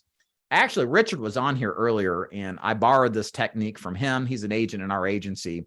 And we always had the price budget, which is a form of anchoring, but the way Richard did it was, to me, in some ways superior. It makes even the $150 to $200 range sound better. So first of all, why do we price anchor? Why do we mention these prices that we know most people can't afford? Because we're talking to fixed income seniors. Because first of all, affordability is relative, all right? If you ask somebody, does $50 a month sound affordable for life insurance? A lot of people may react and say no. But what if you're 80 years old, it's $50 and it's a $100,000 whole life plan? Is that affordable? Well, that's different now because there's more variables involved, and the likelihood is higher that they'll say yes. So what happens here is that price is relative, and what's considered to be affordable is relative to what isn't affordable and compared to other options. So what we're doing here in the budget is starting high with the budget intentionally, because we want to position what affordability looks like at a higher price point based off of comparisons to even higher price points. In other words, when you share with the client, hey, I've seen prices for programs as high as $400, but what if I can find you another program or one of our programs that are between $150 to $200? Would that fit your budget? That sounds a lot less expensive than if I didn't include the $400 price anchor. Likewise, if they say no to this script, which they do most of the time, when I respond and say, hey, that's no problem, what if I can find your program and it will say between $100 and $150 a month? Would you be able to afford that? That sounds even better than $150 to $200, and even more better than $400. Why does all this matter? Because what you will end up doing with this strategy, very, very important, is with this strategy, you end up getting higher average premium amounts because of how you position price to begin with. You started price high, super high, and going from 400 to 100 sounds like a big savings than had you not even mentioned 400 at all. Does that make sense?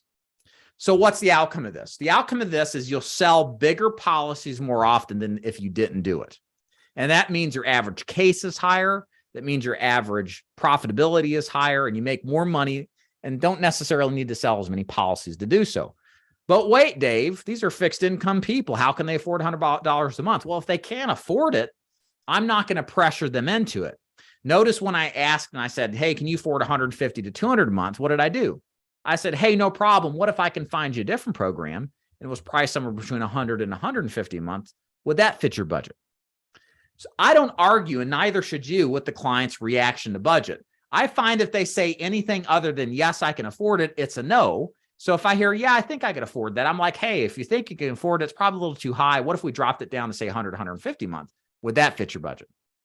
Because what I am looking for is 100% confirmation of a yes, that they actually can afford the budget. I know experientially doing this since 2011, if I just do enough activity, the money takes care of it, takes care of itself. Sometimes you get little deals, sometimes you get mega deals and a bunch of stuff in between. But I'm all about, as you should be, about aptivity. That's all about aptivity. Get more policies in effect, cover more lives with more insurance. And what you'll find is the money takes care of itself. The cool thing about this budget script is that it never pressures the client, but gives you the best opportunity for the largest premiums possible. So many times, if we want to make the most money possible, we feel like we have to pressure the client, right? Push them into it. Well, with this strategy, we exhibit high prices. We in effect, in response, show how what normally would be considered high isn't as high. And we also back it off to another price point, which is another strategy to show and get higher premiums, all without putting any pressure on the client whatsoever. This is the process I think all of y'all should use when you're showing prices. If you're doing anything else, I believe you're leaving money on the table. I believe you're not helping the client out to the maximal extent that you can. And I think it is the only way you really should sell because it gives the best of both worlds. You get the most coverage that the client can afford while giving you the best opportunity to maximize case size. Okay. Take a drink here, and then we're going to go to our little break. Yeah, Richard, fixed income is more, it doesn't always mean low income. And so Richard Carson's down here in the chat. It's the guy who, again, thank you for the idea. Gave me the price anchor idea for 400.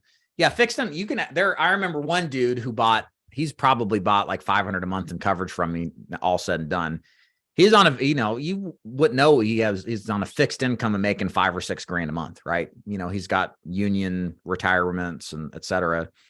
But that's how it is. You just don't know. You really don't know. I think that's the biggest point here, guys, is sometimes you guys won't see it as much being in telesales. That's a good thing. But for the face-to-face agent, this probably is a detriment. You walk into somebody's house and it's like, man, they're living in squalor and I'm supposed to ask for $200 a month. Like how insulting that is, right? But truly, you don't know what they're financially capable of. It's nice that you're on the phone and you don't have those kind of like visual impediments to talk you out of just doing what you're told. But the thing is just follow the script. You're not pressuring anybody here. You're not going to lose anybody if you've done a good job earlier asking for the budget like this. And what you'll find is it just ultimately benefits you. Okay. All right. How to handle that? I did not send in the card. Hey, no problem, Keith. I see that you put down that your age is 67. All I need is 5 minutes to do my job and deliver the information to you. What you do, it's up to you. How about I come by at 10 o'clock just to work better? That's what I would do if I was selling face-to-face. The only difference I would do there, because we usually don't use cards when we're selling over the phone, direct mail, I would ask a question, a report building question. Thank you, Final Expense Pros, Miguel. Beatrice, if the prospect doesn't have a checking account and they want to pay the year in advance, can we still consider to sell? Yeah, the problem that you're going to have in telesales is you got to get them to, how are you going to get that money? It's very rare that somebody will take action or initiative to write a check, which they don't have a check, right? Because they don't have a checking account. They got to go to money order and then mail the thing to you. Like it just doesn't happen in my experience. If they don't have a bank account, then it might seem strange they have enough money to pay for the year in advance. Yes, exactly. Sounds like a money laundering situation, right? Dealing with gypsies. I had a client, I had an agent once. I don't think we actually recruited him. He's like, my market is gypsies, or Roma people, right? And they all do payments for insurance with money orders. Kind of funny. So apparently it was money launderer. They probably pay $200 a month in cable TV. Yeah, man. You know how much money they spend on Newports and natural ice, It's more than the insurance and lotto tickets. Yeah, so it's like, don't get hung up on the price stuff, guys. It's a losing proposition. They'll buy if they want it. And what's the CPA on average, cost per sale? I don't know. It depends. 100 depends on the agent. 100 to 300. I think you could have acceptable cost per sales in that range, or cost per acquisition. Same thing. Yeah. Okay. Perfect. Okay. Cool. So I'm going to take a little break here and bring on Trinity Life here, one of our proud sponsors of the DeFord Insurance Group program here. And this is a great interview. You'll like this. Melissa is interviewing with me and Alvin, talking about Trinity Life as a product. If you're interested in Trinity, this will tell you a lot about the product, how it works, give you some confidence to why you should sell over the phone with Trinity. Not a lot of people know about this company. It's a smaller company, but it's a high quality company. One I've worked with probably since 2014, 2015, highly recommended to my agents and to any agent that really wants a good company. So with that said, we're going to turn it over to Alvin and Melissa. So let me go ahead and share my screen, and then we'll be back in a moment.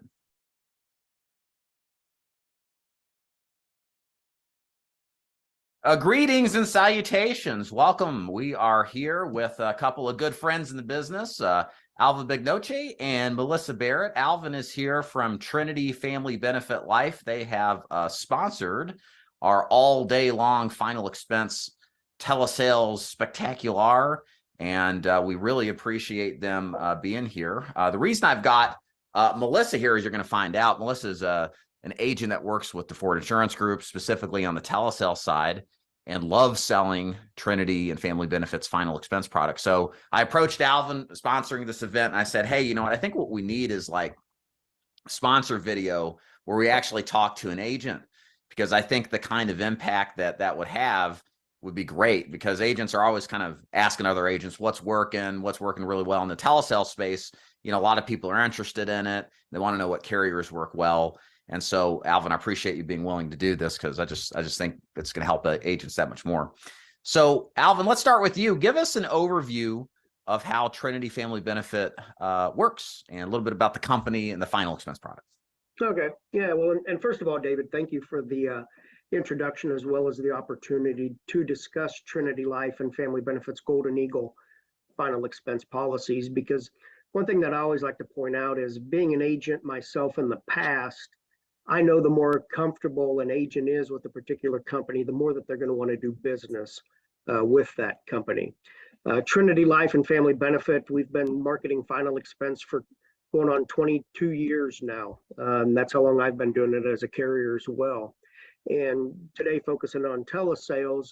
When it comes to telesales for final expense, we have two options. One, David, is a voice recorded paperless option, which is actually a telephonic application. And the other option, it's an e-app with a short phone interview that we'll go into more details on that here a little bit later as well. So thank you. Yeah. So what's one thing I like, and we'll turn this over to you in a second, Melissa. We use Trinity and Family Benefit a lot on the final expense side, because when you're doing telesales, one of the biggest things you've got to make sure you do right is get a carrier that actually is friendly to the telesales process. There are a lot of carriers that can be done over the phone in theory, but they require like multi-step processes to get electronic signatures. Trinity is not like that. There is one carrier in particular that requires 2 email signatures. And if you're sitting across the digital divide, and Mildred, our archetypal final expense client, can't figure out how to click the button in her email, watch your money flush down the drain, because that's just how it is with our clients, unfortunately. So, and Alvin will explain that a little bit later, but the process with Trinity Family Benefit is so much smoother. It's easier. And it's just awesome. So Melissa, let's bring you in here. You've been doing telesales. You've been in the business forever, but you've been in the final expense telesales space as maybe like last 6-12 months or so. You decided to make that transition. Had a great interview with you the other day. Thank you for that as well. Tell us a little bit about yourself and why you, out of all the carriers out there, you specifically chose and lead with Trinity and Family Benefit Life when you can, when selling final expense over the phone. Well, about me, I've been on the phone 6 months now, but I've been in the business 15 years. And so I decided recently to transition to phones. And actually, I met Alvin at your DeFord training in Nashville. So he had an awesome presentation, sold me on the company. But one of the things, now that I've experienced what he mentioned in Nashville, he was 100% correct. And so what I like most about Trinity Family Benefit is how they treat me as the agent, because then I can offer their program in good conscience, knowing that they'll take care of the client because they take care of me as the agent. Yeah. Every time I call, there's a live person, not an automated system that answers the phone. I'm always able to get the answers that either my client or myself needs. And so I appreciate that. I think service is important. Over my 15 years, I've worked with many carriers who home office is an absolute nightmare. And that makes my job more challenging. It's already hard enough working in sales. That's a stressor. And all commission sales is another stressor. But then if you have this additional stress from the home office or the carriers, it just makes your job that much more challenging. So it's refreshing to have a carrier that takes care of the agent, who has a seamless process and that's able to take care of both the agent and the client. Yeah, I'll pop in here and put my agent hat on. I sold final expense from face-to-face 2011 to 2017. And one of the things, and I had used Trinity Family Benefit probably since 13 or 14, Alvin, probably is when I was writing business pretty consistently with you guys. And one thing I like about y'all is like, it's so hard to, even harder nowadays, to find a company that doesn't treat you like another number, and you get so much more of that now. You can call in and actually talk to the underwriter and get cases run by if you have questions about trying to place business. Alvin, you answer the phone like you're just ready and willing to take any phone call. It's funny. It's like, it's pretty simple to get you on the phone, and that's hard to come by these days because most people don't want to pick up the phone. Try to avoid picking up the phone. Well, yeah, we're probably one of a few companies that agents will ever run across, and I, as vice president of marketing and even the founder of our company, Greg Zahn, we both started our careers as independent agents. So we've been in the agent's shoes. We've given hundreds, if not thousands, of presentations, lived on commissions. So we know what it's like. So yeah, we're definitely, and I hear that a lot, more of an agent-friendly company. Obviously, we have attorneys and accountants, but we kind of run the company on more of a marketing viewpoint. Right. And then that is a rarity. Go ahead, Melissa. Hop in, please. I didn't know if it was okay to mention that I didn't want agents flooding his phone, but there's never been a time I've reached out he wasn't there. In fact, I was completing a phone interview at 8:00 a few weeks ago, and the interviewer nor myself knew the answer to the question. And of course, at 8 p.m., home office is closed. So I called Alvin. I'm like, I know he's probably having dinner, but he got us through the interview. He got it taken care of. It was a nice size deal, $150 a month. But I appreciate that. Like I said, there's never been a time I've reached out that he hasn't been there for me. Yeah, that service element's so important. Well, the longer you're in this business, the more you appreciate that stuff. It ain't just about price or even how easy the product is to use. A lot of it's just like, can I actually talk to someone? Do they actually feel like they care? Because it's just hard to find, man. It really is. So let's go back to you, Alvin. Let's pivot back. Let's talk about, we mentioned some kind of the benefits to the telesales application process. Can you dig into that a little bit with us and any other kind of benefits, thinking from the perspective of the telesales agent, why they would want to sell Trinity Family Benefit over the phone? Well, we have a host of reasons, not only necessarily for the telesales, but even for the agents that do face-to-face as well. But even on, if we were to look at the telesales aspect, we have the two different ways of doing or conducting an application. One of them is the telephonic application. A lot of our agents like that because everything is voice recorded from start to finish. They don't have to worry about the DocuSign. They don't have to try to explain, okay, you're going to get this email or a text message and try to explain it to a 75-year-old on their flip phone and how to navigate that. So a lot of them like that avenue. Then we do have the other option of the e-app. The e-application, it does come with a DocuSign. We also conduct a telephone interview, a short one with that e-app as well as the telephonic application, because what that point of that telephone interview is two things. One is to not only give you that point of sale approval or decline, but the other thing that telephone interview does that agents often don't realize until it's maybe a little late, but that phone interview protects the agent. If and when a question ever arises, whether it's from the consumer, the family, DOI, an attorney, whoever, and when we give them a copy of that telephone interview, we never hear from them again. You know, that resolves it. But again, I think you both kind of hit a couple of the key things on the head earlier, that with the ease of doing the business, being accessible to the home office, whether you need the underwriting, the marketing, the contracting, the commissions. You know, so again, there's a host of reasons, but on the telesales, we have the two different options. If the agent prefers the voice recorded, or if they prefer the DocuSign, we have them both covered.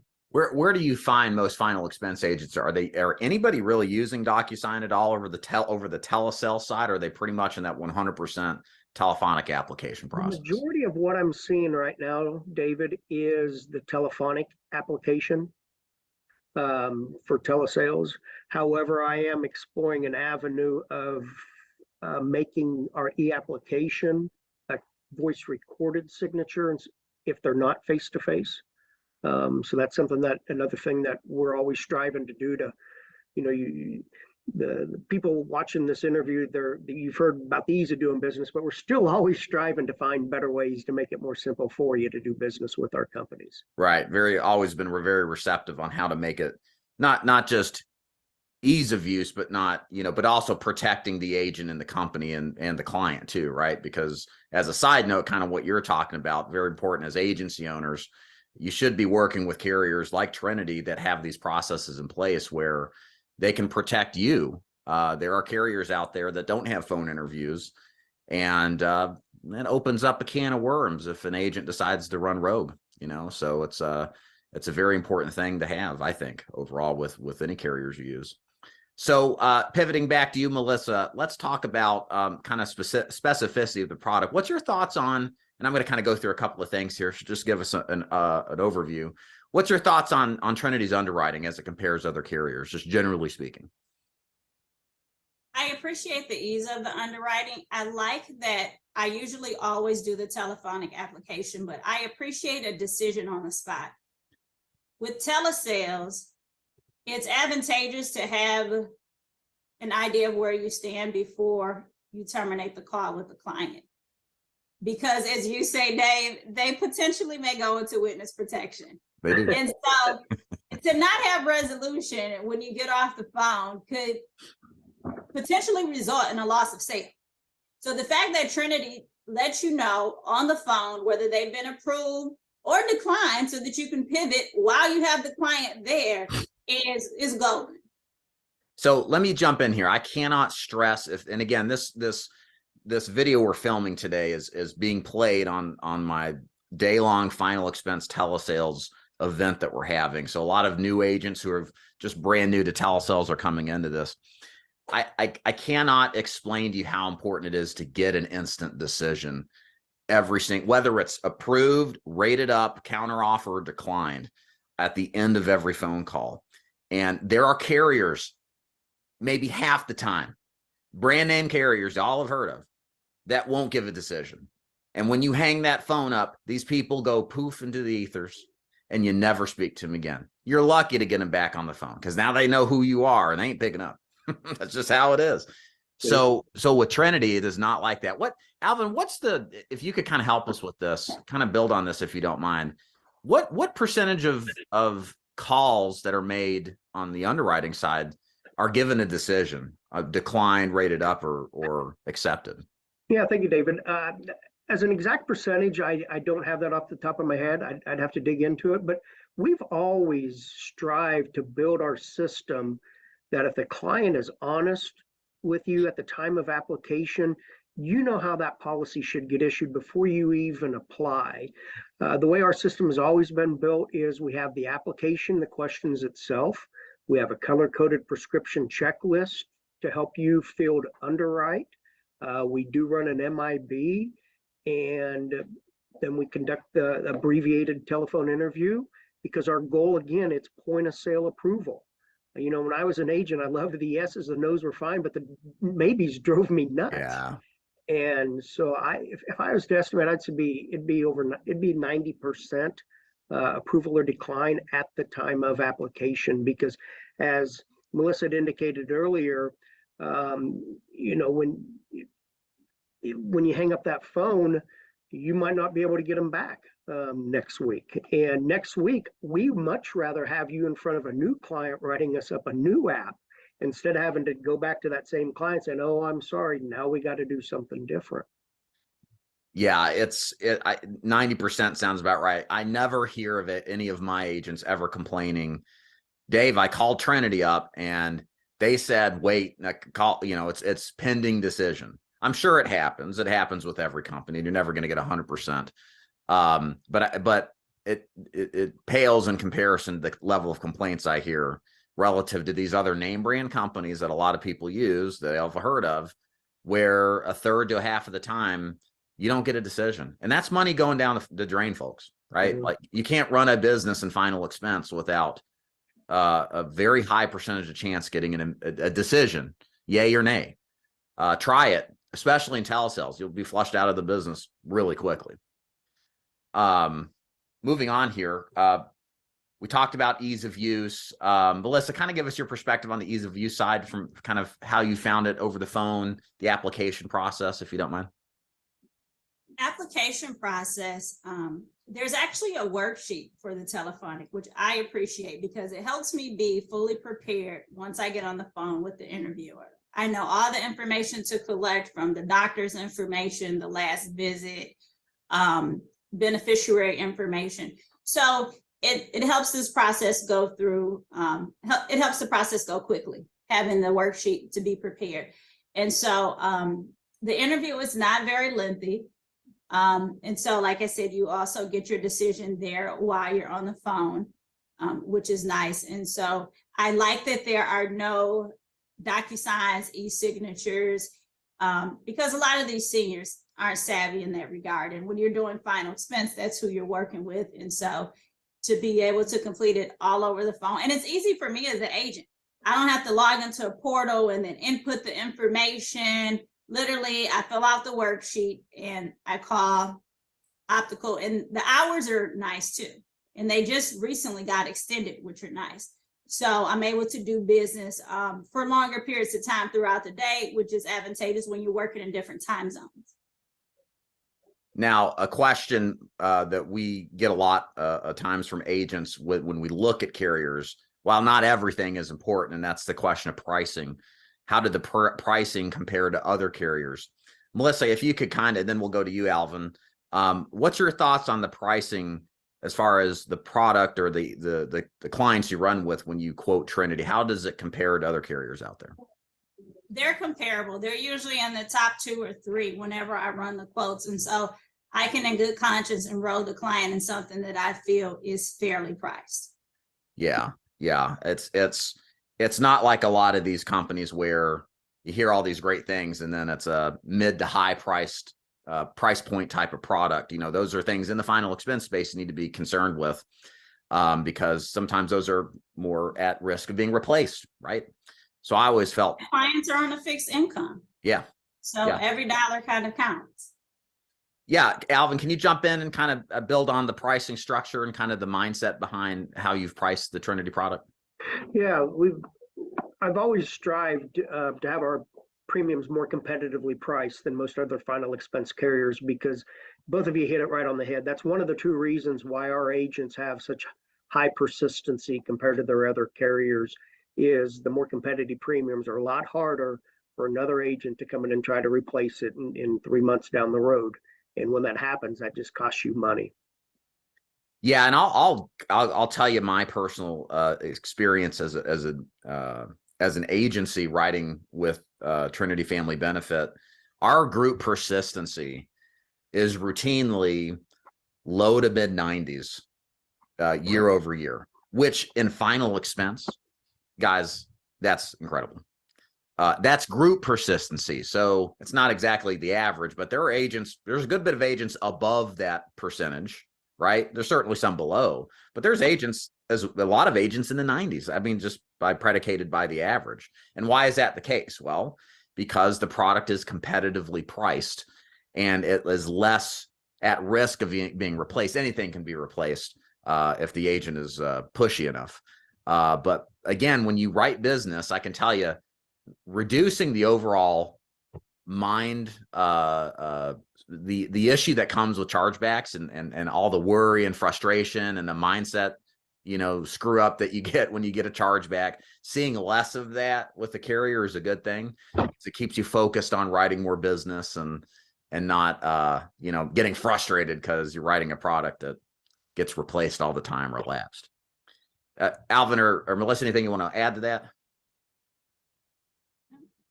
No, I think we covered it. We're going to beat most other carriers' rates. Yeah, absolutely. Very good. So, bottom line, I've worked with Trinity Family Benefit for many years now. Melissa getting started has, and we both have the same agreement. This is a great company to use if you're selling over the phone. It's got everything you need. It's competitively priced. It's easy to use. And it's going to do a great job, and you're dealing with a company that's not going to treat you like another number. Very accessible people who run the company, and that's such a refreshing change from the norm of what we all experience with how things are. Any last words, Alvin, you'd like to add to this? Anything else you think our audience needs to know? Well, we've talked about the ease of doing business and the competitive premiums. And again, there's a whole host of different reasons why agents would want to choose to do business with our companies. Everything from the Social Security benefit billing to accurately time the client's premium payments to the day Social Security deposited money into their account. Like, for example, January 1st was over New Year's weekend. And being that it was a weekend, the government deposited money into their people's accounts on Friday, December 30th. So if the agent told us their first of the month client was Social Security related, we drafted it on Friday, December 30th. We didn't wait until Tuesday, January 3rd, 4 days later when the banks were open, because a lot of those people, the money would have been gone by then. And then the agent gets a notification saying, hey, your client's premium didn't go through, and the agent goes out to try to see them, and they say, I don't have money till next month. Next month they go see them. I can't afford 2 months premium. The policy lapse, and then again they'll get a charge back of commissions. And that's the second reason why our agents have a lot higher persistency with a lot less headaches. So that allows them to make make more money over time. Yeah, absolutely. Melissa, anything you'd like to add as we wrap it up here today? Appreciate you taking time to kind of explain things from an agent's perspective. Oh, absolutely. Well, of course, Trinity has trips. Most carriers have those nowadays, but also there's a lead bonus program, which I find to be amazing. So it's based on your monthly production. And for people in the business, leads are our lifeline. And so to have some help with that, to cut that expense down, is amazing from an agent perspective. Alvin, can you hit on both there's a couple of the unique thing about the trip? Absolutely. And then the lead bonus too, and then we'll we reward quantity of business in two ways. One of them is exactly what Melissa was referring. Well, actually, they both were. The lead bonus program.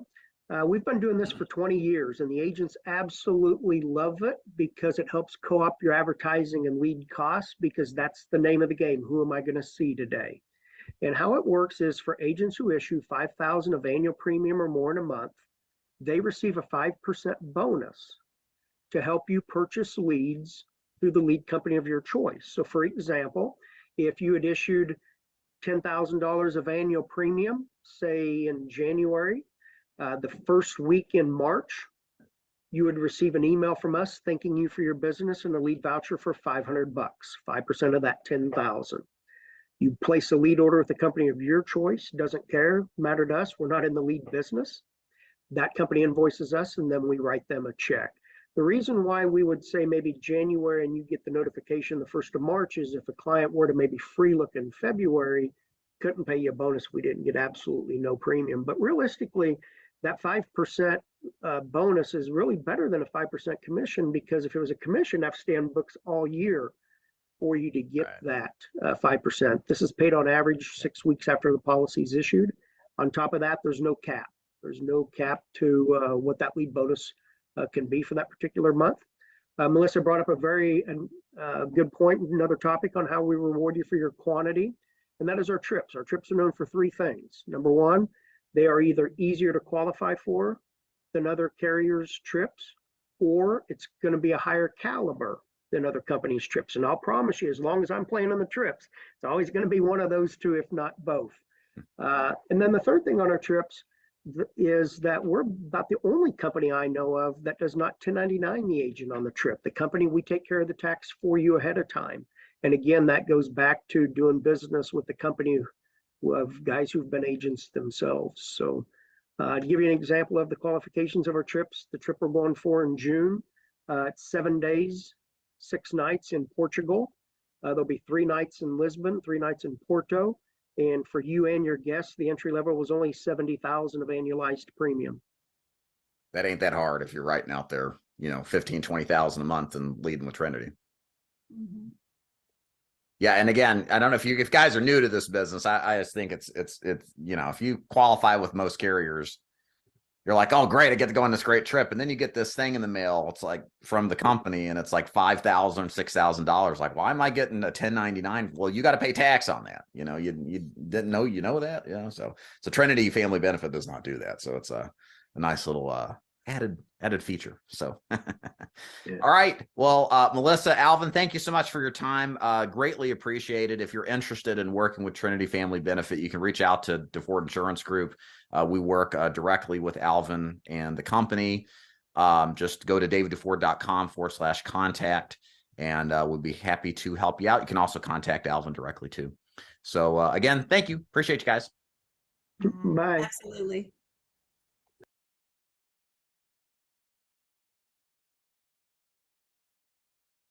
And we're back. Greetings and salutations. Hope you guys enjoyed that great video from Trinity Family Benefit. Excellent company, highly recommended.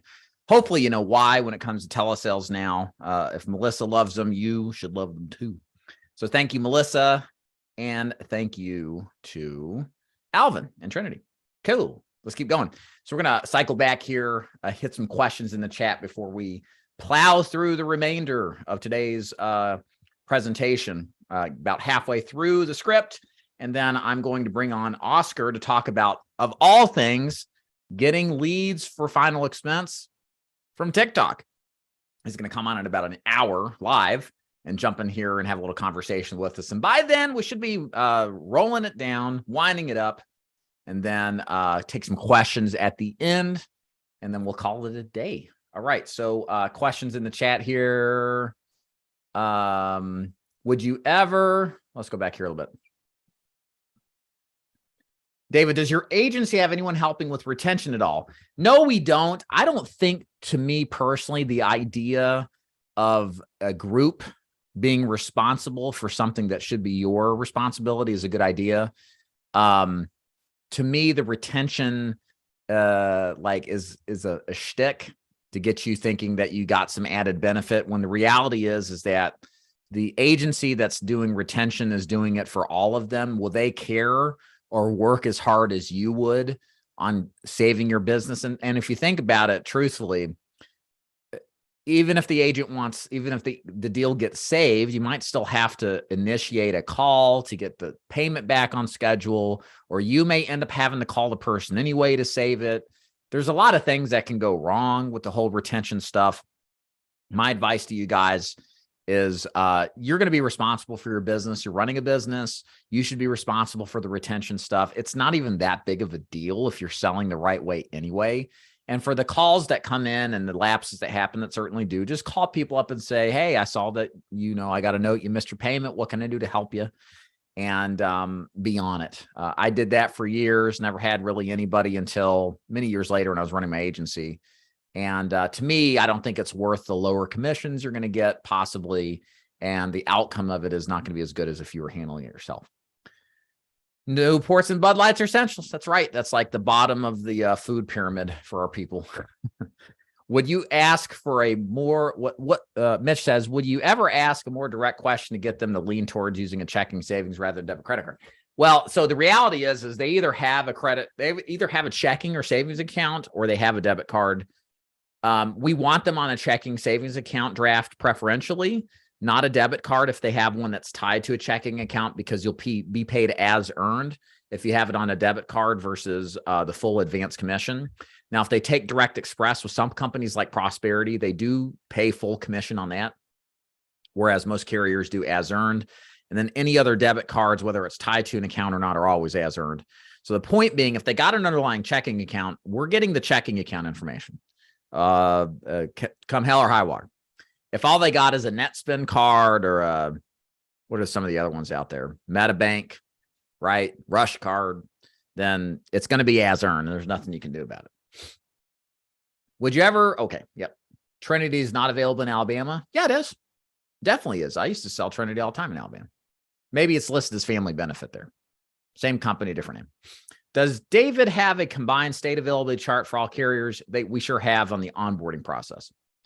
Ken, are most final expense IMOs MLM? Yes, they are, but not mine. Well, I would say this. I think there's a cause to clarify. The hierarchical structure for all insurance sales is a multi-level marketing structure. It's a direct sales business model with distribution channels. The carriers at the top, the large distribution sales organizations, those are called national marketing organizations, are below the carriers, and it kind of feeds off in a pyramid shape to the direct agent, which is to an agency, which is to an FMO, field marketing organization, so on and so forth.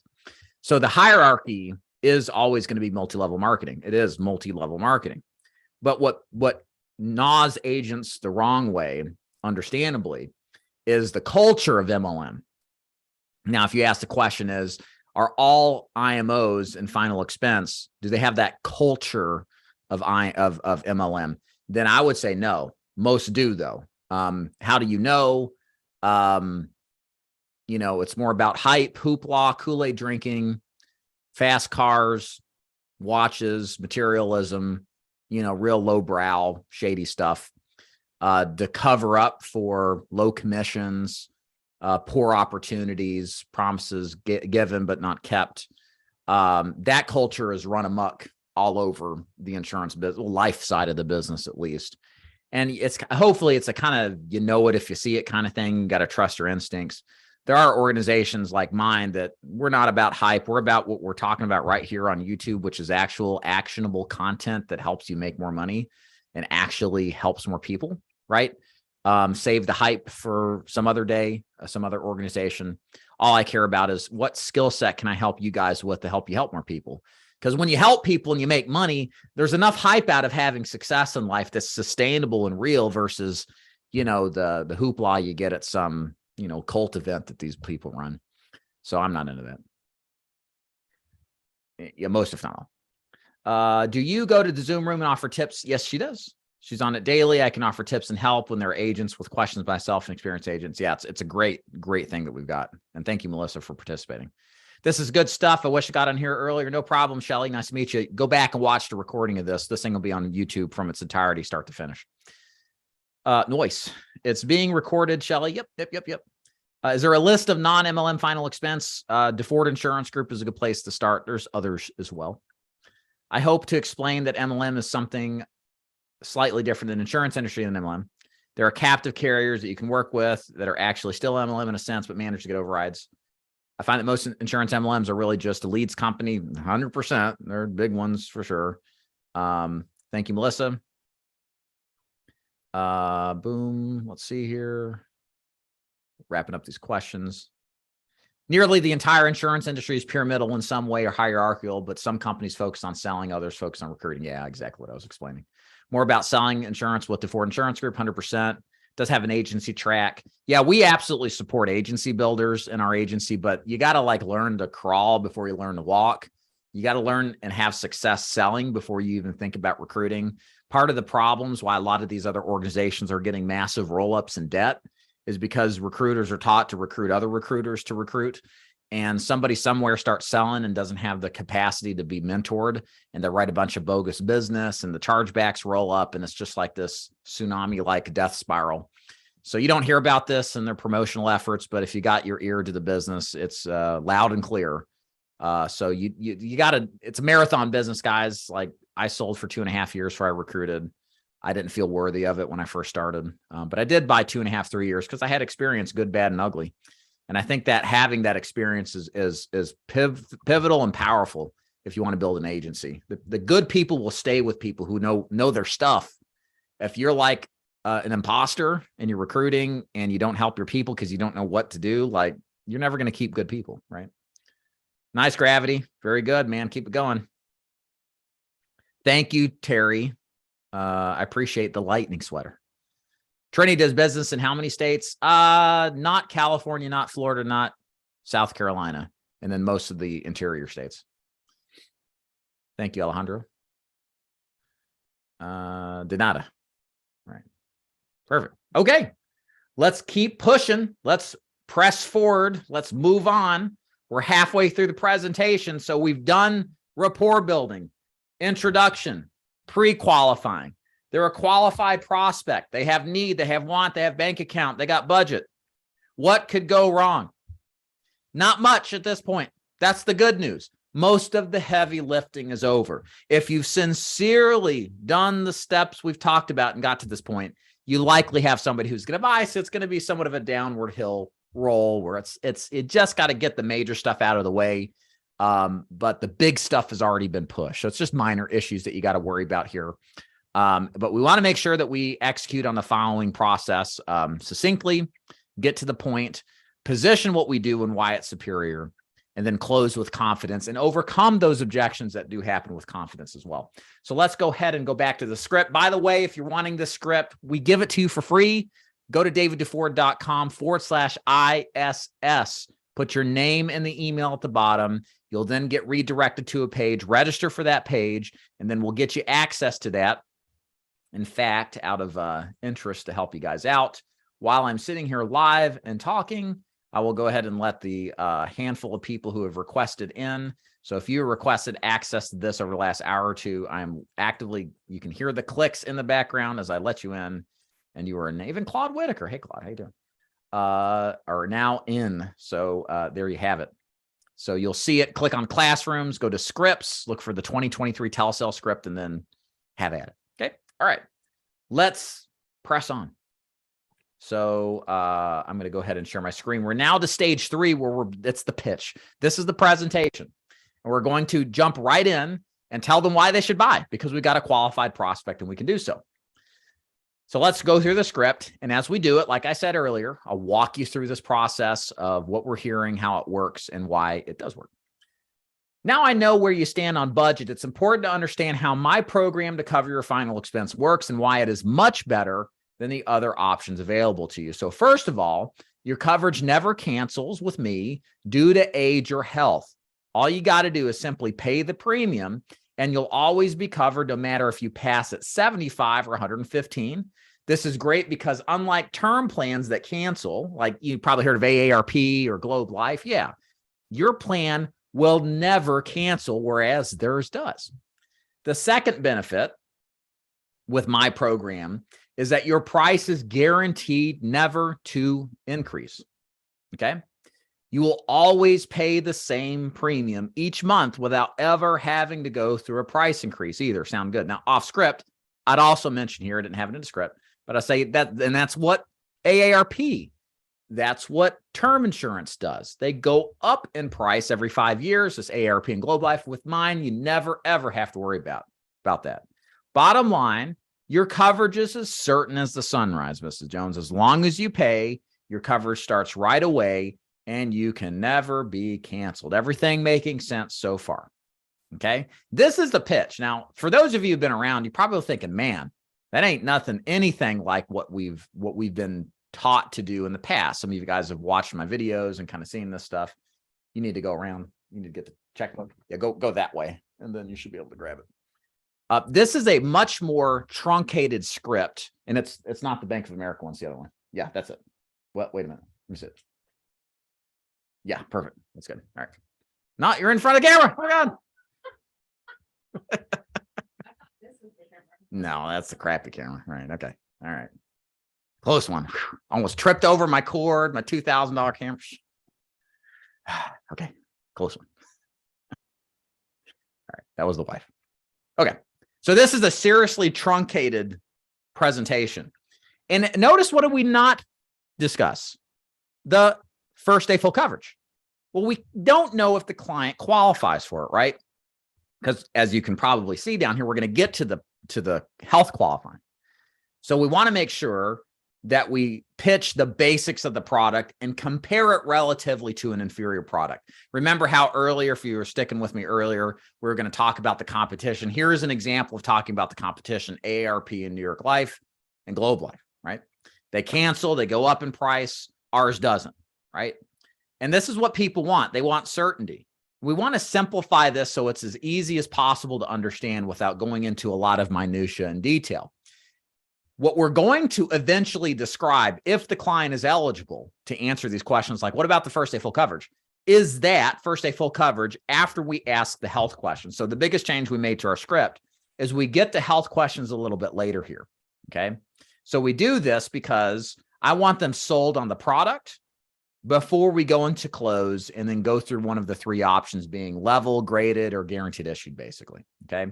So at this point, once they're like, yeah, that makes sense, it sounds really good, then we pull up the cheat sheet here. This is, I'm sorry, not a cheat sheet, but this is our pre-qualification sheet. So we walk through this. We have our agents make a copy, save it, and then they fill out all these questions here. We go through this list of questions and then put down medications here at the bottom. And the idea behind this is that we are collecting their information and data, so then we can approach and use our cheat sheet to then qualify the clients further as to figuring out which of the options best fit for the client. Okay.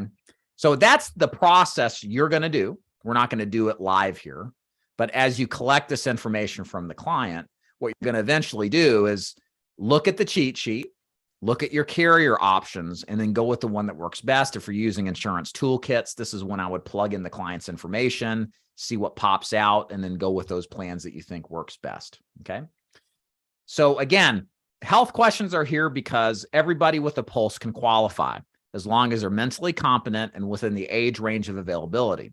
So they can get some kind of plan.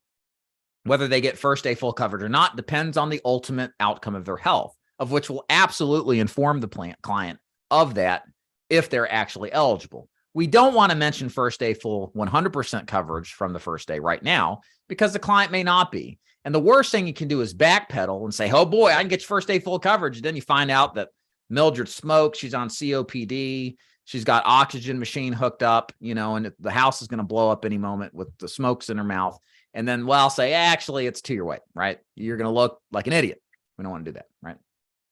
So we save the outcome of how quickly the coverage comes into effect after the fact. Make sense? So quick questions here in the chat. If there's any quick questions, opt in, then you can make a free login on school. Yes, exactly. Is the pitch available? Log in and go over? Yep. Very good. Cool. All right. Always be closing. Look for family benefit, Andy. Should be there. Okay, cool. We're good. Okay. So that's the pitch, guys. I mean, it's a real simplified pitch. If you've been with me long enough, it's like, that's the shortest it's ever been, but it gets to the point. And that's the idea, especially over the phone. We want to really compartmentalize what we're saying and get to the point so the client clearly and coherently understands what's going on. Okay. So now let's close them. We imagine we've underwritten our client. We've figured out which company it's going to be.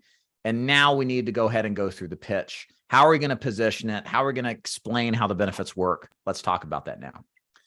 All right. So let me tell you about the company you can qualify for. So the company is called Prosperity Life. They're out of Newark, New Jersey. They've been in business since 1914.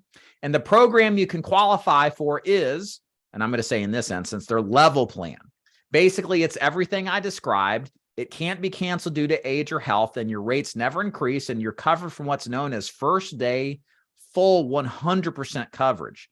And the reason I'm recommending this company and plan to you is because your health is fantastic, and at your age, they have some of the most competitive rates. So let's break down and deconstruct what we've just heard in this section, okay? Very, very important. I'm presenting the company to the client. Notice I say very little about the company, the name of the company, where they're at, and how long they've been in business. Ladies and gentlemen, your client could care less about AM Best ratings. They don't care about the balance sheet. They don't care about the leadership, all right? They don't care. Do you know what they do care about? Why should I buy this company versus the litany of other options out there? And that's why we include in this section why we're recommending this plan to them. So you see this down here at the bottom. The reason I'm recommending this company and plan to you is because, well, it just depends on the details of the client. Do we recommend this plan because their health is great and this is competitively priced? Maybe it has something to do with the overall the health of the client. Maybe they have COPD and XYZ companies, the best thing since sliced bread, and we choose it because of that, right? So we want to mention something unique and specific, relevant to the client as to why we're choosing this company. Again, I want them to know why I'm picking a company versus another. I'm not just arbitrarily picking it because I just want to. I'm picking it because I care about the client and getting them the best value. And I'm going to explain to them why, because they're not going to know why. And sometimes it leads them to be suspicious. So I've never heard of this company. Why would I want to pick it? And they don't get a reason. They're going to be suspicious, right? So we're overcoming an objection potentially by saying, hey, here's why you should buy it. Because it does this and this for you, and most companies don't. Make sense? Also here, skipped over this. I like to describe how their program works, remind them it can't be canceled due to health or age, and the rates never increase. And then I describe how the coverage works and why I recommend it. Now, I'll go down here and say, let me explain a little bit further how, this is like a tricate decision tree matrix, depending on if they're modified or guaranteed issue, graded, or first day full coverage. Okay. So I want to make sure that's clear to them. I'm not saying it's 100% coverage if it actually isn't, right? I'll say it's graded plan or it's guaranteed issue. And I'll still explain why I'm offering it. But then the next step is based on what they have, I go for, after I say, so I'm recommending because blah, blah, blah. But let me also explain what makes this plan unique. This is what's called first day full coverage. This means that you are fully covered right away from the first payment date. So no matter what happens to you, if you die by accident or natural causes, you're fully covered immediately. Pretty cool, huh? So that way I'm explaining this added benefit because they're eligible for coverage. If they're graded, we say the graded stuff. We explain it so they understand how it pays in each year. And then if it's guaranteed or modified, we explain there's no full coverage for the first 2 years. And then explain why it's the best plan. Over the long term, this is the best program for you because once you're fully covered after 2 years, no one can take the coverage away from you, no matter your age or health. Make sense so far? So we go through this process, okay, of explaining the different options, selling them on why it's good for them, right? Because I don't like to get my clients guaranteed issue or a graded plan, but sometimes people's health's pretty bad, and that's just the only option we got, right? So I have my responsibilities to sell them on why they should get it anyway. And if you're limited in options, whether because you're captive and you have one product, or you just don't have, or you just have all the companies, but your client's health is bad, what you have is the best option for them at that moment in time. So you shouldn't downsell it because of that. You shouldn't be like, oh, shucks, well, I'm sorry, I can't get you. Well, they just don't qualify. This is the best you can do. Therefore, you should be happy. You should be excited because they, in their bad shape, many times can actually get something. It's a good thing. And it's probably even more important, actuarially speaking, to get somebody in bad shape, a 2-year waiting policy, than get somebody in good shape, first day full coverage policy, right? Because the statistical chance of them dying is higher, so they need coverage faster. My point is don't worry too much if you get stuck. And I say this a lot because I used to. If you only can sell because of a limited coverage plan because of their health being what it is, it's not your fault. You're doing the best you can, but make sure to sell with enthusiasm and conviction despite that. Okay. All right. Once you do that, now they're on board. They're like, okay, I see how it works. At this point, it's time to present price. Okay. So looking at the budget you gave me to work with, remember the client, let's say prior said they could do 100 to 150 a month. That's what I'm going to keep in my back pocket. I'm going to show you 3 programs. Please write the following numbers down. Here's how I do that. Let me see if I can go to my whiteboard. I should have a whiteboard here. All right. So if this is the whiteboard, I tell them, I say, okay, write this down. You're going to put $10,000, right? Like that. Okay. So next to the 10,000, put 51.23. Let me know when you got that. Perfect. By the way, slow down as you say these numbers. Don't zip through it. They may have to take a minute to get their pen, then it doesn't work, and then they write slow. So the next number I want you to put down is $15,000. Put that under the 10, and then put down 74.69. Okay. Notice how we're saving 51.23. Well, is it $51.23? Maybe they heard $15.21. Sometimes words, again, because it's transferring over the phone and the quality deteriorates, you want to say it by numeral, 74.69, not 74.69. It's better understood. And then $20,000, write that under the 15, and I want you to put 99.99. So this is how we want them to write this out. So they can clearly look on a piece of paper, the coverage amounts and the premium, and compare and contrast and make an option. Now, I screwed this up. That's right. I actually screwed this up. I used the old way, but this is good because now I can explain the new way. So let me tell you how I screwed this up. Pretty funny, actually. So go back to my whiteboard. Anybody know how I screwed this up? The presentation here. Big mistake. Big mistake. Okay. Not that that's like wrong. It's just not as good as it could be. All right. So what we did there is we showed a budget, good, better, best, where the best is the highest and the good is the lowest, and we took a middle point. Here's what we do now. Let's say, so we use example. I'm just going to go back to our original example. We said $100, $150 a month, right? So let's show you how we're supposed to do it now. So $100, $150 a month. So we're going to put down, and it can be exact. It's not going to really, it can be possibly exactly 100, but it's going to be more or less. So let's just say it's 101.53. So the good price should always be the low part of the budget. The better price, the second price, should be the high part of the budget, 150.19, right? Somewhere around the high side. The best side should be one interval above that, okay? So what's one interval? Well, it's approximately a $50 difference, so around $200 a month. So maybe it's 196.78, okay? Now, why do we do this? Because do you guys see the recent Alex Hermosi video where Alex was talking about starting a yogurt shop? Did you guys see that? Some of you probably know what I'm talking about. It just came out a couple of days ago. It's a really good example of how to modify options to preferentially get the higher margin option. So one of the things he was explaining in the video was there was a company. Well, it was a lot of these yogurt shops have stopped using small cups, and they only have medium, large, and extra large. And when they got rid of the small cups, the reality is that people reach for the medium, which is already highest priced, or which is already higher priced than the small. And because people fill up their cups all the way, the weight, which is the determinator of the ultimate price, long story short, is that they simply raise the average ticket price by getting rid of the smallest price.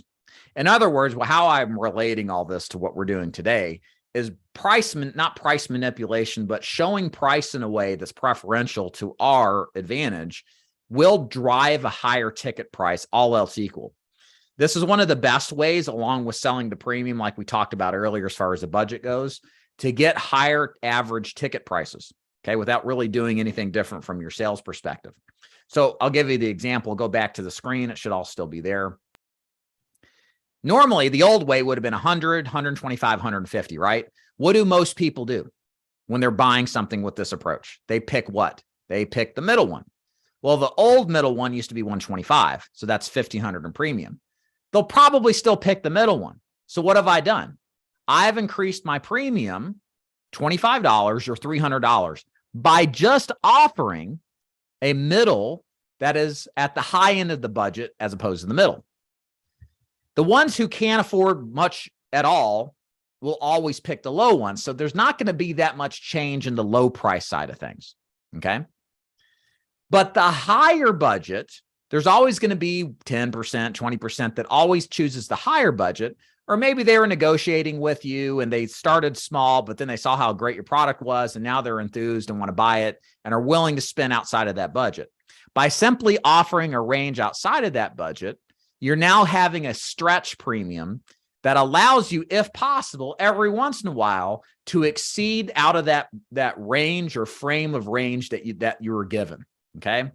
So the culmination of this pricing strategy, when you show premiums like this, is that you're able to keep the people who are on the broker side of life that just want to pay the less amount.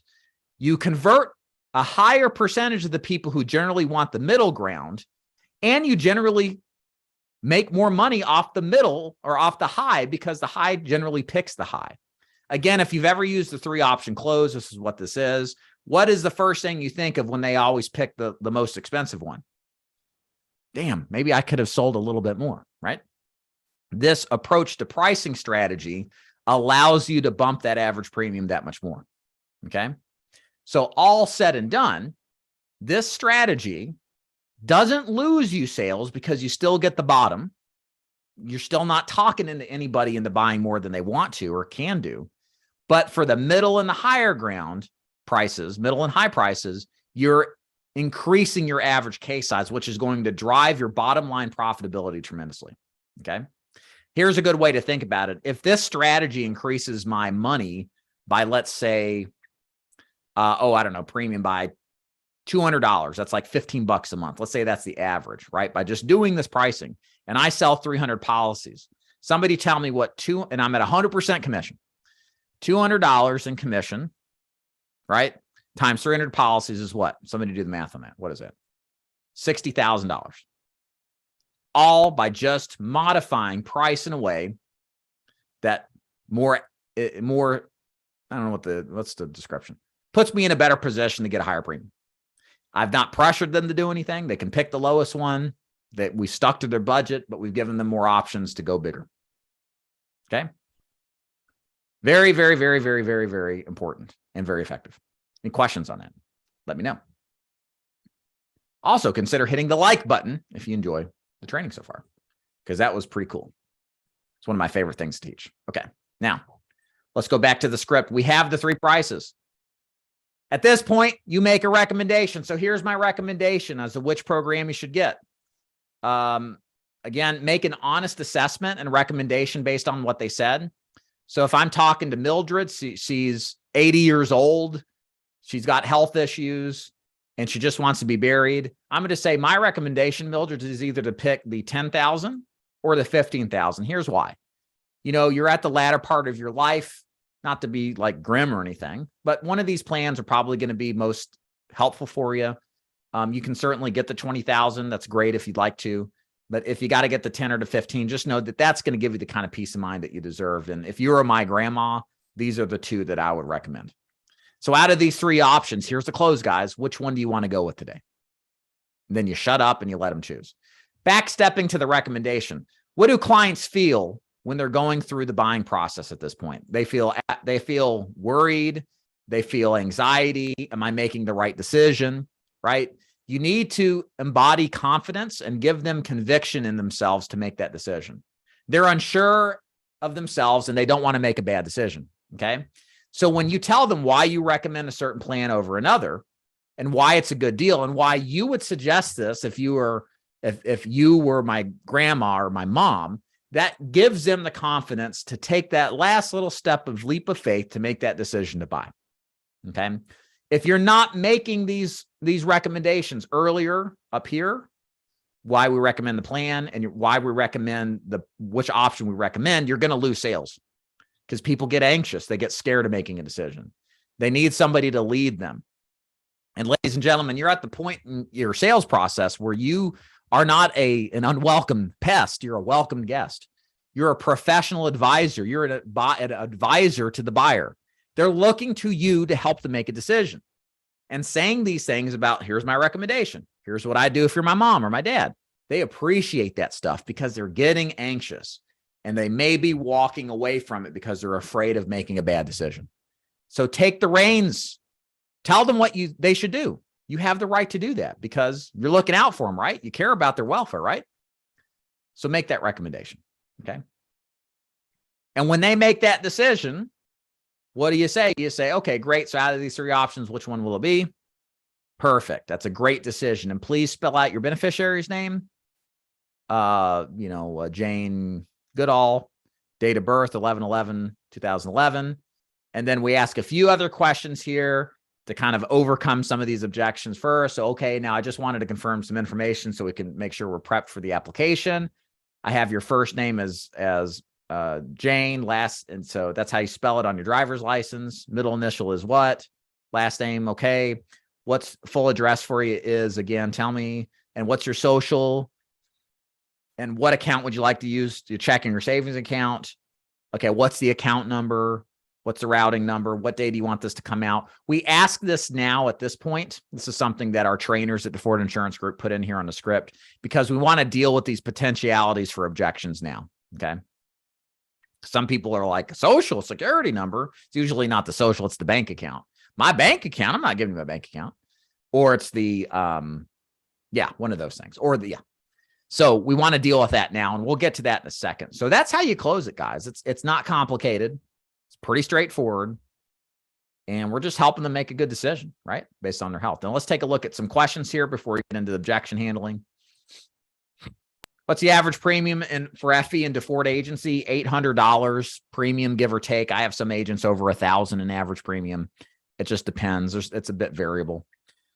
Do you ever explain to tier contestability suicide exclusions? No, I don't. And the reason is that it's not a bug of a policy. It's a feature. All policies have contestability.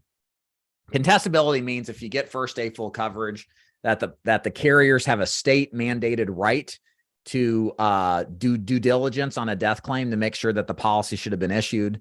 A lot of the information in the Medical Information Bureau and prescription check isn't up to date, or sometimes the client misrepresents, maybe lies. There is a difference. And the companies don't give first day full coverage out so people can die immediately. So the point is that the state gives the right to the carriers to make sure that the plan should have actually been issued. A lot of the times they get paid out. Sometimes they don't.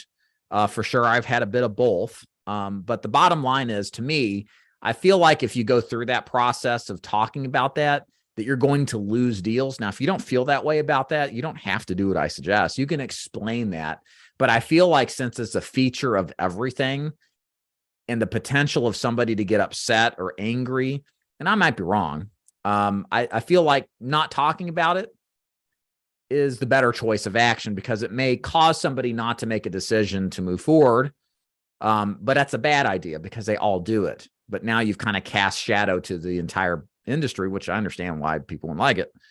But it's something that can't be avoided no matter who you are, which carrier you're with. So to me, it's like, it is what it is. But it's your call. Okay. All right. So let's continue on here. Let's go to objection handling. So sometimes they don't buy right away. They have some pushback. So what we're going to do here is talk about some objections that you're going to hear. We're going to go through them real quick. real simple objection handling. There's really only three objections that you'll get. I need to think about it.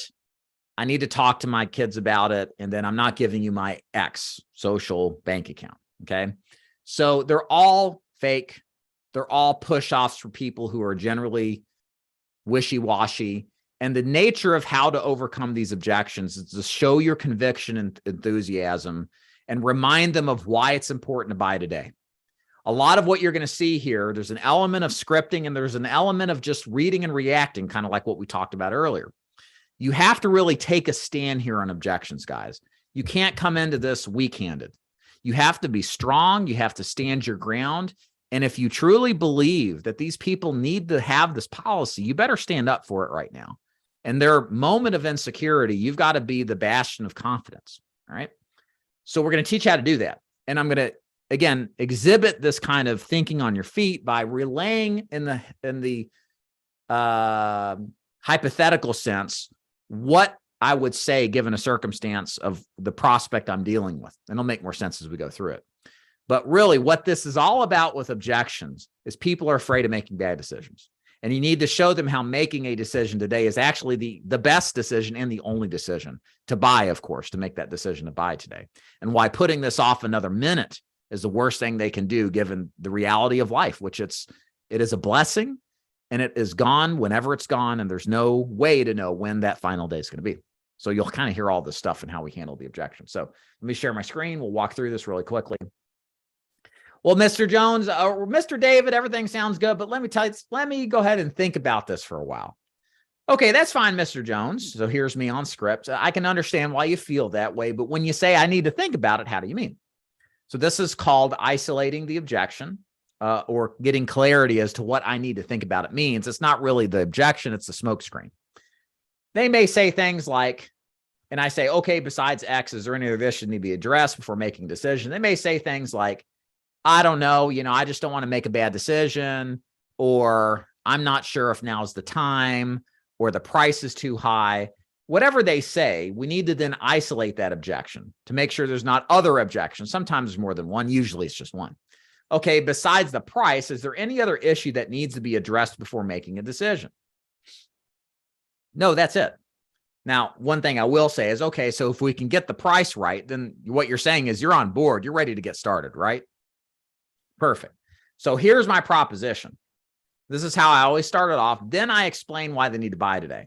Mr. Jones, here's the thing. You know you need this plan.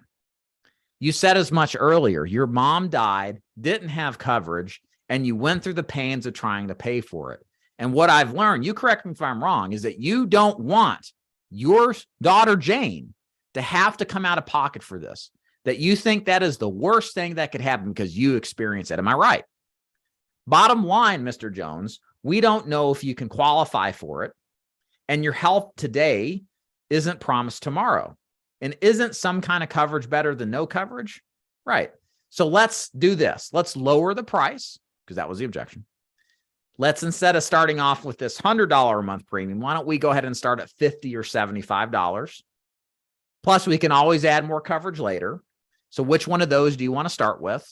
Okay, let's start with the 50. And so who do you want your beneficiary to be? The thing that I want to be kind of take home with you here is that in any objection that you get, you need to remind them of the need and the want. When I was talking a moment ago about, remember what you said about your mom dying, how terrible that was, how you didn't have the money and you had to struggle. You also said what? You didn't want your daughter to go through the same thing. So bottom line, you need this. There's no question. Am I right? So if you remind them to agree with the need and the want, they're still bought into the idea of buying it. Well, now you need to go to work on figuring out how to make it acceptable. In this case, if it was price, and I would say, great, let's do this. Let's not do the 100. Let's start with something less, maybe 50 to 75 a month. And then maybe look at adding more later when your budget works, because something's better than nothing, isn't it? Makes sense? So, okay, so 50 is 5,000. You have to draw some prices up here. 75 is this. Which one do you want to start today? So go back to closing them on another lower price. Does that make sense? So that's how we handle the I need to think about it, because there's usually something else underneath it. Now, a lot of the times, if you follow our script correctly, it's just a hesitancy about making a decision. It's really what it is. People are just afraid. They're world-class procrastinators. They know how to procrastinate. So you have to go back to the reason why. You did this because you know you needed it. Your mother died without coverage. You've lived through this already. You know you don't need to take another minute here. This is why you need to get this started today. Your health isn't promised tomorrow. You may not be able to qualify for anything. Let's get you started with something today. Why don't we go ahead and start with the 100 or the 150? Which one of these you want to start with? So you go back to selling them on the reason why and giving them that clarity they need to see that, yes, I need it, and to push them that extra inch or two over the finish line so they feel the confidence and believing why they should get it. Okay. The next one that we see a lot of is I need to talk to my kids. Here's the script that I like. So here's my proposition, Mrs. Jones. I think we both agree that your children would prefer you having coverage over not having coverage, right? Yeah. How would you feel? Let me ask you this. How would you feel if your children had to pull 10 grand out of nowhere to pay for your funeral expenses? Pretty bad, right? Yeah. And further, would you expect your grandkids to pay for your kid's funeral? Well, of course not. So here's what we're going to do. Let's get you qualified with this plan. And then, yeah, you can show your kids the plan after the fact, and I can help answer any questions that arise then. So out of these three options, which one do you want to go with today? And I would say, so who do you want your beneficiary to be? Say, yeah, I like this 10,000, but let me talk to my kids about it. If they said that, I would say, okay, so who do you want your beneficiary to be? Does that make sense, y'all? So again, you got to show them conviction. You got to show them clarity. That's what we're doing here. Now, the last two are where you're going to hear this is right up here where we talked about the social security number. People won't give it to you because they're afraid again of their information getting stolen, or they're just, this is hesitancy sometime. And this is kind of their excuse not to move forward. So here's how we handle those objections. Hey, I'm not giving you my social security number. Hey, I can understand that. And here's the thing. Bottom line, you know, you need coverage, right, Mrs. Prospect? You told me as much, considering you've talked about wanting your loved ones to have peace of mind and not worry about paying for this expense. And in order for us to get you approved, the company has to pull medical records. And the way every insurance company does this is by using your social. Now, rest assured, your privacy is 100% safe because the info is stored with the carrier, not me. And if I don't live up to my promises, I will lose my livelihood, meaning I can't do this anymore. And I won't be able to put food on my table to take care of my kids, as all companies take your information seriously and aggressively get rid of and fire agents who don't. So what's your social again? So this is, like we teach sometimes, the ASC way to handle objections. We answer the objection, we sell them on why it's okay, and close. And it's the very same setup here with the bank account information. The only word changes here is that, you know, we're collecting information. We have to do a withdrawal. It's how they all do it. It's what the company requires. We blame it on the company. You know, that's just not us. It's not our fault. Don't kill the messenger type mentality. The information is safe. It's secure. It's with the carriers, not me. They'd fire me if we did anything. So what's your account?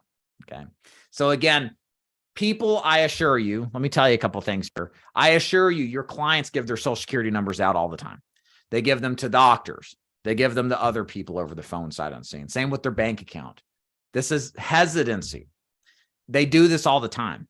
And what you need to do is take a stand and show them that this is the way to solve the problem. This is the way to get the peace of mind that they want, that it's okay to do this. It's okay to make this leap of faith, because what they're going to be doing is great for the people they love and they want to take and protect.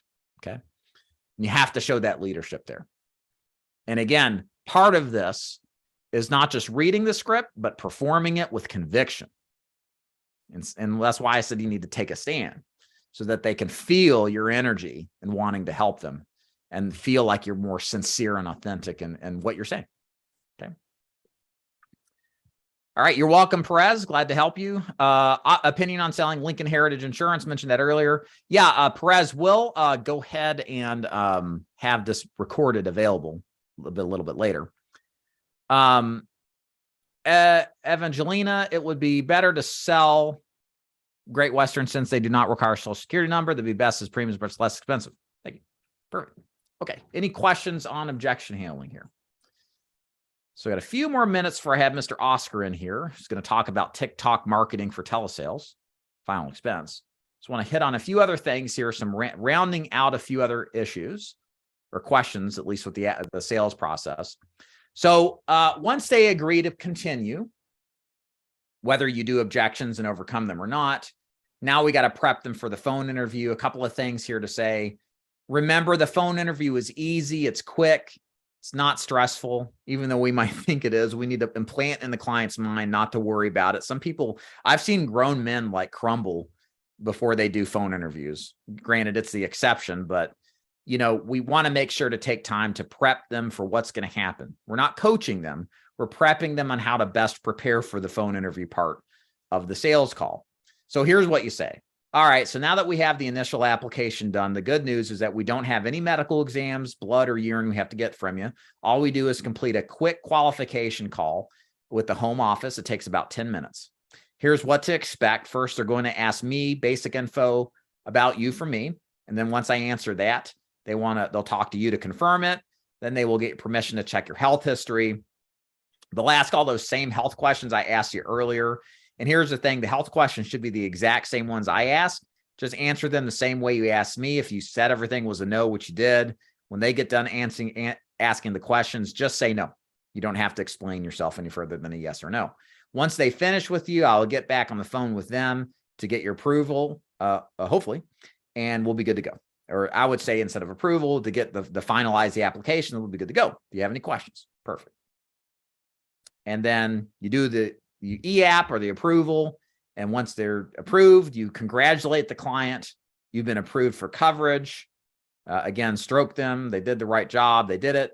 And then at this point, you transition to the cool down. This is the last part of the sales presentation. It's pretty simple. The purpose of the cool down here, y'all, is you want to give the client a lasting positive memory. Okay. Human beings are emotive, ultimately, not logical. Logic is second to emotions. What people remember are less about facts and figures and more about the feelings they have. I'll give you a perfect example. A little depressing, but it serves the point. I remember when I was 10, 11, or 12, and my dad, mom and dad are divorced, so some of you guys know. I haven't seen him in like a year. Was in town. He was going to come pick me up, and then I was going to spend the day with him. Okay. So he was going to come at a certain time. I had my stuff ready. He's super excited. And I waited. My mom had left somewhere. I waited. My dad never showed up. And I don't know what was the problem, something in business. And he called me hours later and said, hey, I got to work. I got something to handle. I can't come see you. Sorry, bye. And so I hung up, and that was it. I don't remember any of the details of it. But what I remember is like the broken heart emotion, right? It's like you're supposed to see your dad. Your dad made a promise to you and you didn't keep it, right? So that's what I remember is the emotion. Don't remember any of the details besides sitting on the step and feeling bad for myself. But beyond that, I don't remember the facts and figures as to specifically why that was or what was said even to a much more specific degree, because our brains remember emotions. And I say all this depressing story to you because we won't want to leave our clients depressed. We want to leave them impressed, right? So my recommendation ultimately, after we wrap up with some conclusive things that we want them to write down, recap, speak back to us, the last thing we want to do is to talk about nothing important for 3 to 5 minutes. Okay. Go back to talking about spelunking.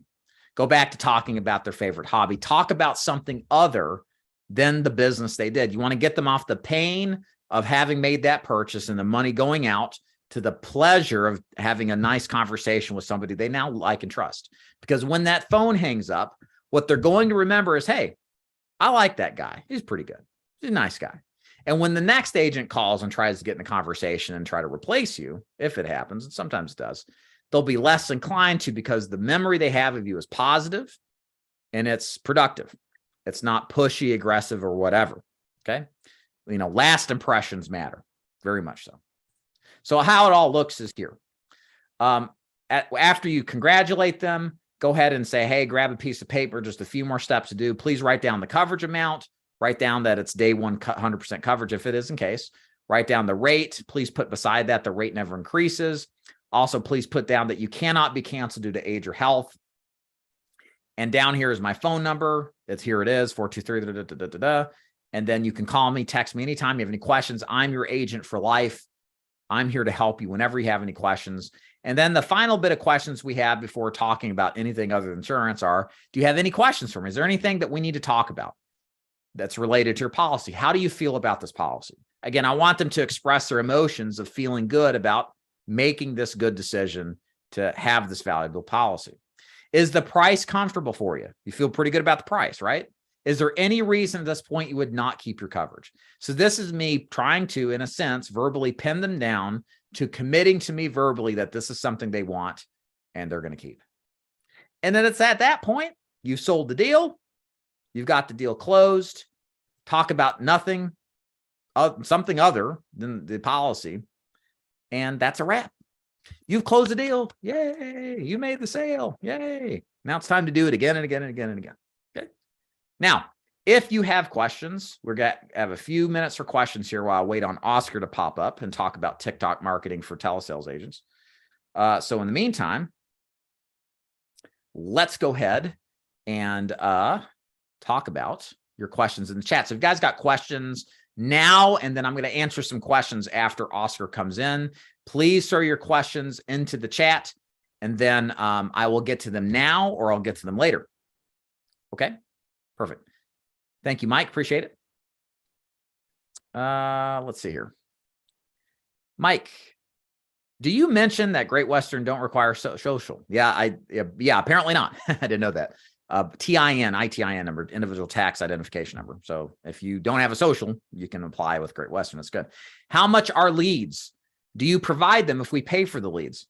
I don't generate leads. I use third-party vendors. Now, for telesales, I have agents who work in a call center where we provide the leads at a lower commission. But then I have agents who are brokers that buy their own leads and then at a higher commission because they're investing their own money. So we have options for both. One of the things that we do uniquely in the space of telesales is we have intense one-on-one mentorship for our agents that we select after we interview to join us, so that you get a lot of development on the script and you get a lot of, not so let's say hand-holding, but a lot of just coaching and mentorship to get you sales ready. And we aggressively get agents out within 10 days of starting with us to be sales ready. So it's a very intensive process. We don't select everybody to join.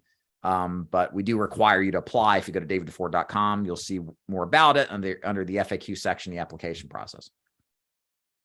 Lead price free if you get the free lead program. If you're full-time telesales, probably $750 to $1,250 a week. It's expensive, but the ROI is pretty high potential too. If you're part-time in telesales buying your own leads, about $600 to $800 is what I would recommend. Cost of leads with Great Western. How would you offer email or text them the details of the policy? If I were gonna do one of those, I'd take a picture and text it to them. Seniors are more adept overall with texting as opposed to emailing. The first opening paragraph, you keep the first insert question. You keep talking about the hobby. Yes, exactly. Yes, you want to talk about the hobby. The hobby is imperative if you want to develop rapport quickly and with more consistency, right? What better way to talk about something to a stranger than their favorite hobby? If somebody came up to me and said, "Hey, Dave, I heard you love jujitsu. How long have you been doing it?" "Oh, yeah, about 5 years." And then I have a little conversation. Well, at least they've tried and shown some interest, right? As opposed to BSing around on something that may just be of no interest to me, right? Your odds are higher to have a substantive conversation from a rapport building standpoint, talking about something of interest to them. So that's why we say do that. Genius. What a great idea to close with something other than insurance. Yes, because that's what people remember. People forget 80 to 90% of what we say, but they remember the emotions, right? So that's kind of what we're trying to purposely implant or imprint upon their mind. It's a positive emotional experience. AIG versus GTL. Not a if or either or, a both and. I like AIG, not for telesales. They have an electronic signature, great for face-to-face. I would prefer Great Western guaranteed issue, Joshua. GTL, Guaranteed Trust Life, is fantastic for telesales or face-to-face because they're a near guaranteed issue carrier. They're great because they will do 50% face amount in the second year of the policy, whereas guaranteed issue is full 2-year wait return of premium. Conditions that GTL covers that I like that are very common are congestive heart failure, Narcan or Suboxone use to treat opiate addiction. Also, heart issues within the last year are really common, and that will cover them better than a guaranteed issue carrier. So you're getting more coverage faster, which is why I like GTL. Is it possible to speak with you regarding the possibility of joining? Jane, here's how that works. Go to daviddeford.com, read the FAQ section on if you're interested in final expense. You'll see other products as well. Top to bottom, watch the video, then formally apply. Go to daviddeford.com/apply. We'll do an interview with you. If you'd like to talk to us about joining, I do a once a week Q&A call on the Insurance Sales Success Forum. This is the one I've mentioned. If you guys are interested in the script, go to daviddeford.com/ISS to join. It's free, no cost. You get the telesales script we showed today, plus a lot of other free stuff, including a once a week Q&A, Ask Me Anything. That's where you want to pop in to have more questions to ask about joining Ford Insurance Group. Is this video going to be available? Sure is. Hey, Format Alan.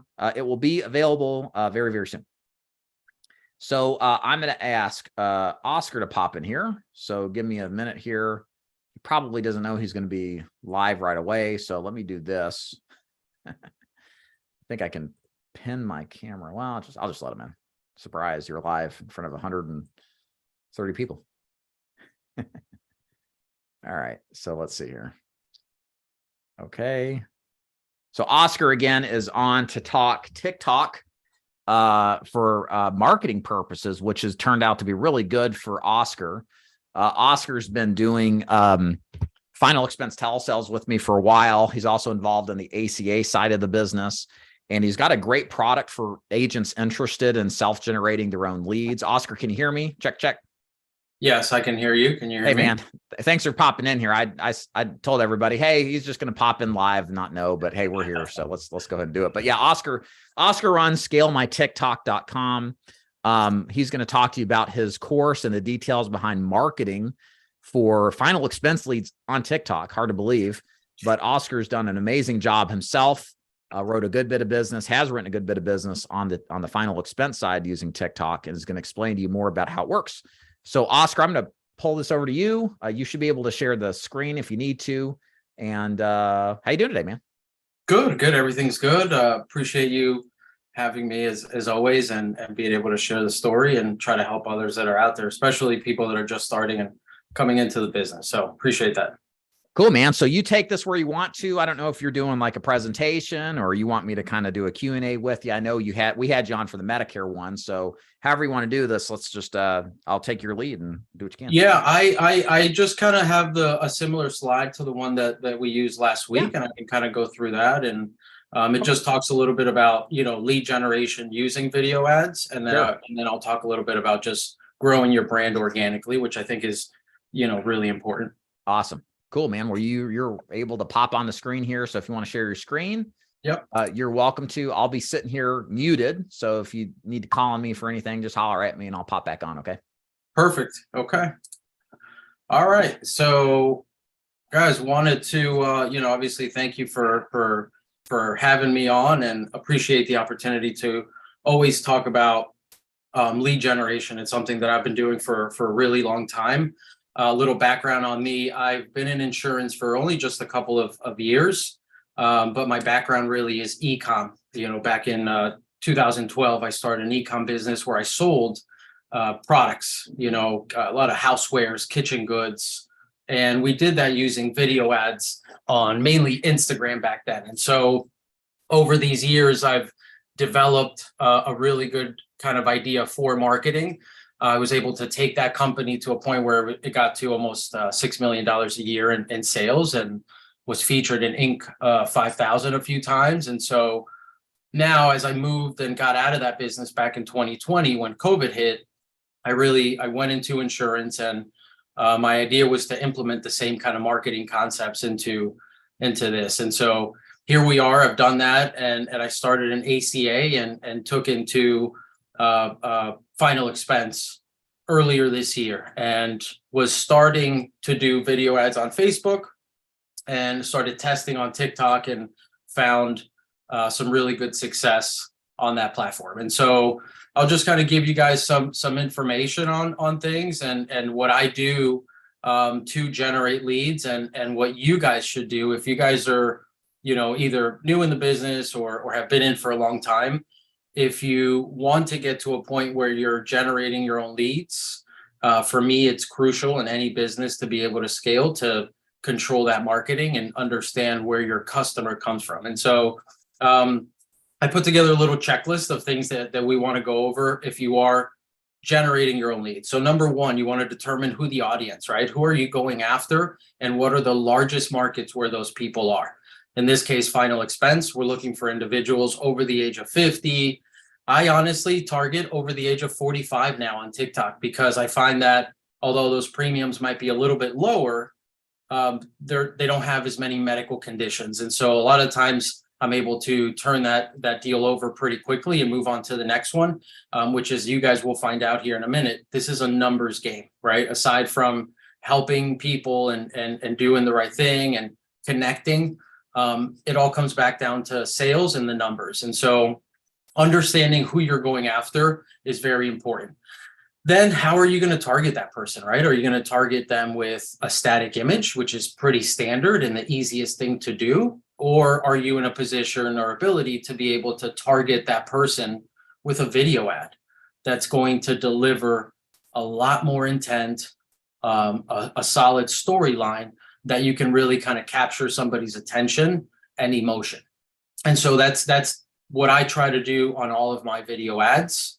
Number three, creating your video using a storyline. Obviously, you want to follow some simple marketing concepts. And whether you're doing a static image or a video, it's all about having a strong hook that's going to get somebody to stop the scroll, whatever platform they're on, TikTok, Facebook, Instagram. And then you want to really kind of pull out those needs and the pain points, right? Why does somebody need final expense? And so presenting those things.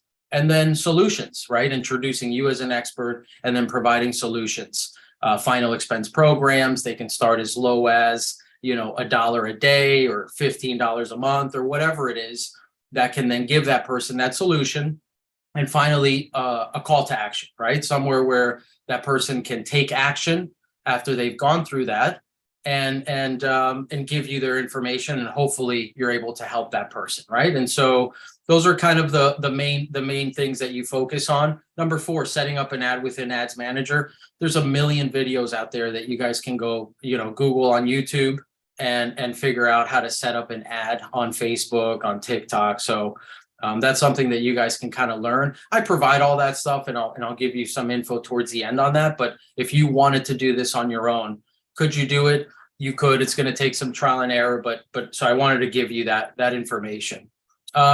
Once you set up your Ads Manager, you can go and get ideas by looking at other ads, right? I do that all the time. I look at other ads and I determine whether or not that might work for me, and then I take my own spin on it. So get the creative juices flowing by looking up what's out there. Go on YouTube and Google, final expense commercials or ads or advertisements, and you'll get a ton of ideas. Number six, you're going to set your audiences and your budget. Who are you going to go after, and how much money are you going to spend to do that? I like to cast a wide net. I like to go after the more states that you can have. If you're doing telesales, guys, that's key, right? Because you're just going to be reaching more people, and the more people you can reach, the stronger and the better the algorithm can work to finding you that perfect person that you're looking for at a lower cost. So super, super important. If you're getting into this business, I think, and you're going to be doing telesales, you want to be across, for me, at least 5 states. Anything more than that, it's just, icing, but I'd like to have at least 5 states. I operate in about 11 myself. I'm licensed in 28 or 30 of them, but I operate in about 11 of them. And so I like to cast that wide net and allow the algorithm to use the volume and the amount of people that are out there. Setting a budget, I like to start an ad small. So I'll typically start an ad somewhere around, $20, $25 a day. Make sure that ad is performing and then scale from there. Some marketers like to push really hard at first to get data into the ad and hopefully start converting faster. So different methodologies.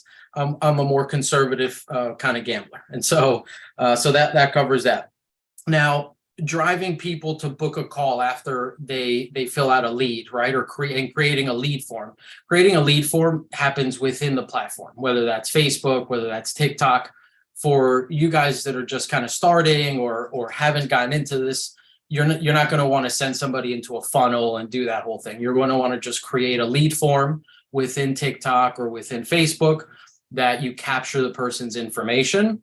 And then you do want to try to get them to book an appointment, right? You do want to get them to take a last step into a calendar and hopefully get those pre-booked appointments. Following that, what happens to that lead? Where does that lead go? And so it's very important that, I think, if you're either face-to-face or telesales, you need to have a CRM that's implemented, that's helping you work, not just organizing you, but also, and most importantly, helping you sell by engaging with those customers or those prospects via SMS, email, stuff like that. So here's just a kind of a good little storyline there. The next thing to go over that I want to talk about, that I really talk about with agents that come on with me on my program and that I help do this, is the mindset that you need to have and working the numbers, right? Understanding what you're doing when you're generating leads on any platform, right? So how many leads do you need as a part-time agent or as a full-time agent? So I always think that in insurance, full-time is better. The more hours that you can commit, the better, and obviously the more opportunities you'll have. But as a full-time agent, for me, I always want to have at least 100 leads a week coming in. That's going to keep me busy, and that's going to let me work the law of numbers, right? And that is, what percentage am I going to be closing, or should I be closing on any internet lead? And so for the most part, you should be able to close between 5 and 10%, 6 and 10%. If you're a superstar, maybe you push, higher than that. But I think realistically, on every 100 leads that you're going to get, you should be able to close between 5 and 10 deals, depending on where your skill lies. And so if you can get your mindset understanding that, then you're not so worried about the people that are not going to pick up, the people that are going to pre-book appointments with you and are never going to show up to that appointment. Those are just the numbers game. And it doesn't matter how good the ad is, how high the intent is on that video, or who made it, or how much money you spent on it. You're still going to have a percentage of people that are never going to answer and that are never going to show up to a pre-booked appointment. So understanding that is going to help you be in the mindset that I just need to get to a point where I can generate enough leads that I can focus on my 6 to 10% and generate the money from there. What happens to these other leads? Well, how many times should you dial it, right? That's where those questions come in. And for me, if you're going to buy leads, you need to be ready to call them, okay? I say that if you're getting 100 leads a week, within a few weeks, you should be able to do, 50, 100 dials a day. You have to stay on top of these leads, and time is of the essence. So call them. And the more you call, the more chances you are of being able to reach that person, right? If they booked an appointment, should you call them before? This is a great question. And I just saw a video of somebody else talking about this, and I agree 100% with what they had said, in that even if somebody books an appointment with me tomorrow at 5 o'clock, if right now that lead comes in and I'm not on the phone with somebody else, I'm calling that person right then and there. And more often than not, I'm going to make my way into that application and hopefully try to get that deal today as opposed to tomorrow, right? There's never a better time than to talk to somebody than right after they've watched the video or the ad and filled out information. It's fresh as it's ever going to be. And so I will typically call that person and say, hey, John, I just saw your registration, just wanted to follow up. And if they say, oh yeah, I just booked with you tomorrow afternoon, I'll typically say something like, oh, let me take a look. I don't see it. Oh yeah, here it is. I'm sorry, technology. I literally just saw it come through. Hey, you know what? I do have a couple minutes. Let me just confirm, is your zip code still 44578? And if they answer that yes, I'm in. I'm going into the next question and the next question, and I go into my pitch. And if you take that approach, you're going to find, especially in final expense, right? People are retired, they're at home, right? And so if you can get them on the phone right now, get them on the phone right now. What is CPA? Okay, this is great, right? So you need to know this understanding. Doesn't matter if you're buying leads from vendors or if you're generating leads. you have to understand what your cost per acquisition is. So here's just a simple example.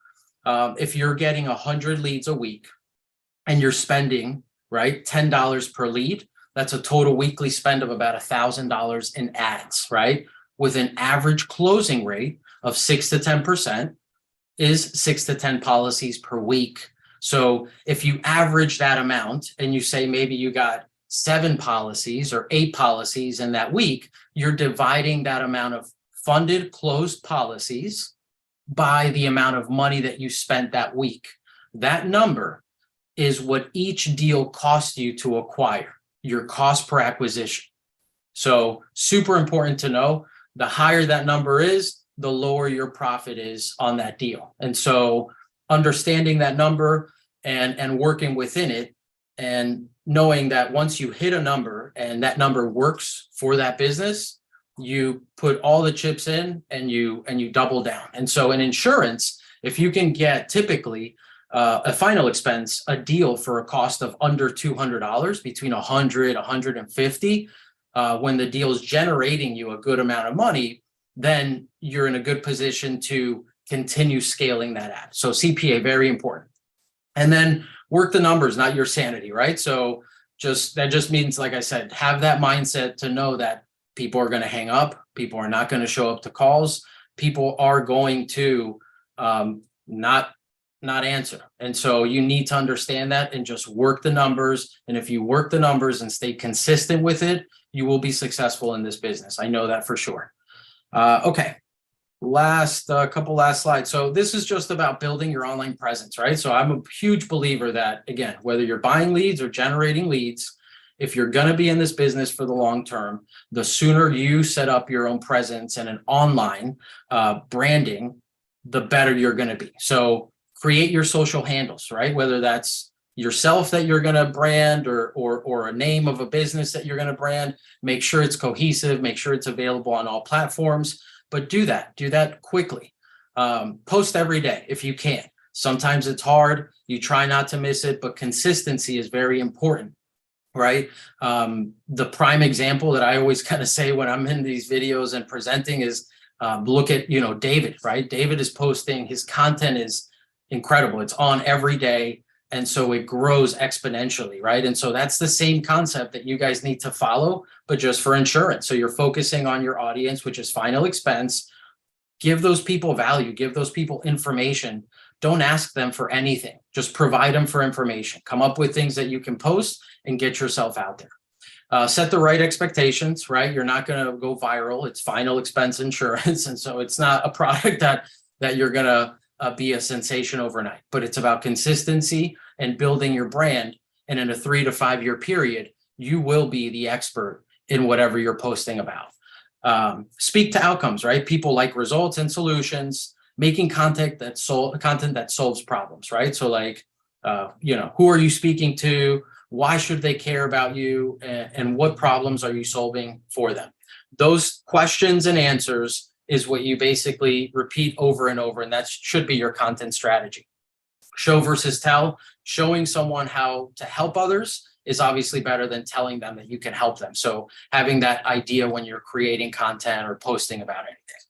And guys, finally, a couple of tools, right? If you need stuff to help you create content, here are some of the tools that I use that have helped me and continue to help me to create content and get my brand out there. Now, if you want somebody to do that for you, everything that I just talked about, it's a lot of work. I developed a program, ScaleMyTikTok.com, that I basically do that, right? I produce a 45 to 60 second video that is highly targeted to your audience. And I create an ad account on TikTok, business manager, ad copy, lead forms, connect the CRM, do the calendar. I deliver everything to you in a nice box, and I provide you with a 30-day support after that, where I show you how to manage that system and then scale it from there. It's just a stepping stone into lead gen. So that's my presentation. I'm sure that maybe there might be some questions. So if anybody has any questions, feel free. What would you say are the kind of differences in intent on the leads versus what you get from, say, Facebook versus what we see on TikTok? So the intent is definitely higher, simply because on Facebook, people are just getting bombarded with ads right now, right? They're coming from everywhere, not just agents, more importantly, lead vendors, right? Lead vendors that are pushing hundreds and thousands of dollars, if not millions of dollars in ads every month, are pushing primarily through Facebook, right? And so when you shift that over and you go to a platform like TikTok, where you just don't see that ad spend within insurance, other industries might have it, but within insurance, and then specifically final expense, your competition is lower. And so it gives you a little bit of a better opportunity to create a higher intent lead. Yeah. And I think this is a really ground floor opportunity for agents to get involved with TikTok and to use Oscar services, because, you know, Oscar mentioned he was doing group me's, right? And you're with the other one. What was it? Something social. What was that one called? Living Social. Living Social. Living Social. Groupon. Oscar's been around a long Groupon. Yes.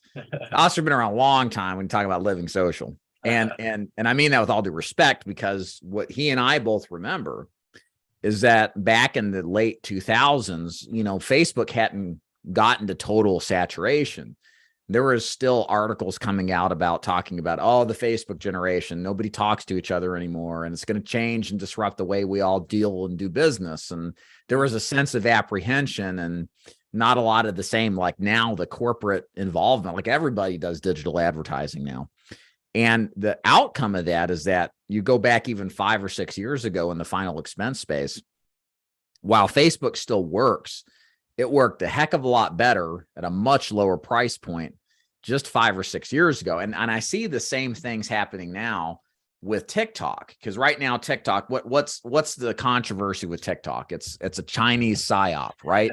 You know, the Chinese are stealing our information and, you know, blah, blah, blah. And there's a certain segment of Americans that look onto the social media, right or wrong, with suspicion. And I think some of that mentality extends into the corporate side. And whether that's true or not, it's up to you to decide how much you believe it or how much you're going to let it impact it. But it's an opportunity, because there's just not as much attention on the paid spend side as I promise there will be in the next 3 to 5 years. Because ultimately, this is how it starts. There is a huge supply of viewership and potential for retention, but actually there's a huge amount of attention, but the suppliers of advertising is just not to the same level as it will be and as it has been with like Facebook. And that is an opportunity. You can get attention at a lot cheaper rate right now with TikTok. And it's a great platform to build a base off of, you know, whereas it's a lot more competitive on Facebook, YouTube, and others. Go ahead. Yep.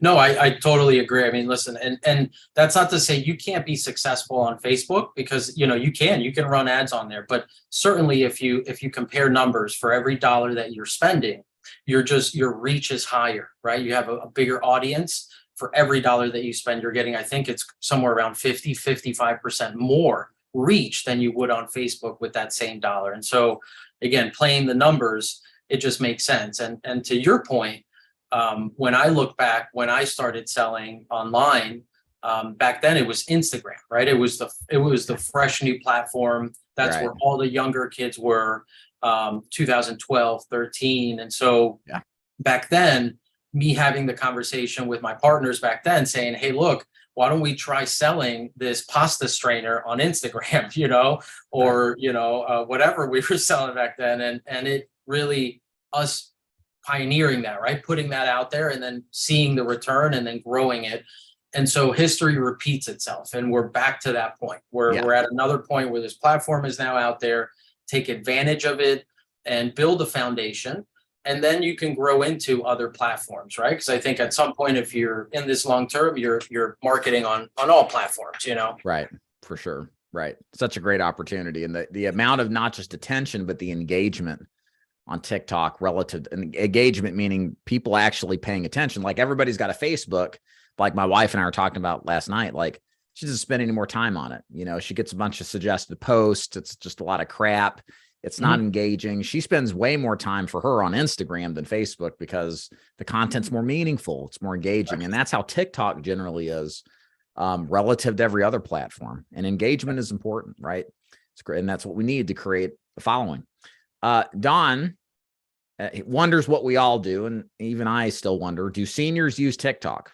That's the miracle question that makes me feel fantastic and know that I'm still ahead of the game, right? So the answer is yes. There are think about TikTok as a whole. There's about 160 million active users. Close to 20% of those users are the age 45 and over, right? So we're talking about 30 million people that you can target that are 45 and over. And so the market is there. And again, as I mentioned, because you don't have that much competition with other lead vendors and other companies and other agents, you're able to cast that net and reach those people. So yeah, there's plenty of people to reach on TikTok for sure. And remember, Facebook, when it started, had no old people. It was just college kids, then high schoolers, and then they eventually started letting everybody on. And what is Facebook full of now? Facebook's a platform for geezers. Let's be honest. All the cool kids are on TikTok and Instagram. I mean that because the point being is that the whole platform demography has changed, over time. And there's no reason to not expect the same thing. And part of the Facebook adaptation with seniors was because their kids put them on there. That's where the kids were. They reluctantly followed, if anything, just to look at pictures is kind of the story. And it's likely we're going to see the same thing, I think, at a little faster pace this time around because we're a little more tech adapted now than early on, well, at least in the social arena. But yeah, that's what's going to happen. It's just human behavior. And look at it this way. I'm sure there's a sense of skepticism from everybody here with seniors being on TikTok. That's good. Yeah, I want y'all to be as skeptical as possible and think that it's just for teenagers because let's keep my ad price down and my intent higher because nobody wants to get on the platform because it's a Chinese psyop with a bunch of kids dance around like idiots, right? That's right. Yeah, so, I think that's an important thing. Just like in stocks, right? When everybody is bleeding and everybody's running for the doors because it's crashing, that's when you're actually stepping in and taking the risk, right? And so no different here. And those people that take that risk and build during those times in these markets like this will see the fruits of that labor, Right. And so don't be scared, jump into it. What's the average lead cost on TikTok? What's yours been for final? On final expense, so I just ran every ad that I'm running, and I run several, right? But all the ads that I'm running, since I've been running them, I'm at $7.82. Right. Sometimes they run as low as $5. Sometimes they run $9, $10. But somewhere in that middle world is where I'm generating, and I think most people are. Yeah, and these are video ads too, guys. Like these are engaging ads. These aren't stale, boring, static ads that are just a single picture of a coffin, or I have a video if we want to show. I have a sample video if we want to show. Oh yeah. Sure. Go ahead and share a screen. Yeah, because just make sure you share the sound too, though, if you don't mind. Yes. So this is one that we've been working on, and all of these videos, along with the audio, have a voiceover, right, to tie in a script and really deliver it. But let me go here.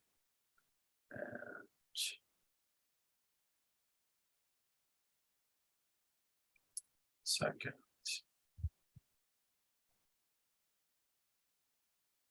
So I'll answer this while you pull this up.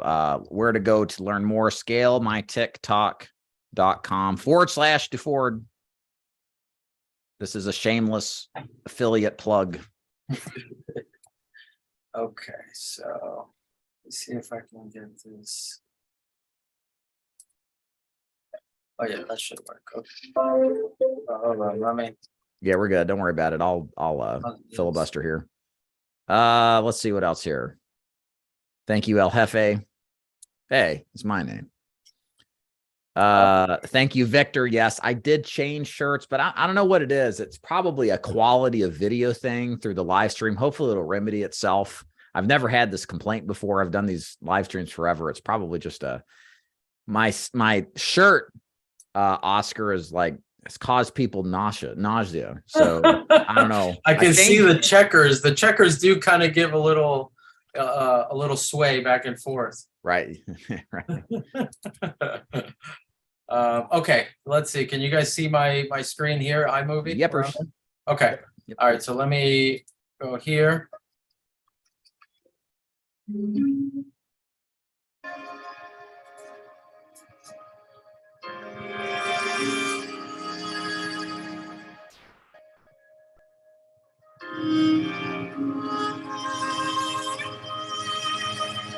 Yeah, I knew it was you, Mr. T.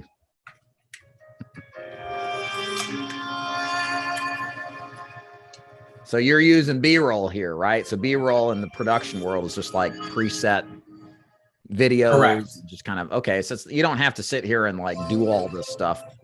Like, my name is David Duford and you should buy insurance, blah, blah, blah. Correct. Yeah, we're telling a story, right? Because if that agent isn't ready to be on camera and really deliver that story, right, then it's going to kill the ad, you know. Right. So you're better off having something made that's telling the story, delivering on those pain points, and then providing the solutions. Right. Cool. Yeah, I mean, it's pretty simple. And you do voiceovers. That one just had music, but you do ones where they do talkovers, voiceovers. They all do. That was one of the drafts that we're just finishing now. Gotcha. That will go into now a voiceover production. And okay. And so that'll be that goes into voiceover production, and the entire thing will tie in through a 45 to 60-second pitch that talks about everything that you just saw on that video. Gotcha. Cool. Awesome. So yeah, guys. So like I said, and Oscar's been saying, Oscar provides services for those of you out there who are interested in getting into the world of TikTok, helping you get up and running, helping you with videos. The place to go is scalemytiktok.com/DeFord. Again, Oscar and I have an affiliate arrangement. I help him, he helps me, kind of thing. So if you're interested, consider using the affiliate link. And other than that, Oscar, anything else you want to add for wrap it up? Appreciate you jumping on today, man. No, I love doing these. I think it brings so much value. I know you cover and you bring so many different people on. And so I know that as an agent, you know, I know it's overwhelming. I know there's a lot of information and sometimes you don't know where to even start. But if you stick with David and the things that he's kind of putting out there, he will lead you to success. I've been a witness to that. I found him just like everybody else basically on here has. And man, he's just provided a tremendous amount of resources and information. And so stick with it, follow the program. And if I can be of any assistance, even if you're not buying the program, if you just have questions and you need to reach out about marketing, feel free to drop me a line. Awesome. Oscar, thank you so much for being here, man. We appreciate you.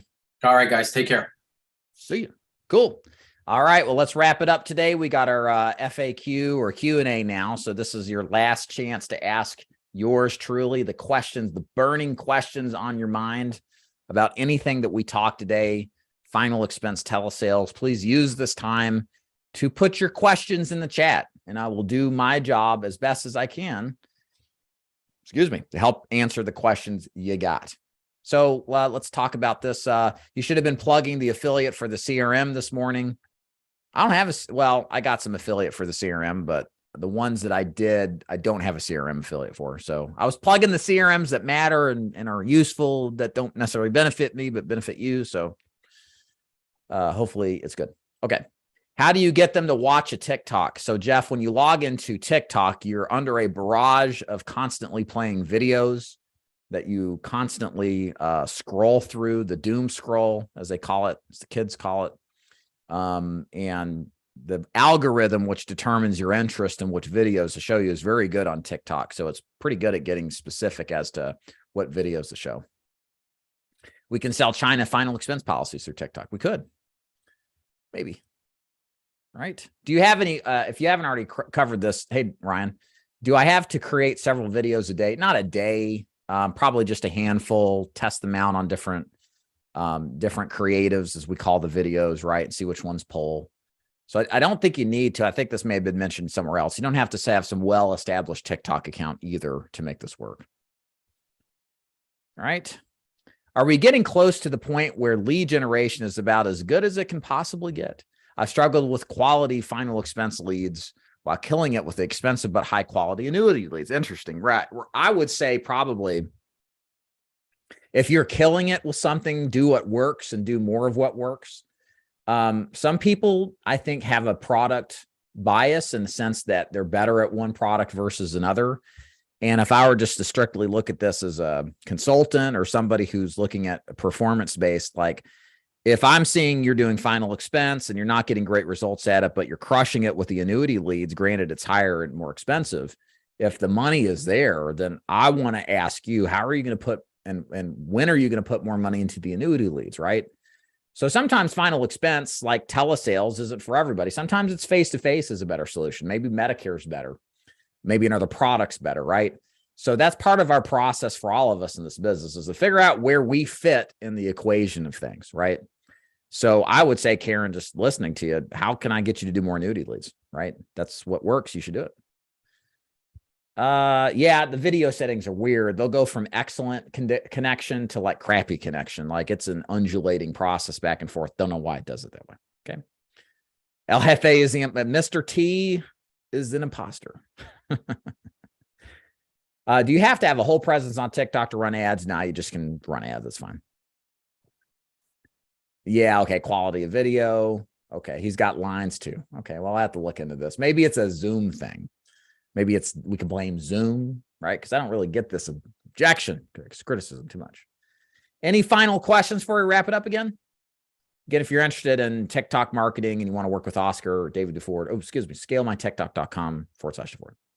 Final questions, last call for questions. I appreciate all of y'all very much. Especially thank scalemytiktok.com, Great Western, and Trinity for sponsoring this event. Also, thanks to Melissa for participating and being a willing participant in the sponsorship. Thank you to all y'all. I hope you enjoyed this training, got some value out of it. And of course, this will be recorded. You'll be able to access this at any time. If you're interested in getting the script that we have, plus 30 plus hours of other final expense carrier training, underwriting training, face-to-face training, Medicare and ACA training, along with a weekly Q&A call with yours truly, go to daviddeford.com/ISS. It's our insurance sales success website. It's totally free, no cost whatsoever. I'm just a guy that likes to help. And if you go to that training site, it's a great opportunity to start a relationship, to get some great training, and to help you along your insurance journey. So, and you'll get the script too that we talked about today there as well. You're welcome, Rick. Glad to have helped you. What is the quickest way, Ashraf asked, for me to terminate my insurance carrier contracts with other firms so I can join your agency? Well, before you do that, make sure you formally apply. We don't accept everybody. We've had a change in how we recruit agents at the beginning of the year. We're now more selective than ever. We're looking for good candidates that kind of match the character traits that we want in our agents and kind of match our overall culture. You can learn more about our agency at daviddeford.com/FAQ and then formally apply. You'll see how to do that on daviddeford.com in the navigation bar. But yes, after you're accepted, we'll tell you how to terminate them. And it depends on the details. So it's nothing I would do until, if you do decide to move forward, we interview you, we find it's a good fit, and then we request you to join. Thank you very much, Victor. How many conversations does it take to write one policy, would you say? I have been doing the amount want to write per month, three policies. I mean, if it's over the phone, 4 or 5 presentations a day to sell one policy is roughly a good estimate to start with, like full presentations from start to finish. What carrier did you choose from your captive telesales job? Did you choose a sole carrier for that? I assume that's not me. You're welcome, Alejandro, ×3. Okay. You're welcome. Perfect. Okay. Well, ladies and gentlemen, thank you very much for watching. Please hit the like button if you haven't. That helps get this piece of content out there on YouTube for other final expense agents to watch it that are interested in telesales. Thanks again for everybody. Glad to be here with you today on this wonderful Friday the 13th. We're all still alive and not dead. Who knows what tonight will bring, though. We'll be back in a couple weeks. Remember, next week, if you're in Florida, we're doing our Elite Agent Summit one-day boot camp. You can learn more about that at davidduford.com/summit. And then in a couple weeks, we'll actually have an annuity sales and marketing training with Stephen Burgess, our annuity trainer. That'll be in a couple of weeks, I think on the 3rd of February. All right. Y'all have a great day. Thanks again for being here. Y'all take care.